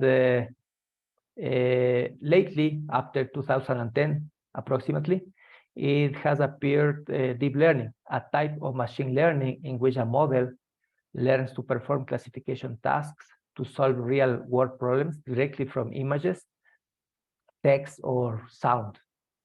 So besides many other differences, this figure summarizes a very important difference between machine and deep learning. Basically, traditional machine learning, the workflow in the high version of this figure, shows how simple models require a handmade stage called feature extraction. This stage influences very strongly the performance of any machine learning system. But on the other hand, with deep learning, allows us to use more complex models that can automatically extract features and classify those inputs in a single structure. So deep learning is currently the state of the art in classifiers because of this high accuracy. However, deep learning requires a larger number of examples that we don't have necessarily in radars, more complex models that we are going to study some of them, and incurs in a higher computational cost. That means that we need a very high parallel processing architecture. There are also many variations of deep learning. First, we have the actual deep learning network, deep neural networks that improve classification and forecast models using neural networks with a very large number of layers. Second, we have the convolutional neural networks that work very well for feature extraction and classification of images, although we also have one-dimensional convolutional networks these days. And third, the recurring neural networks that present good performance for sequence of events, language models, time series, and so on. Well-known recurring models are the long short-term memory and the gated recurring unit networks. Here we have an example of a deep neural network. This deep neural network can be trained layer by layer using autoencoders, a kind of supervised learning approach to extract the main features of the data. Using several feature extractors stacked to a fully connected layer, we can improve the performance of our classifier. Another option is to use convolutional neural networks. These networks simplify the number of free parameters using digital filters instead of fully connected layers. This type of networks using other types of layers, for instance, convolutional layers, pooling layers, ReLU layers, to get very good results in the case of image classification. As I already mentioned, there are also variations that work with one-dimensional inputs instead of images. Finally, recurring neural networks are another structures that take advantage of the deep learning techniques. These structures are not new, but since there is a feedback from the output here in the hiding units to the inputs of the layer, this structure can be unrolled as shown in the side of the figure, creating long dependency chains. Examples of these networks are long short-term memory or LSTM and gated recurring units or GRU networks.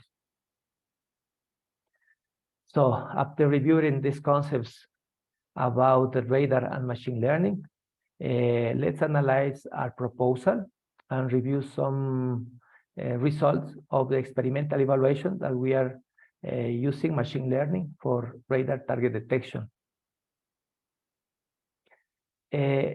Since the large number of examples that we need to train the machine learning models, we start using a radar simulator. This simulator was developed by the research group of Professor Rubén León at the Ecuadorian Armed Forces University. It's based on the parameters of the Skyward radar, where the surveillance radar has a resolution of 150 meters and a range of 16 kilometers. The Skyward radar belongs to the Oerlikon anti-aircraft system that is part of the Ecuadorian Army. Each complete rotation of the antenna takes 1 second and produces 6,400 complex values, since we have in-phase and quadrature signals.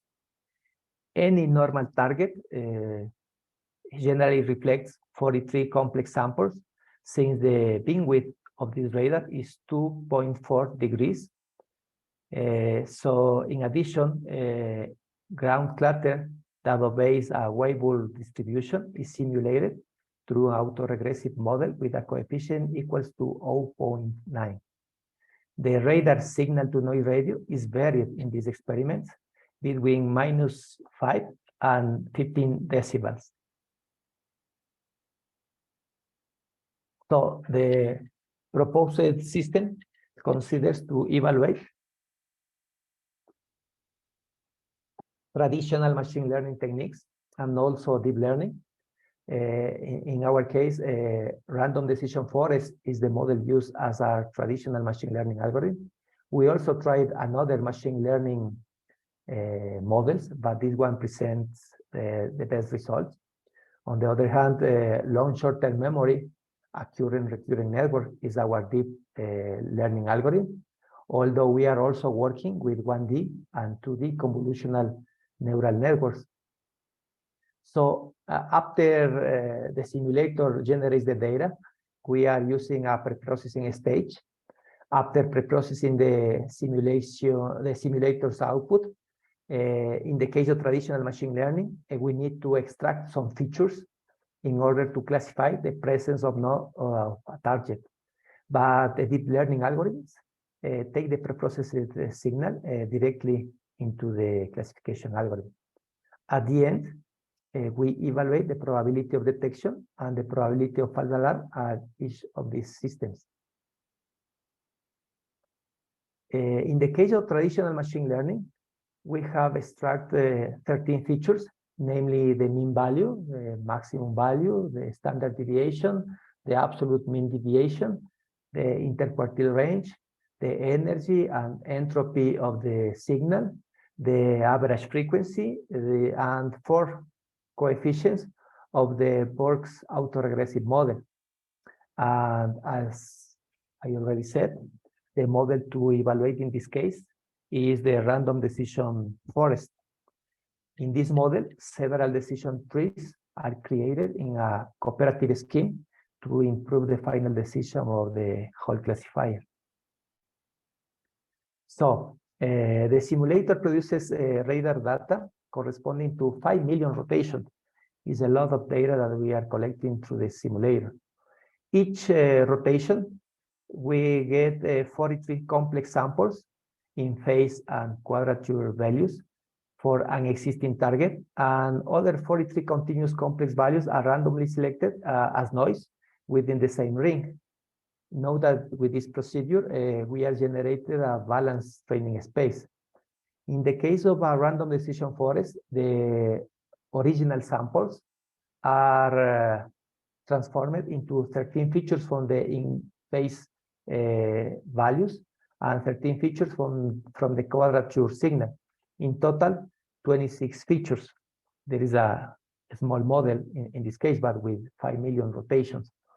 In the case of LSTM, this model requires as input the complete in-phase and quadrature vectors of size 43 each one. The same input is required for the 1D convolutional neural network. On the other side, in the case of the 2D convolutional neural network, it uses the spectrogram of the signal as input.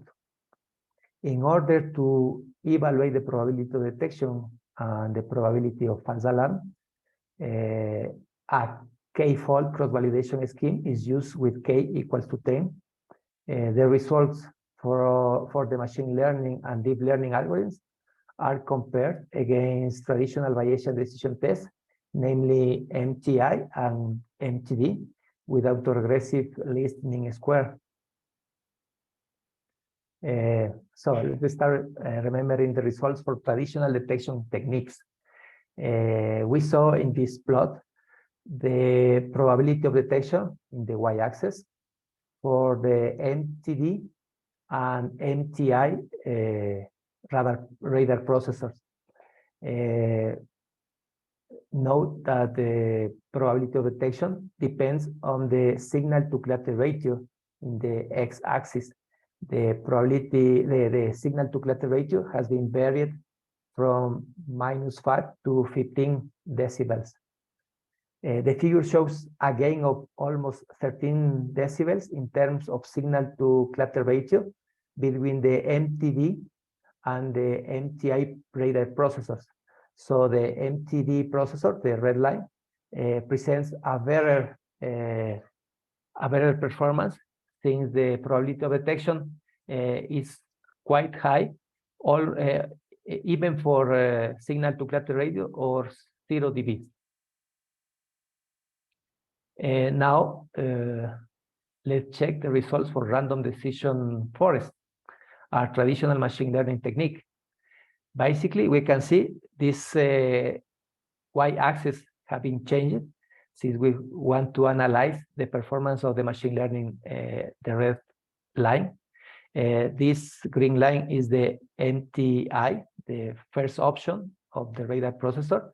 The blue line is our second option, the MTD, but the machine learning implementation, our random decision forest, present a very high probability of detection. This high probability of detection is obtained even for signal to cluster radio as low as -5 decibels. Note here, the red curve presents probability of detection above 0.995 for a signal to cluster ratio of -5 decibels. So it's a very good performance using traditional machine learning techniques. We also need to validate that the probability of false alarm is lower than 10 to the -5. That is a typical probability of false alarm used in real radars.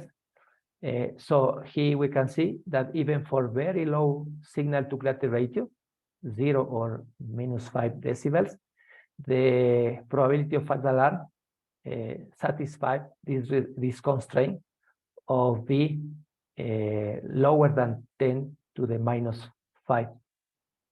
The red curve exactly corresponds to this probability for the random decision forest model. Now, let's compare what happened with the deep learning model. In our case, LSTM, comparing with the previous result. Again, a high probability of detection, here in red, is obtained even for very low signal to cluster ratios. Obviously, the deep learning approach improves the results already obtained with random decision forest, that is the line here in blue. The red line corresponds to the LSTM model, reaching practically 100% probability of detection for all the signal to cluster ratios evaluated in this example. Again, here we have the probability of false alarm for the traditional machine learning and deep learning schemes. We verify that the probability of false alarm is lower than 10 to the -5 for any signal to cluster ratio along the evaluated range. In the case of the LSTM model, a free parameter is the number of hiding units in the recurring layer. We have varied the number of hiding units from 10 to 150. We see here at the left the probability of detection, and on the right, the probability of false alarm. Basically, more hiding units improve the probability of detection and reduces the probability of false alarm. However, more hiding units increases the training time of these networks. So that is a little problem that we have in this kind of systems. Our last evaluation checks what happens when we use just the magnitude or amplitude of each sample instead of the complex values containing in phase and quadrature information. We can see in this first table that the usage of complex values in phase plus quadrature increase the probability of detection compared when we use just the amplitude, that is the magnitude of this complex value. Note that the usage of complex value is not simple to apply in the case of the traditional Bayesian techniques. We have also registered the training time of the machine learning algorithms, and we have tested with 5 million and 2 million samples using in-phase and quadrature values, or just the amplitude of the complex value. We can see that deep learning approaches takes longer to train the model, approximately 220% more time. Here we have, to be fair, 2 million samples, just the amplitude, and 2 million samples in phase plus quadrature. In this case, know that the time is increasing using machine learning, traditional machine learning, and also deep learning. But when we use 5 million samples, the time just explodes in terms of the number of hours.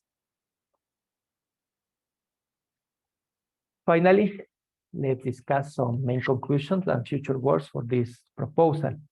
The most significant conclusions are the usage of in-phase and quadrature values improves the probability of detection when compared to the usage of only amplitude values. The cost of deep learning with relation to traditional machine learning in terms of computational time is around 220% more high. Although we are using transfer learning, 2D convolutional neural networks also require extremely large training time. It's also important to mention that we are not yet found the ideal architecture for maximizing the performance of 1D convolutional neural networks. Machine learning outperforms classical Bayesian decision techniques, especially under extremely low signal-to-noise ratios, keeping false alarm rates under expected values. And the most important conclusion for me, at least, obsolete radar technology can be modernized with digital signal processing and machine learning techniques. So as main future works, we have that we are finishing the evaluation of 2D convolutional neural networks for target detection using spectrograms as input.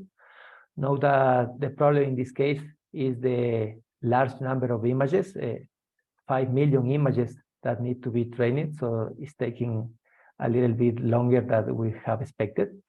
And we also still fine-tuning the architecture of one-dimensional convolutional neural networks to maximize their performance and try to find what is the best strategy to train this type of systems. It's also necessary to evaluate non-stationary clutter besides the stationary one. For instance, using a variable autoregressive coefficient. We are also proposing to evaluate the deep learning detector using real in-phase and quadrature signals from the skyward surveillance radar. In this case, the problem is that we don't have enough number of samples, so self-supervised learning could be used to solve the problem of having a small number of labeled examples. Finally, we need to design a radar processor based on deep learning in order to implement it in the skyward surveillance radar. This is a real implementation of the techniques that we have developed in this study. Here I left some reference that could be useful if someone of you wants to delve into this topic. My slides will be available to you. And that's all that I have prepared for today. I thank again to everyone connected to this talk. If you have some questions or comments, I'm ready to answer them. If you don't have opportunity to comment about this topic today, maybe you can write me to my email and we can share some ideas about this work. Thank you very much.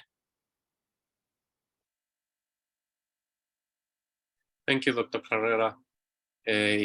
If any of the attendees have any question, please send it to the Q&A box or the chat box or raise your hands. Meanwhile, I will ask just a quick question for you, Dr. Carrera. Is this proposal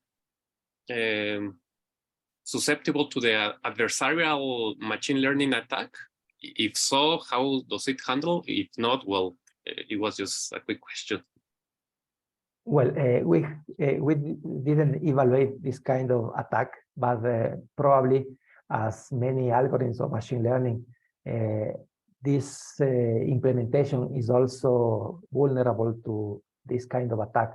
However, since the implementation is based in a local implementation isolated from other components, since the radar works independently, maybe this kind of attack is going to be hard to achieve. Okay, thank you. Yeah, I could see that being locally developed and an isolated component, it is really, really difficult to suffer from this attack. Thank you. Yeah. I don't see any other questions in the Q&A box. I don't see any raised hand. So if there are any more questions, I would like to thank again Dr. Carrera for his great presentation. Thank you for the answer, for the clear answer. Thank you, Dr. Carrera. And let me follow with the event. And I will introduce the next moderator of the next session. He is Marcelo Fabian. Thank you, Dr. Carrera. The next moderator is Marcelo Fabian Agüero. He is professor of the Institute of Estudios Superiores of IES 9012 in San Rafael, Mendoza, Argentina since 2003. He completed his studies at Universitary Programmer in the Mendoza University, later got the title of University Professor of Computers at University Nacional of Cuyo, and later the bachelor's degree in Computer Sciences in the University of Lanús in Buenos Aires, Argentina. Since then, he had participated and attended several events, conferences, and workshops as an active participant and speaker for organizations such as IEEE and local events in Argentina and Central America. He has more than 27 years of professional experience and experience as a full-time professor at IES from San Rafael. He has worked as full professor of computer architecture, analysis and system design and computing. In addition, coordinator of the software development career from 2016 to 2019. Since 2019, he works as a chair of continuous training, which allows linking between universities, the community, and the environment. He's currently studying a master's degree in education in virtual environments. He has technical and teaching skills, which allow him to perform in the technical field related to the computers and teaching fields. He has participated in technical and teaching events since 1990. He has developed training courses for companies. He's a founder member of a foundation called TIPNEA, Comprehensive Treatment of Children with Autistic Spectrum, as a volunteer. He has worked in the academic and educational field related to computer sciences. He has participated since 2013 in many events with activities in Region 9 as coordinator of IEEE Site, Argentina section. He worked as a member of Laboratory CI2S labs in Buenos Aires. So Marcelo, please go ahead and start your session. Thank you. Thank you, Eric. Good afternoon, everyone. Thank you very much, Dr. Islam and Roberto. I am the moderator of this conference, and I will do it in Spanish. Voy a hacer esta conferencia en español. Tengo el agrado de presentar al doctor Pablo Ibargüengoiti, quien es gerente general de NIKIT EI, Soluciones México. Recibió el título de ingeniero electrónico en la Universidad Autónoma Metropolitana, UAM, en la Ciudad de México. Recibió una maestría en Ciencias de Ingeniería Eléctrica de la Universidad de Minnesota, Estados Unidos. Y finalmente se recibió con un doctorado en Ciencias de la Computación de la Universidad de Salford, en el Reino Unido. Es jubilado del Instituto Nacional de Electricidad y Energías Limpias, Instituto Nacional de Electricidad y Energías Limpias. Luego de 35 años, ha sido profesor de Sistemas Inteligentes STEMS Campus Cuernavaca durante 20 años, ha publicado varios artículos nacionales e internacionales y participado en varios congresos. Ha dirigido tesis de doctorados y maestrías. Es senior member de IEEE, miembro de la Sociedad Mexicana de Inteligencia Artificial, miembro de la Academia Mexicana de Computación y la Academia de Ciencias del Estado de Morelos en México. En su conferencia expondrá aplicaciones de la inteligencia artificial en el sector energético. La inteligencia artificial está invadiendo todos los campos de la actividad humana, la medicina, la seguridad, las comunicaciones y la energía no es la excepción. Esta conferencia trata sobre 4 diferentes aplicaciones de la inteligencia artificial que se han realizado en el sector energético mexicano. En primer lugar, se utilizaron modelos dinámicos para predecir la velocidad del viento y por tanto la potencia eólica en parques eólicos. En segundo lugar, mediante técnicas de reconocimiento de patrones se construyó un sistema de diagnóstico de transformadores de potencia basado en señales de vibración, generando el modelo de vibración normal del transformador para detectar desviaciones en este comportamiento normal. Tercero, utilizando modelos probabilísticos, se diseñó el sensor de viscosidad de combustible virtual para optimizar la combustión de una planta termoeléctrica. Sensor virtual es un estimador de viscosidad basado en valores de combustión relacionados. Finalmente, el diseño de un modelo de comportamiento que permite detectar desviaciones tempranas. Se presenta el comportamiento normal. El caso de estudio se realizó con el diseño del diagnóstico de un aerogenerador. El modelo se aprendió con datos históricos de la turbina funcionando correctamente. Esta charla concluye sobre las enormes posibilidades que la inteligencia artificial da en el sector eléctrico y energético en general. Bueno, sin más, los dejo con el doctor. Muchas gracias, Marcelo. Thank you very much, Marcelo. Thank you, IEEE, for inviting me to participate in this very interesting event. It's amazing, 24 hours of conferences around all the world. Good morning, good evening, good night, according to your time. And this is noon in Mexican Central Time. Well, I apologize for my English. There is a long time that I don't speak English, so be patient with me in this.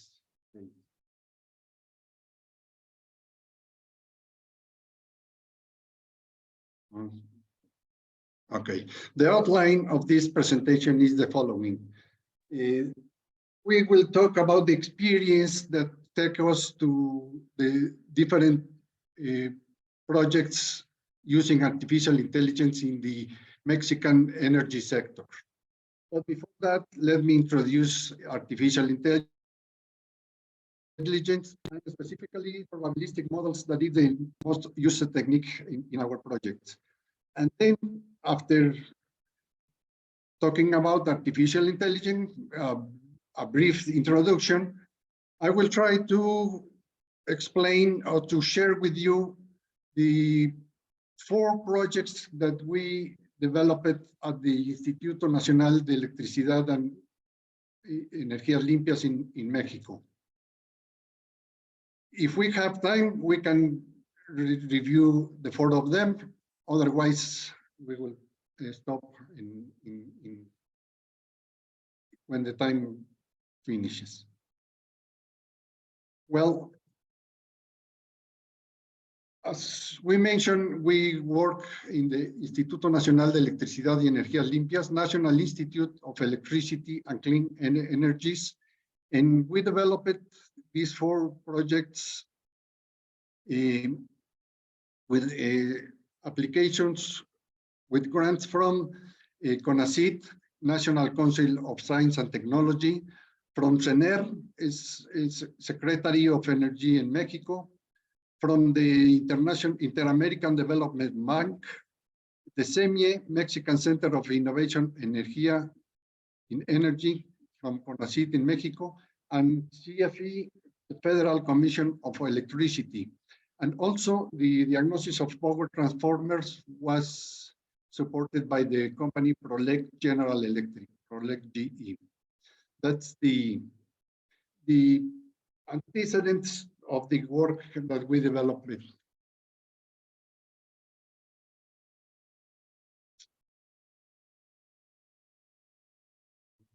I can change. Oh, this is it. Okay, well, let's start talking about artificial intelligence. If you ask me to give you a definition of artificial intelligence, we will need to define first intelligence. What is an intelligence? And if we try to define intelligence, it's really a problem that try to deal with philosophy, neuropsychology, a bunch of different sciences.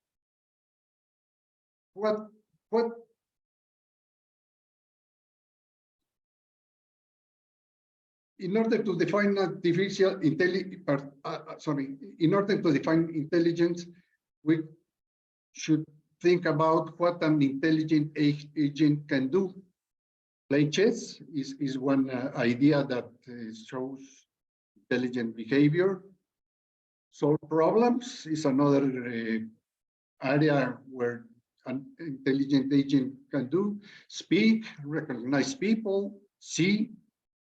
So several definitions are possible, but I can give you my three favorite definitions of artificial intelligence. First, automation of human abilities. It was the initial definition, the initial idea of artificial intelligence. To automatize human abilities. It was specific for human abilities. Second definition is also very interesting. Automation of activities associated with human thinking. We're still talking about human, and we're still talking about thinking.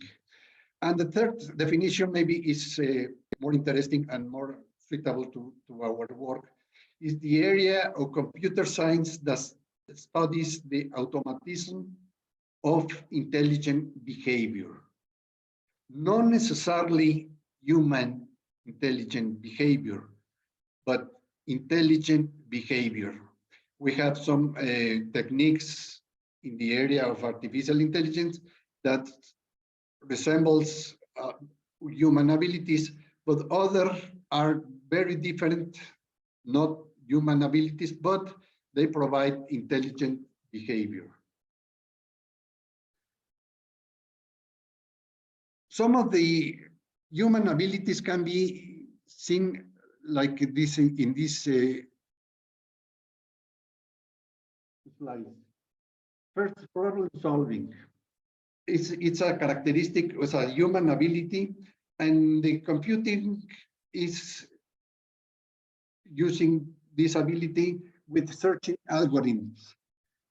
In the beginning of the 60s, 70s, most of the research in the artificial intelligence was with respect to searching algorithms. They developed games and systems that uses algorithms, searching algorithms to solve different problems. For example, playing chess. As you may know, in 1997, the computer first won the chess world championship. And it happened when the computers with the searching algorithms was strongly enough to process all the information, all the having the memory and the computing speed to run searching algorithms, and it makes the computers to win the chess world championship. Natural language is something very characteristic of the humans. Has been one of the most important advances of artificial intelligence lately. For example, the so mentioned ChatGPT, which is something incredible using processing of natural language. So that's a very good human ability that we try to to automatize. Planning is an activity that we sometimes decide in the sequence of activities that take a process from a starting point to a goal. Sometimes the humans are good giving this sequence of activities that take us from a starting point in a process, beginning of a activity to a specific goal. But computing can develop and planning algorithms much secure and faster. Another human ability is decision making. Humans do that all the time. And we propose in artificial intelligence offers techniques that combine human knowledge plus models of the world in order to take optimal decisions in many kind of problems. Optimizing is another human activity that we try, and right now artificial intelligence provide techniques that analyze the world, analyze the effects of certain actions, and given certain goals, the IE establishes the right combination of characteristics of the problem. One good example is the logistics. How can we distribute, like Amazon or that kind of business uses for optimize the routes. Reasoning, another human ability, uses human knowledge. There were several techniques to codify human knowledge, and this human knowledge are used to propose actions or decisions. For example, the use of rules. If certain condition, then certain conclusion.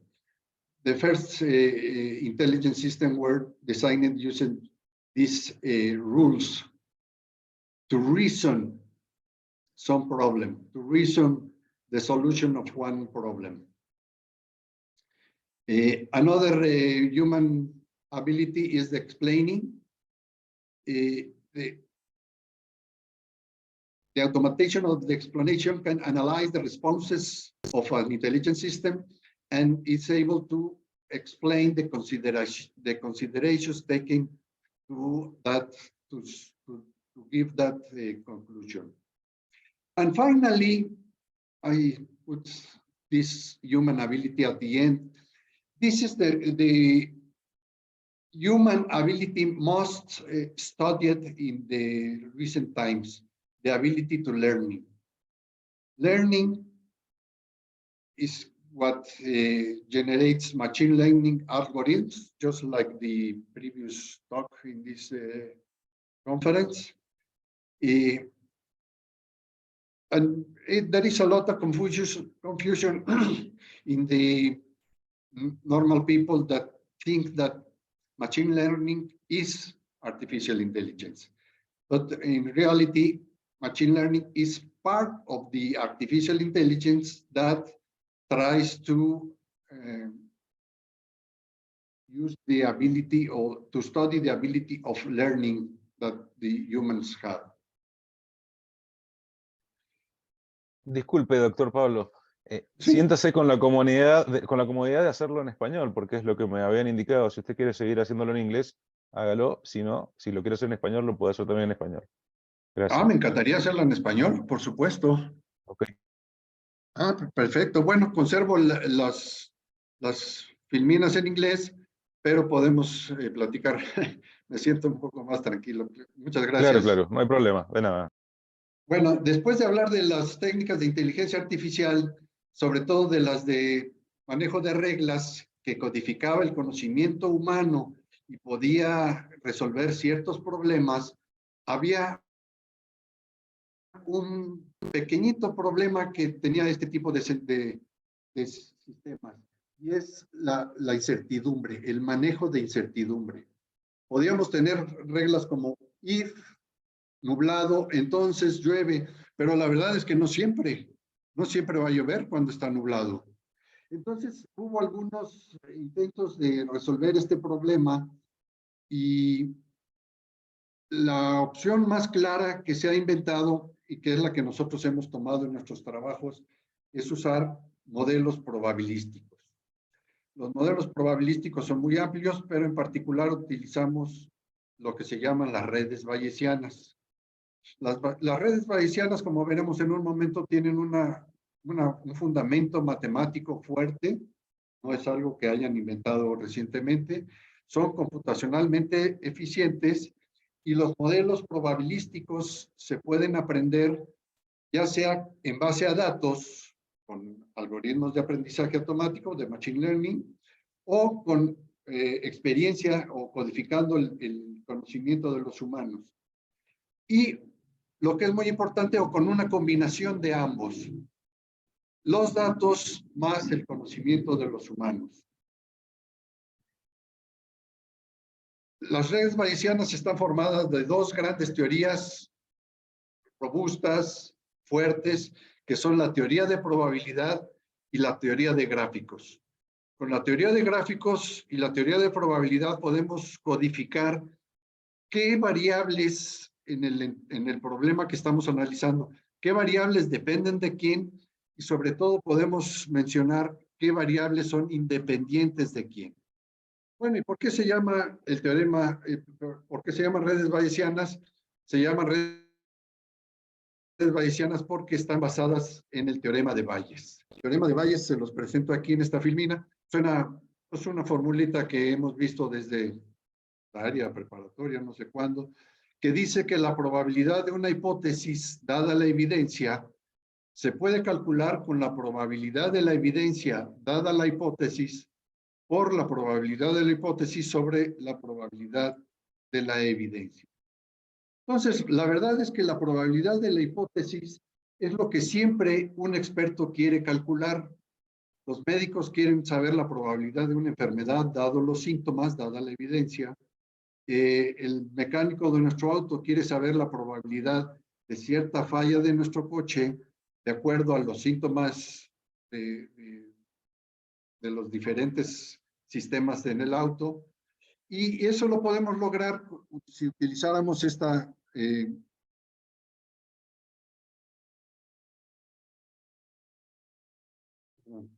utilizamos esta fórmula como lo siguiente. Si tuviéramos un ejemplo que está aún de moda, si tuviéramos que